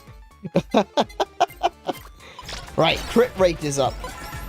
I've got the Golden Hammer, which means I can do a super collab, but I'm not going to.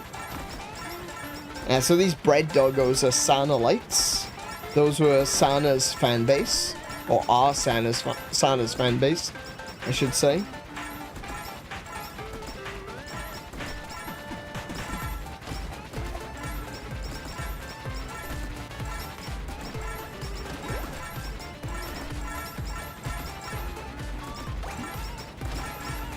I'm making toast.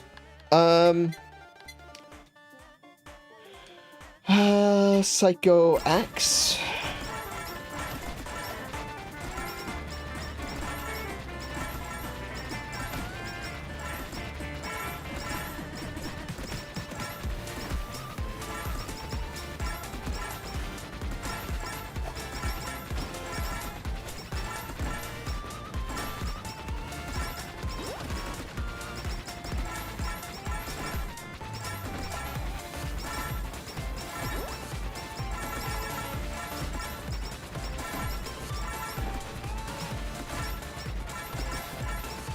Yeah, look, it's still not a huge challenge. I do have to pay attention to my surroundings as usual, you know. You can still easily get killed. These enemies will do damage.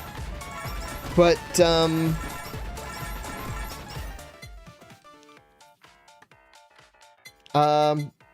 yeah, it seems significantly easier now. You know, I've reached the point where I understand the game enough to begin with, and obviously we've got a lot more of those things unlocked.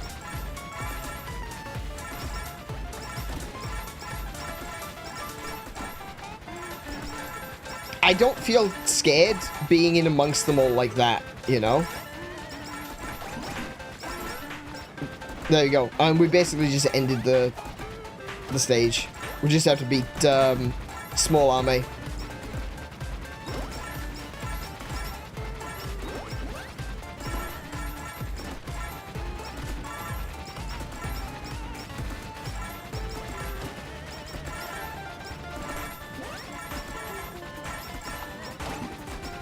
Just gotta get out of the way of the ground pound. Like, the ground pound is still gonna deal damage, you know?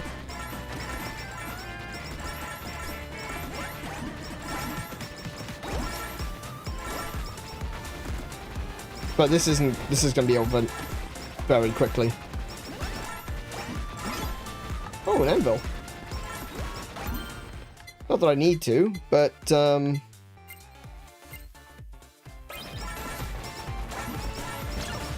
you go. Alright. So, pretty straightforward. Not too difficult. Back to main menu. Back to the shop. Back, buy upgrades. And we're going to upgrade marketing all the way to full. Increases the number of fan spawns by 1 per level. This will increase the difficulty of the game. So now we've increased fan spawn by 5. Joseph says, the giant axe has a high chance of crit and high crit damage. Going into extra color to show high level crit damage from what I remember. Okay.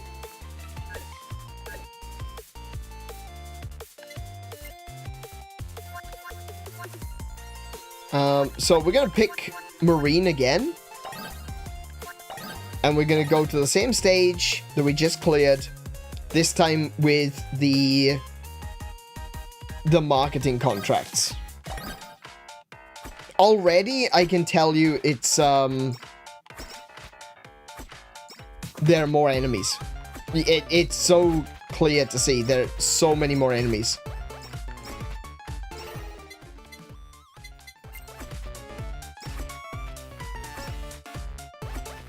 Look at this. Look at how quickly these guys have appeared. That's a huge difference.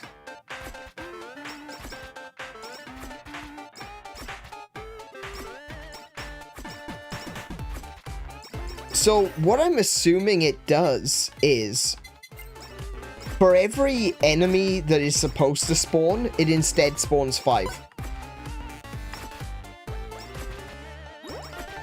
So, despite the wording, it does feel more like it's been 5 times the number of enemies already.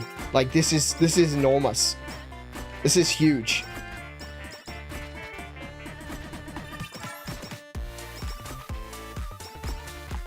Already, this is pretty intimidating, not gonna lie. So that is a huge change.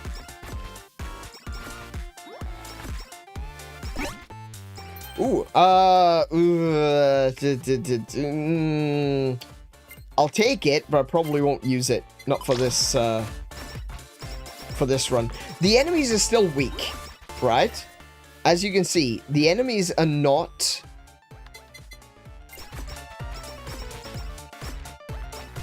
It's not like they're taking any extra damage to kill.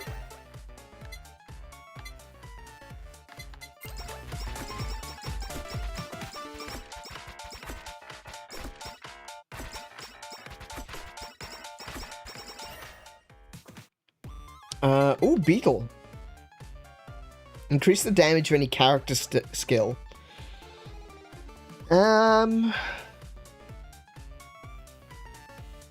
So basically, the Lust will do 33% damage, plus 1% for every level, which is currently 9. So it'll be on 42% extra damage. That's pretty good for the Lust explosion.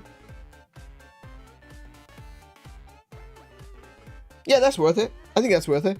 We'll get the Beetle.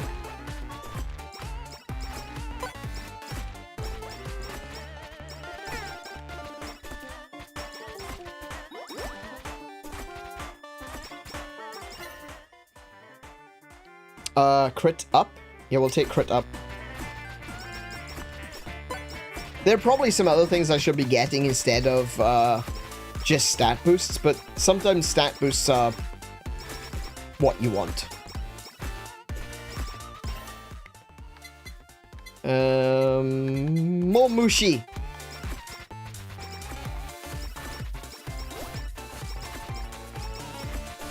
Oh, I just realized I don't actually have... oh, hello. Decrease the damage of the main weapon by 20%, but increase the damage of all other weapons by 4.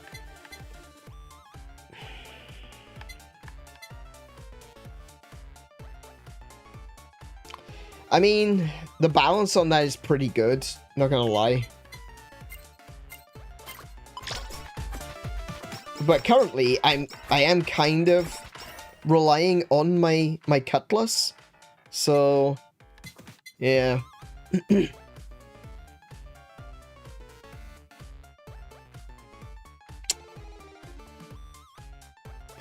I feel like I'm gonna need the extra XP, but I want to get the glasses instead. There you go, lust activated.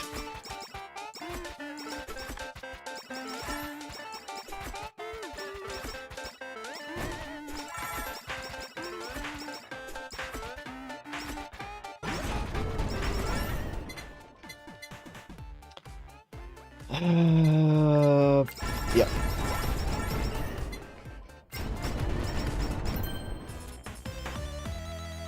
Mushi.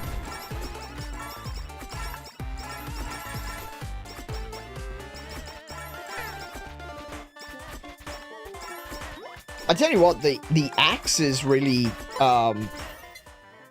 doing all the work. Oh no, I probably should have picked that the other one there. Damn it. Damn, that's a lot of damage though from Lust. Man, that beetle is doing a lot of work too.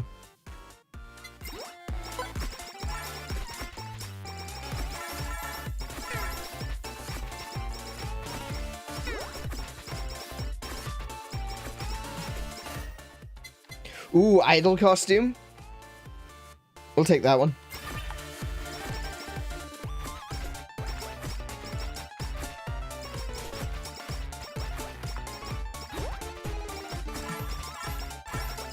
Yeah, the Lust Explosion is doing a lot of work. That's, okay, so I noticed something else. Okay, so, oh, damn it. I didn't want to collect all of them. So for regularly spawning enemies, it is increasing the number of enemies that spawn. But for scripted enemies, like the swarms running in, it hasn't changed it. So the swarms are still their usual size. It's just the regular spawning enemies are the ones that get the boost. So like those Takodachis with the Viking helmets on, they didn't, there wasn't more of those, you know?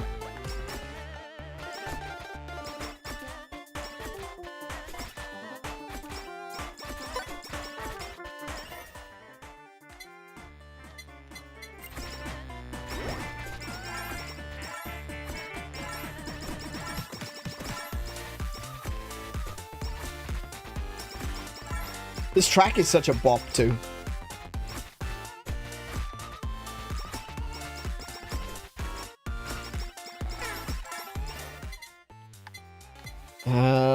Dangerous marine smell. Improve that.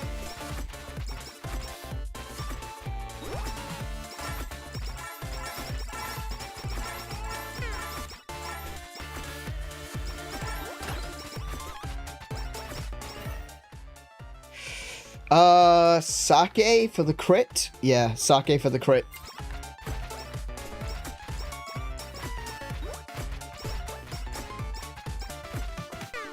I would like to get the GWS pill as well, actually. I think I could probably get to, if I was to do a super collab, which I think I may need to do a super collab. Look at how hard it is to get around. That's the other thing. Is with all of these enemies filling up the screen, it's making it harder to collect the experience. That's something that is becoming a problem. Because there's not enough room to move around.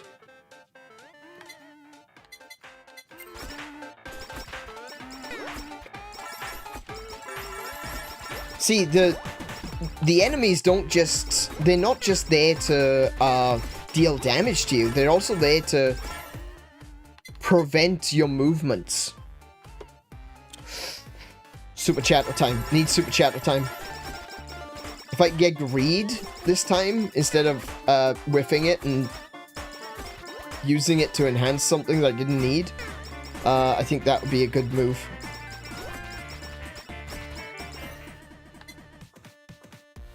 Let's get that.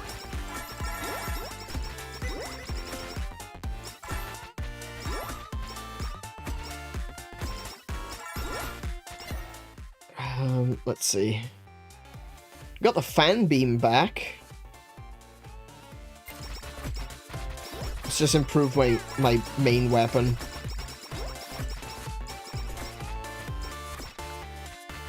I wouldn't mind getting a magnetic drop right now. That would be great, please. Glow stick. What we got? Cooldown? Okay, we'll enchant this one. Size plus 15. Okay. And I do like to make it big.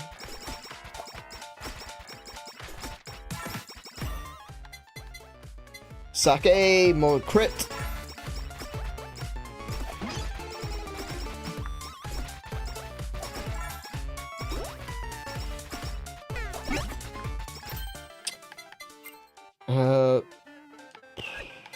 Oh, straight damage. No, we'll take some straight damage. That'll be fine.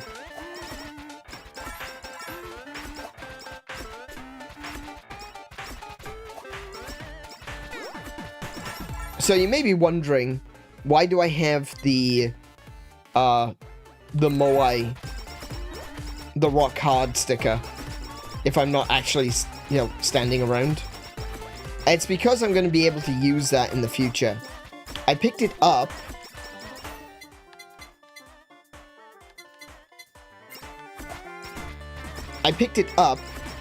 And so what I'm going to be able to do is replace it with a different sticker in the future, and then use that sticker to build up the one that I actually want.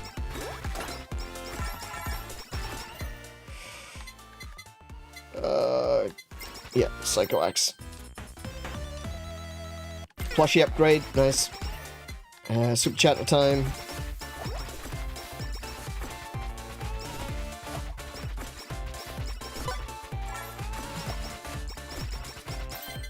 Right, what do we have? Oh, well, nothing needs to be enchanted just yet. I haven't got an idle song yet, which, a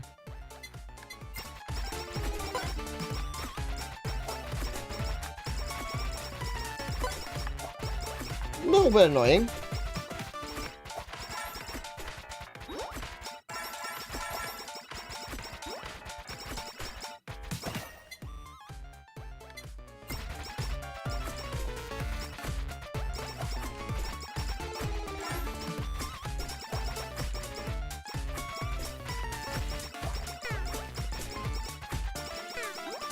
I think I'm gonna go for the glaive though. Oh damn! I didn't mean to walk into that. Sub chatter time. Yep. I just realized I don't have space to get the limiter now. Damn. This is gonna make it a lot more difficult to collect XP. Though there is a lot more XP dropping, to be fair, so it's kind of balanced.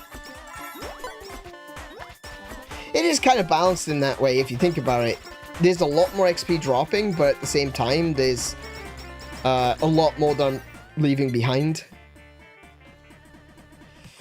Let's go with spider cooking, because I want a close range damage deal.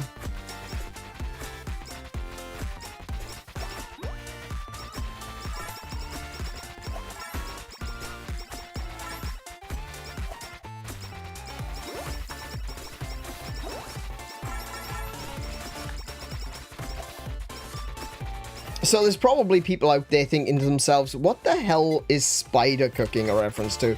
If everything in this game is a reference to something in HoloLive, what the hell is spider cooking? And my guy, if you're asking that question, are you in for a ride? Oh, I walked into the anvil. So we mentioned earlier that 𝗬𝗄𝗵 was pretty normal up until the point where she got stuck in Australia and she couldn't go home during the coup. And yeah, she started to go a little bit crazy. Girl be cray. And one of the things that ended up happening, or one of the things that she discovered that she could...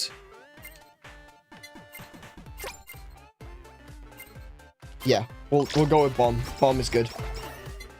That she could eat was spider. And don't worry, she didn't go catching spiders in the Australian outback and try to eat them. No, she ordered in a farmed edible tarantula. Yeah, because apparently that's a thing. That's a thing that needed to exist, apparently. We'll max out the Psycho Axe. Cutlass, yep. And she proceeded to cook herself some noodles. And put the spider on top and ate the spider. And you know what? That was just... That was, I couldn't watch it, personally. I'm arachnophobic. But yeah, I didn't want to watch it, so yeah. So that's what that is. That's what spider cooking is. That's 𝗬𝗄𝗵 going above and beyond in the crazy department. And, eating spiders. Though there is one, you know, slightly more serious, dire question even, is that why does edible spiders exist? Why is that? How do they have any business? There can't be any more than one person wanting an edible spider at any given time in the world. And that's currently 𝗬𝗄𝗵. So, I just don't understand who the hell are they marketing to?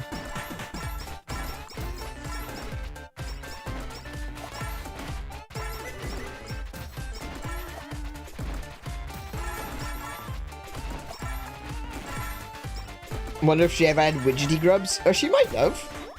Wouldn't surprise me.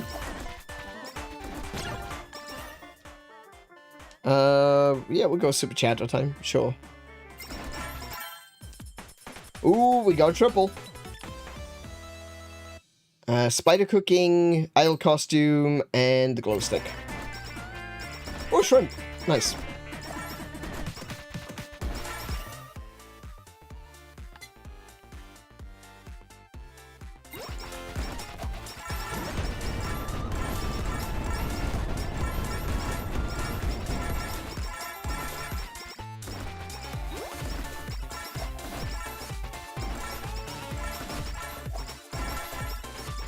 I won't answer because I will say it in a very unkind way. Yeah, I think that's a good point. Yeah, there gotta be people that do eat tarantulas, and I mean, the shop wouldn't exist if the market wasn't there. Here's idol song, huzzah! Yeah, the shop wouldn't exist if the market wasn't there. But at the same time, it's just like, who the hell eats tarantulas? Dude, we have cow. Cow is better. Honestly, cow is better. If you're eating spider, let me introduce you to cow and lamb.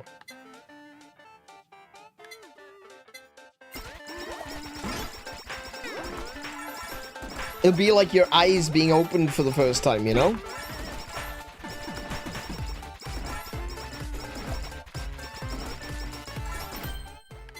We're gonna strengthen the bomb stamp. Nice.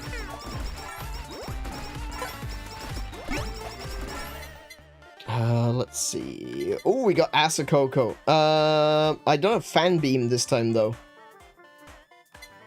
What can I mix with the spider cooking? Oh, EN Curse. Ooh, I'm gonna wait until I can get EN Curse. We're gonna draw... I'm gonna pick up the crit. Strength from that one.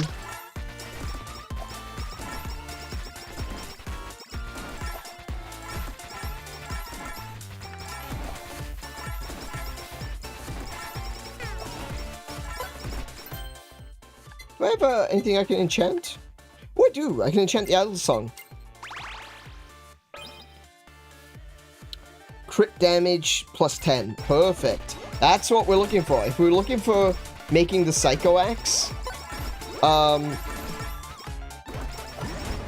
big crit, then, you know, more crit damage, please. That's what I want to see.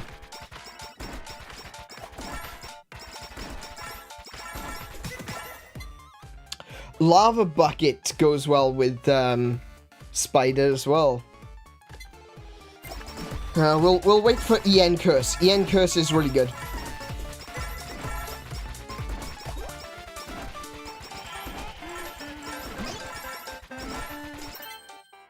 Let's see.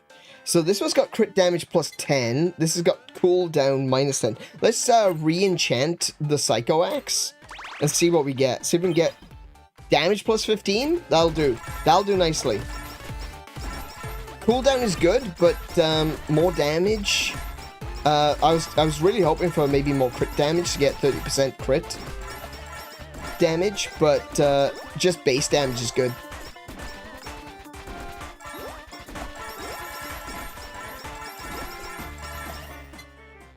Let's see. Spider cooking. What we got?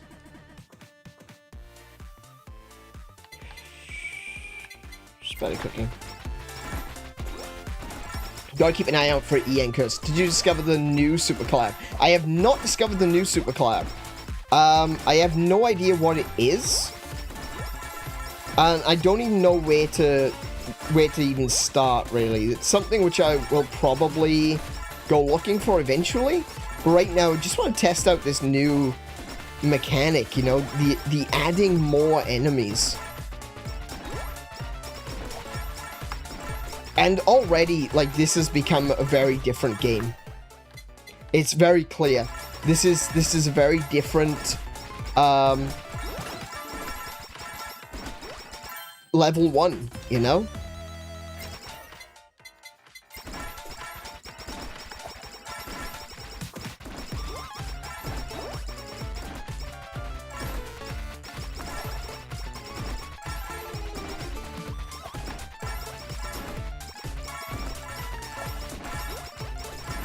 I think, like I said, the sheer amount of enemies, what it does is it basically, like, a small enemy doesn't do a lot of damage, right? But a lot of small enemies that do 1 damage every hit, and you've got like 100 of them, they're going to do 100 damage very, very quickly. I'm going to replace this one. I'm not a big fan of this one, honestly. We're going to swap that one. And then we're going to make Flower stronger.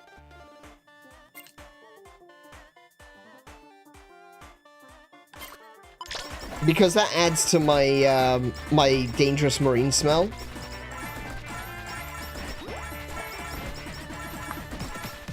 Just keeps adding more debuffs, which is great. I like debuffs, especially if they're passive.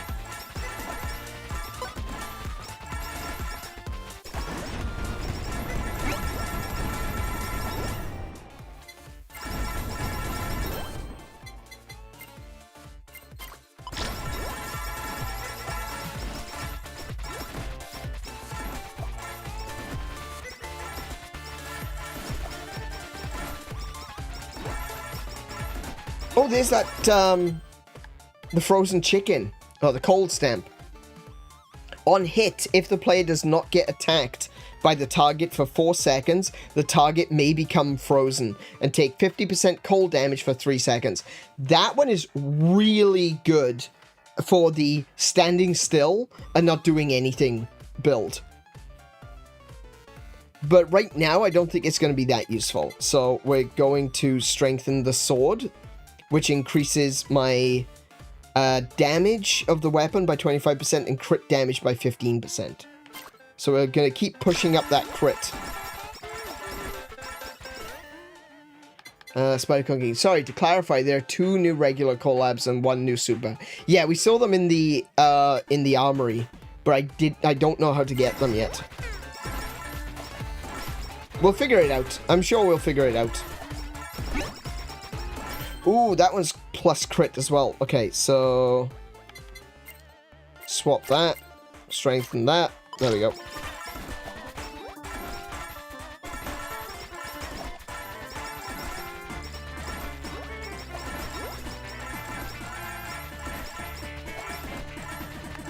So the only the stamp that I would be most likely to replace right now is probably the straight attack damage boost. And the only thing I would really want to swap it for is the planetary sticker, because the planetary sticker increases the size. So while I would lose out on the attack damage, I would gain the number of enemies that I am hitting.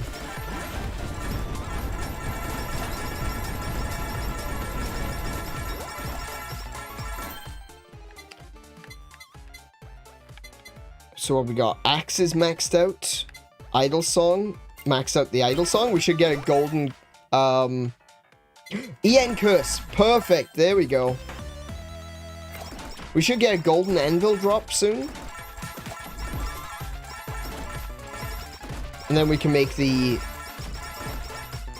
Half Moon Axe.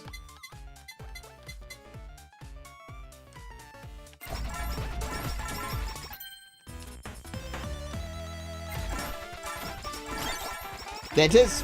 Okay, just need to get to it.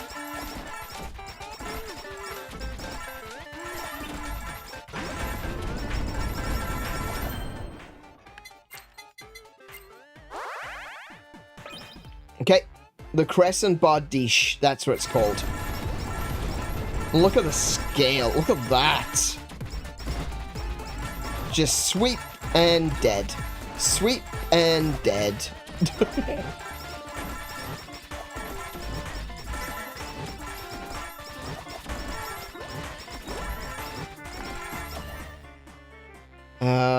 We'll go with EN Curse there. Oh, I tell you what, I'm taking a fair whack of damage. This is what I was saying. Once they swarm in on you, that's a problem. You know, they're only doing a little bit of damage each, but there's a lot of them.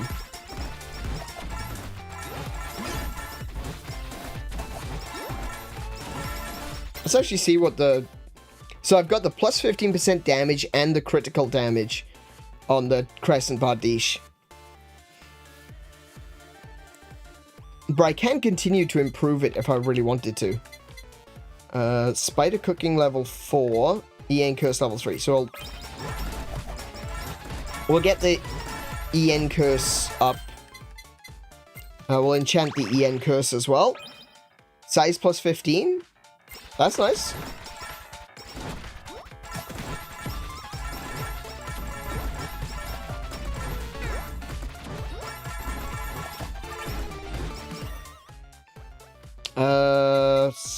Spider Cookie. Oh, crit up.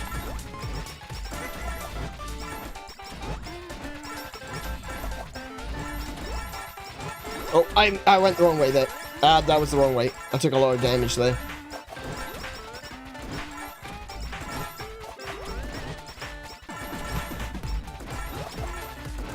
It's alright. It's all come back to me. That's the power of the plushie and the just stamp. Sorry, the just bandage.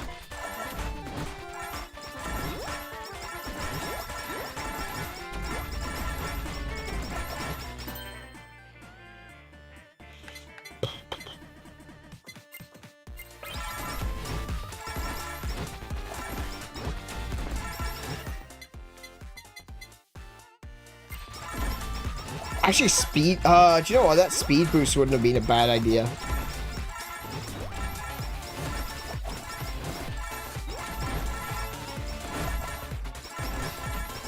Oh, I got it! I got a magnet! Oh, that's amazing!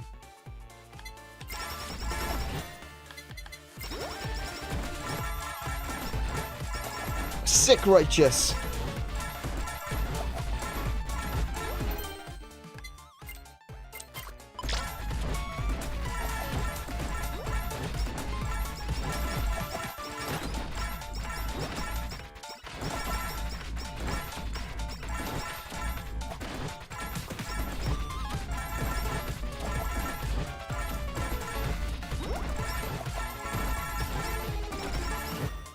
Okay, max out EN curse. Next one will max out, oh, yeah, we'll take that. Nice. Next one we'll max out is the spider cooking, and we'll have 2, big combo attacks.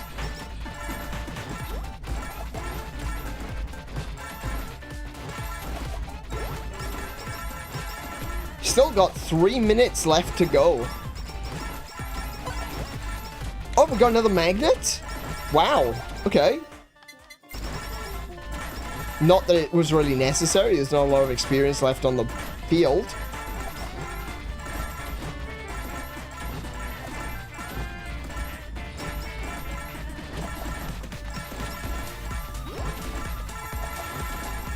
Come on, let's get, there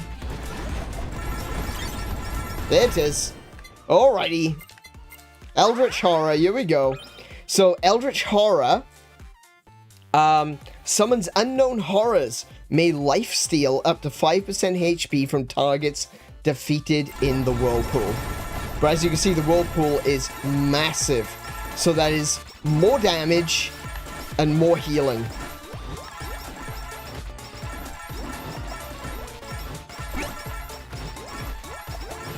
This is actually quite intimidating. There's a lot of enemies right now. No, stop picking that up. Oh, oh, yeah, see what I mean? That is really intimidating. As soon as they got on me, they took all my HP.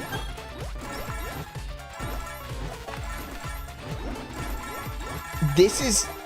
I need to be pretty cautious. Oh no, there we go. Never mind, it's over. It's finished. Okay, never mind. Increase my crit.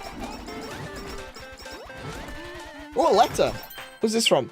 From Sapling. Increase any healing by 2%. Nice. I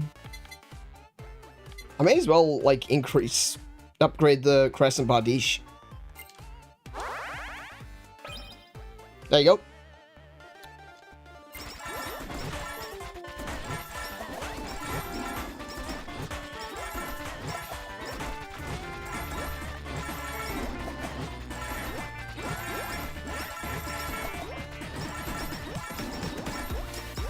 What we got? Oh, it's just 2 stamps. Okay. Oh, there's a feather. There's a stick. Grab that stick. Level up the glow stick. Do you know what? This is also pretty good. This last part, look at how many of the bubbas there are.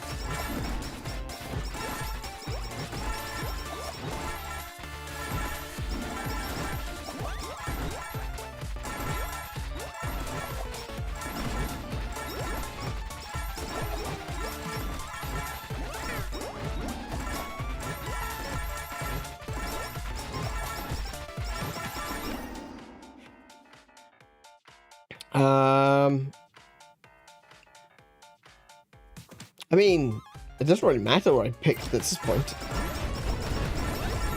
Oh, hang on.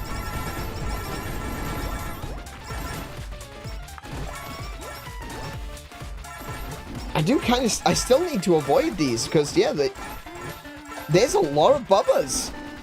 This is actually a bit more tough. I gotta give it to him. I didn't know If the marketing, I just noticed something, but, yeah. I didn't know if the marketing, contract was gonna be, you know, is it gonna do a lot? Is it gonna do much for the, you know, difficulty of the stage? And you know what? Yeah. Yeah, it absolutely did.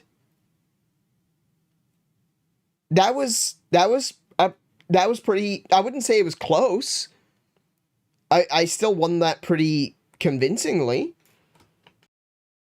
But there were a couple of times where I made a mistake, and I nearly paid for that mistake.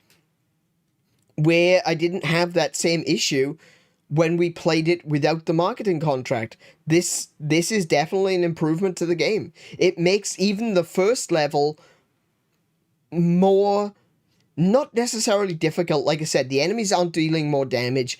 You don't have less HP. The enemies don't have more HP. It's not like an individualistic thing where every individual enemy is stronger. It's just that the fact that there are more of them means that you are taking more damage when they swarm you, because there's just so many to deal with. They are blocking you off from being able to get towards certain pickups and drops, because they swarm so quickly, so easily, and it changes the dynamic of the game in a very, very big way. So I think that that's a really welcome improvement that doesn't just, like, you know, increase the sliders, make them stronger, make them damage sponges. You know, it hasn't done that. By adding more enemies, it changes the entire dynamic of the way that you would play. And the other side of it is, if you are good, you get rewarded. If you are good at this game and you keep going, you get rewarded. Because with having so many more enemies on screen at once, you pick up more, you can pick up more experience. Now, I didn't get the limiter drop, but towards the end there, I got a magnetic. In fact, I got 2 magnetic experience crystals. And the magnetic experience crystal pulled all of those extra experience to me, and that gave me a nice little boost at the end there. But if I had the limiter, I feel like I would have been leveling up very early on, very quickly. So there's still an element of RNG if you can get the limiter, and there's still an element of survival. You know, you still want to try to avoid being attacked. You still want to get around enemies, but as they come in and as they swarm you, it's harder to do that. You can run through them to a certain degree, but after a while, that's not possible, because they are putting out enough damage to do loads of damage to you if you get stuck in a swarm. So that's, I think that's a really good way of, and a balanced way, you know, a self-balancing way of increasing the difficulty of this game. Just adding a few extra enemies. Perfect. Well done.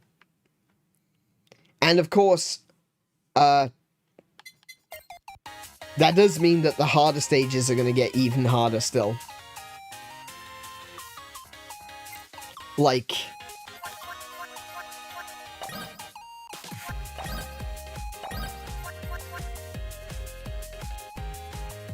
that one, 𝗦𝘄𝗶𝗁𝗵, was hard. And now you tell me there's a stage 5, which is probably going to be harder. And not only that, there's a 𝗦𝘶𝗶𝗁𝗵, sorry, I can't, 𝗦𝘶𝗶𝗁𝗵 Knight, which is an even harder version. Recommended, fandom Oshi. Recommended that you have maxed out your fandom with a character that you're going to use in this.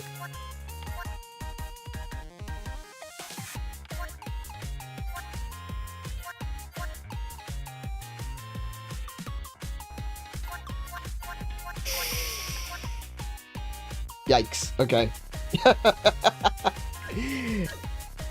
Shall we take a look at the Holo House before we end? No, we'll do Holo House another time. I still want to try to figure out how to actually play with it. But we are going to bring tonight's stream to a close. I'll be doing more HoloCure in the future because obviously I want to do more. And they're going to continue to give us more characters, which is great. So, I hope that you will join me for yet more HoloCure in the future. This is a really fun game. Ultimately, you know, it's just about having a chill time, having some fun,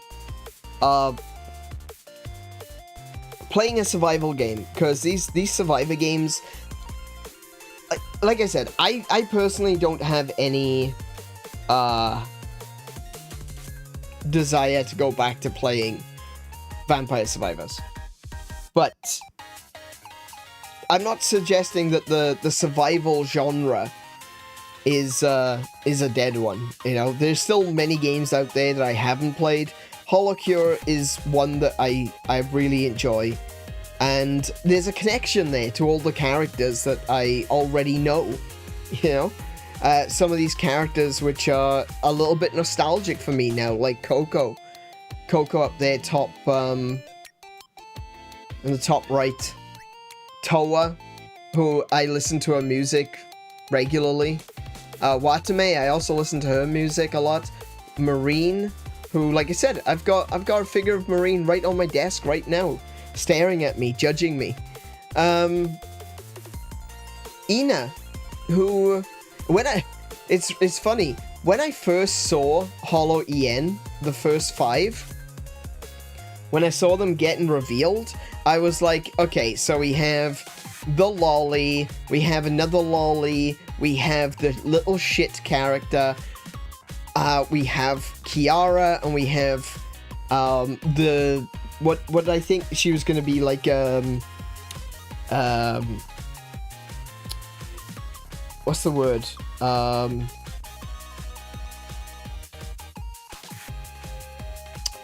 Oh, what's the word?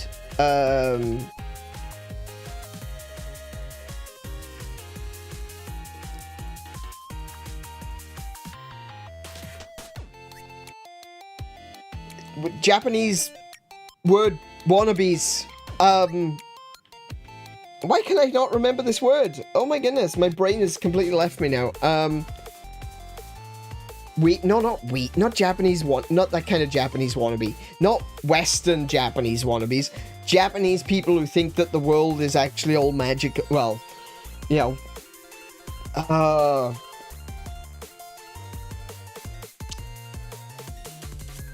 What's the word? 𝗬𝗫𝗶𝘁𝗰𝗵, thank you. There we go. Oh my goodness. I got word. It was not in my library. Thank you. So like you had the lolly character, you had the less lolly character, you had the little shit character, you had Kiara that was probably gonna be the sexy character, and then you had the 𝗬𝗫𝗶𝘁𝗫 character. And I was like, you know what? I'll probably enjoy these two the most. I'm not really into the lolly thing necessarily. I'm not really into the little shit characters. They don't interest me. But you know what? I was completely wrong. I spent most of my time watching these 3.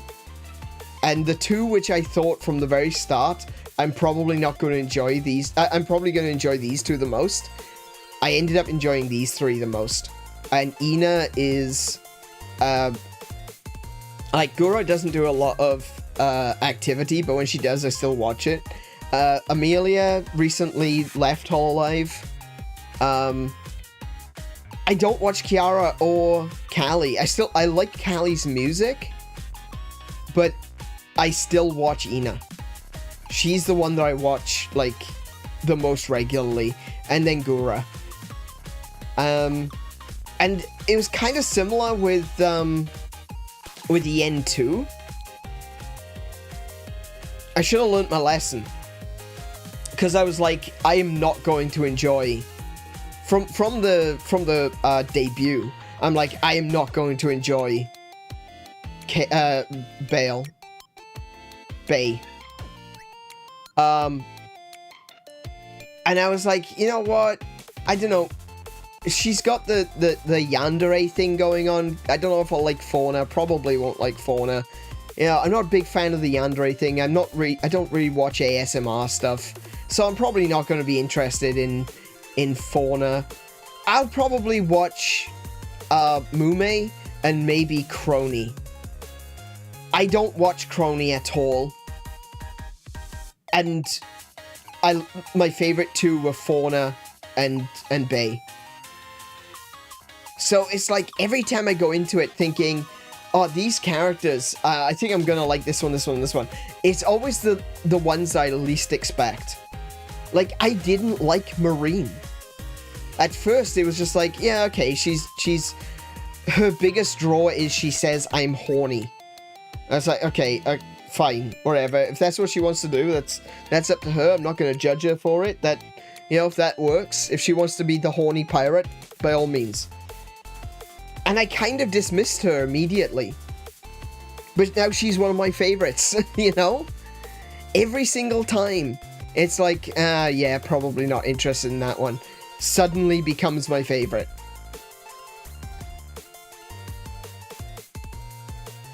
The representation of chaos was out Chaos by Bijou. I think I learned my lesson.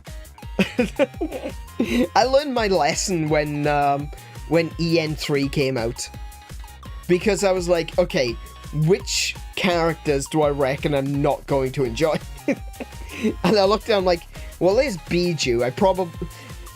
I'll probably like Bijou. She's the lolly character. She's the chaotic one. She's the one. She's like she's kind of like the EN version of Luna. And I already liked Luna at this point, right? So I'm like, okay, so she's like the EN version of Luna. My instincts say that I'm gonna hate her, which means I'm gonna love her. And again, yeah, Bijou is probably one of my favorite members of Holo EN3.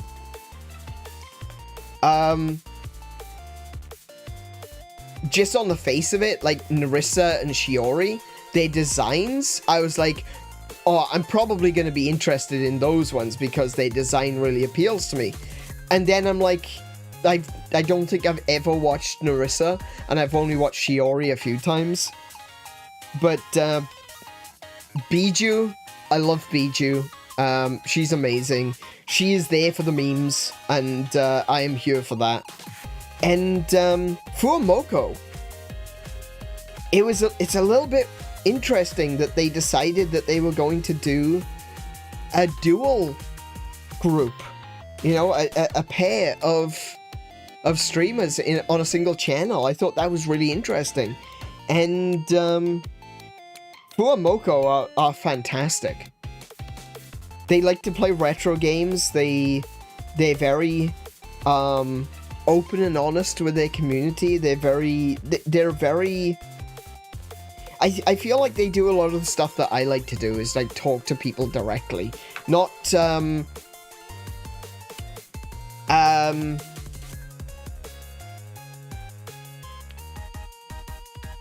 feel like they're not like hiding anything, you know?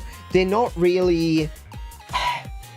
being characters so much. They feel so genuine, which I really love about them, is just how genuine they are. And they just come off as people that just genuinely want people to have a good time, you know? That's one of the reasons that I'm here, is I just want people to enjoy video games. And so I sense that kinship in them. Bijou was trying to say Japanese words. You would never believe she's an adult. That's true. She sounds like a child. She does, but she isn't. She's a full-grown adult. And she also gets words wrong, which is great. Like, in Legend of Zelda, the Gerudo.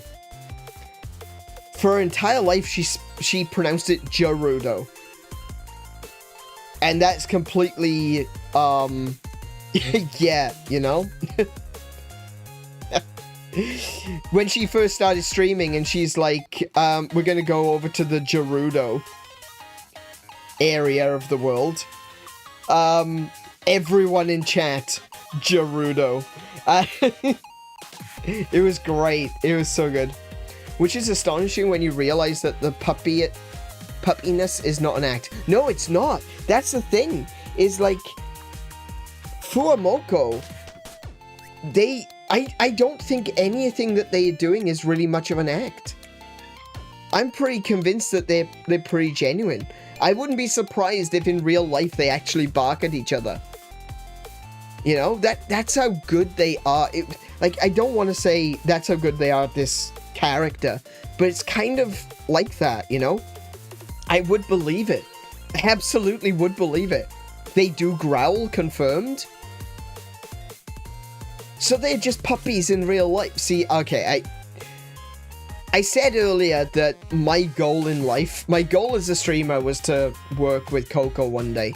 And I recognize that that is never going to happen now, sadly. But I would love to be able to get on call with Fuamoko.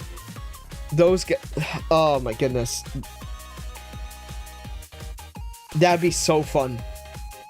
Oh, sorry, punched my mic. All those noises they make, R. Oh, eh. It's just them. Yeah. Mokoko, with the Noe. the additional eh at the end of everything is so good.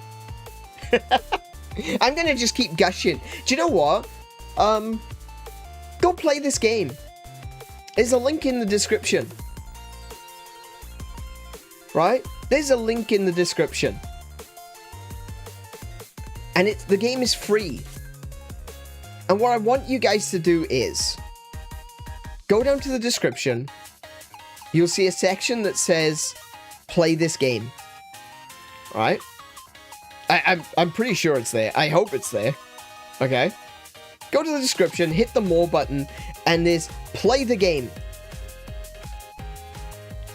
If you want to play this game for yourself, you can find it on Steam, and it's entirely free. Click that link, download the game, play it for yourself, and you know what? When you find a character that you like, that you enjoy,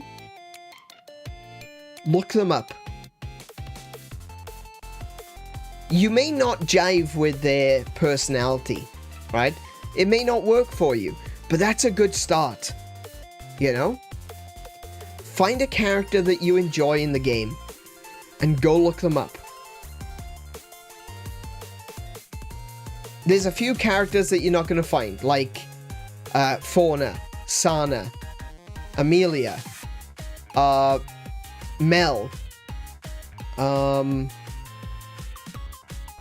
just having a quick look around, Coco, anyone else here?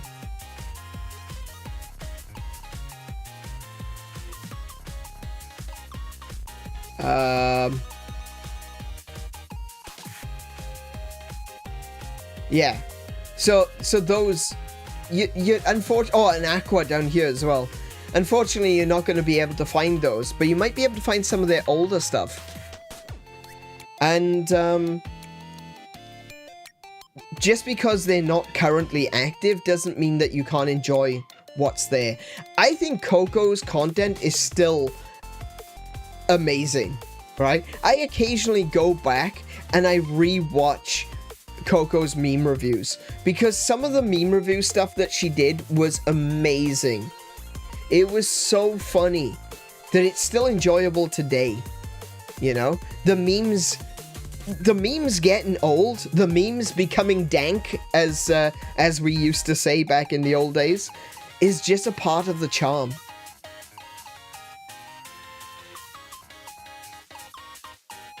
Mel's activities are because of the way that Mel left the company, her channel is taken down. The other thing as well to look for is if there's a weapon that you think is really, like, okay, hang on a second. This weapon here, Why? What does that weapon mean? What is it? What is it about that? There's some weird stuff in there. You know, like 𝗫𝗄𝗃. That's another good example. It's like 𝗫𝗄𝗃. What does that mean? What's the 𝗫𝗄𝗃? Look it up.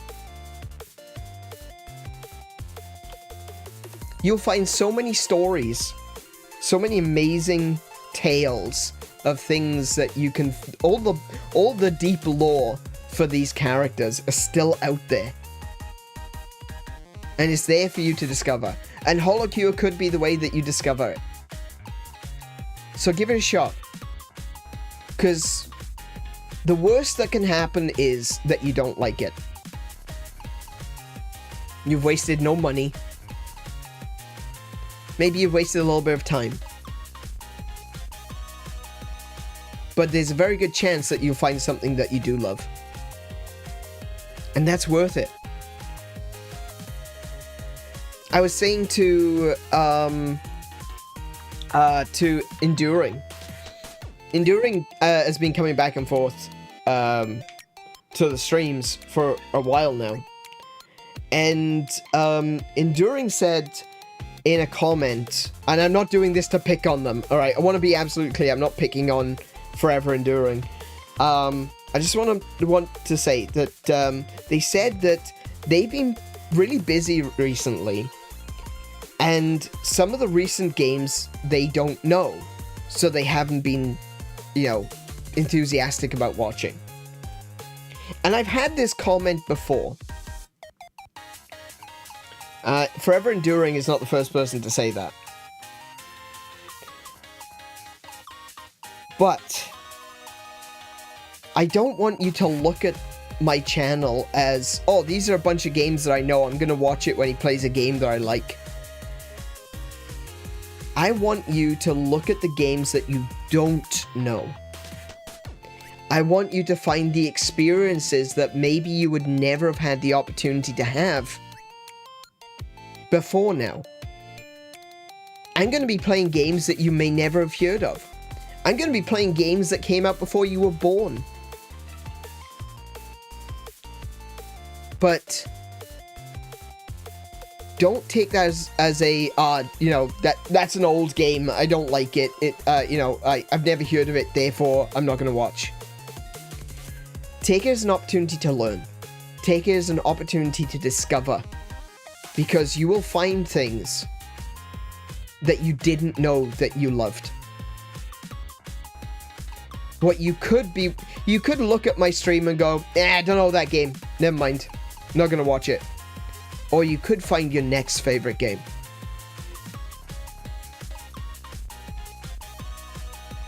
And I don't want you to miss that opportunity.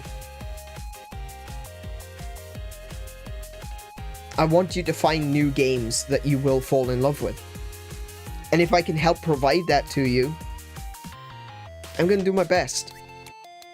And HoloLive as a whole has brought me a lot of joy in the past few years. As lame as it is for a 40-year-old man to say that. HoloCure has brought me a lot of joy. And there's no shame in that. Because, like I've said before, sometimes that's all it takes. Sometimes that's all you need, is that little bit of something, that little victory, that little happiness that allows you to keep going for one more day. Because that's all it takes. Surviving one more day. That's what this world is. Surviving one more day. So take your happiness where you can. And if that's HoloCure, if that's HoloLive, if that's playing this game and enjoying these idols, these entertainers, and that rabbit comedian,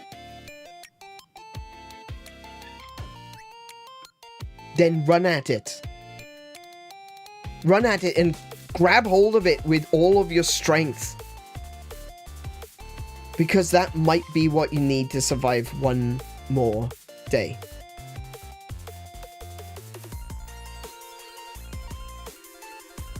Thank you all for coming to this TED Talk. I hope you've enjoyed what you have seen today. We're going to be coming back with more HoloCure in the future. I'm not going to leave it. It's been like 6 months since the last time I played HoloCure. We're not going to leave it another 6 months. We're going to be back with more HoloCure in the near future. I'm currently reworking what I'm going to be doing with my stream schedule going forward. But this week, hang on, let me take us over to the chatting screen. Actually, let's just go straight to the schedule screen. There we go. That's wrong. To begin with, that's incorrect. Let's try this again, shall we? Today, I didn't play.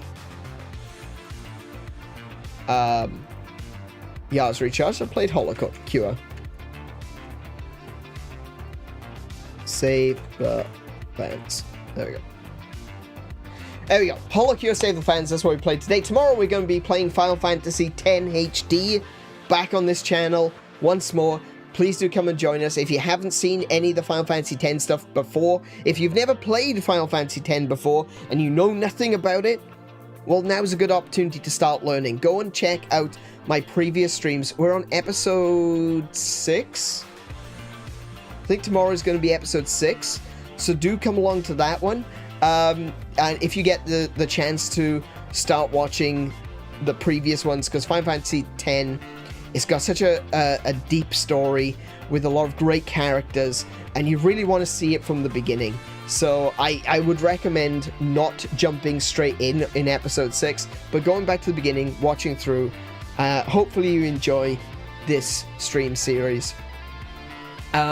And then on Friday, we're going to be jumping over to my second channel, to Aniron Hunts, or Aniron's Hunting Party, where we'll...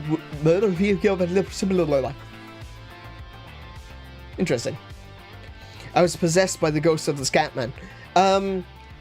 Where we will be playing more Monster Hunter Wilds Open Beta Test 2.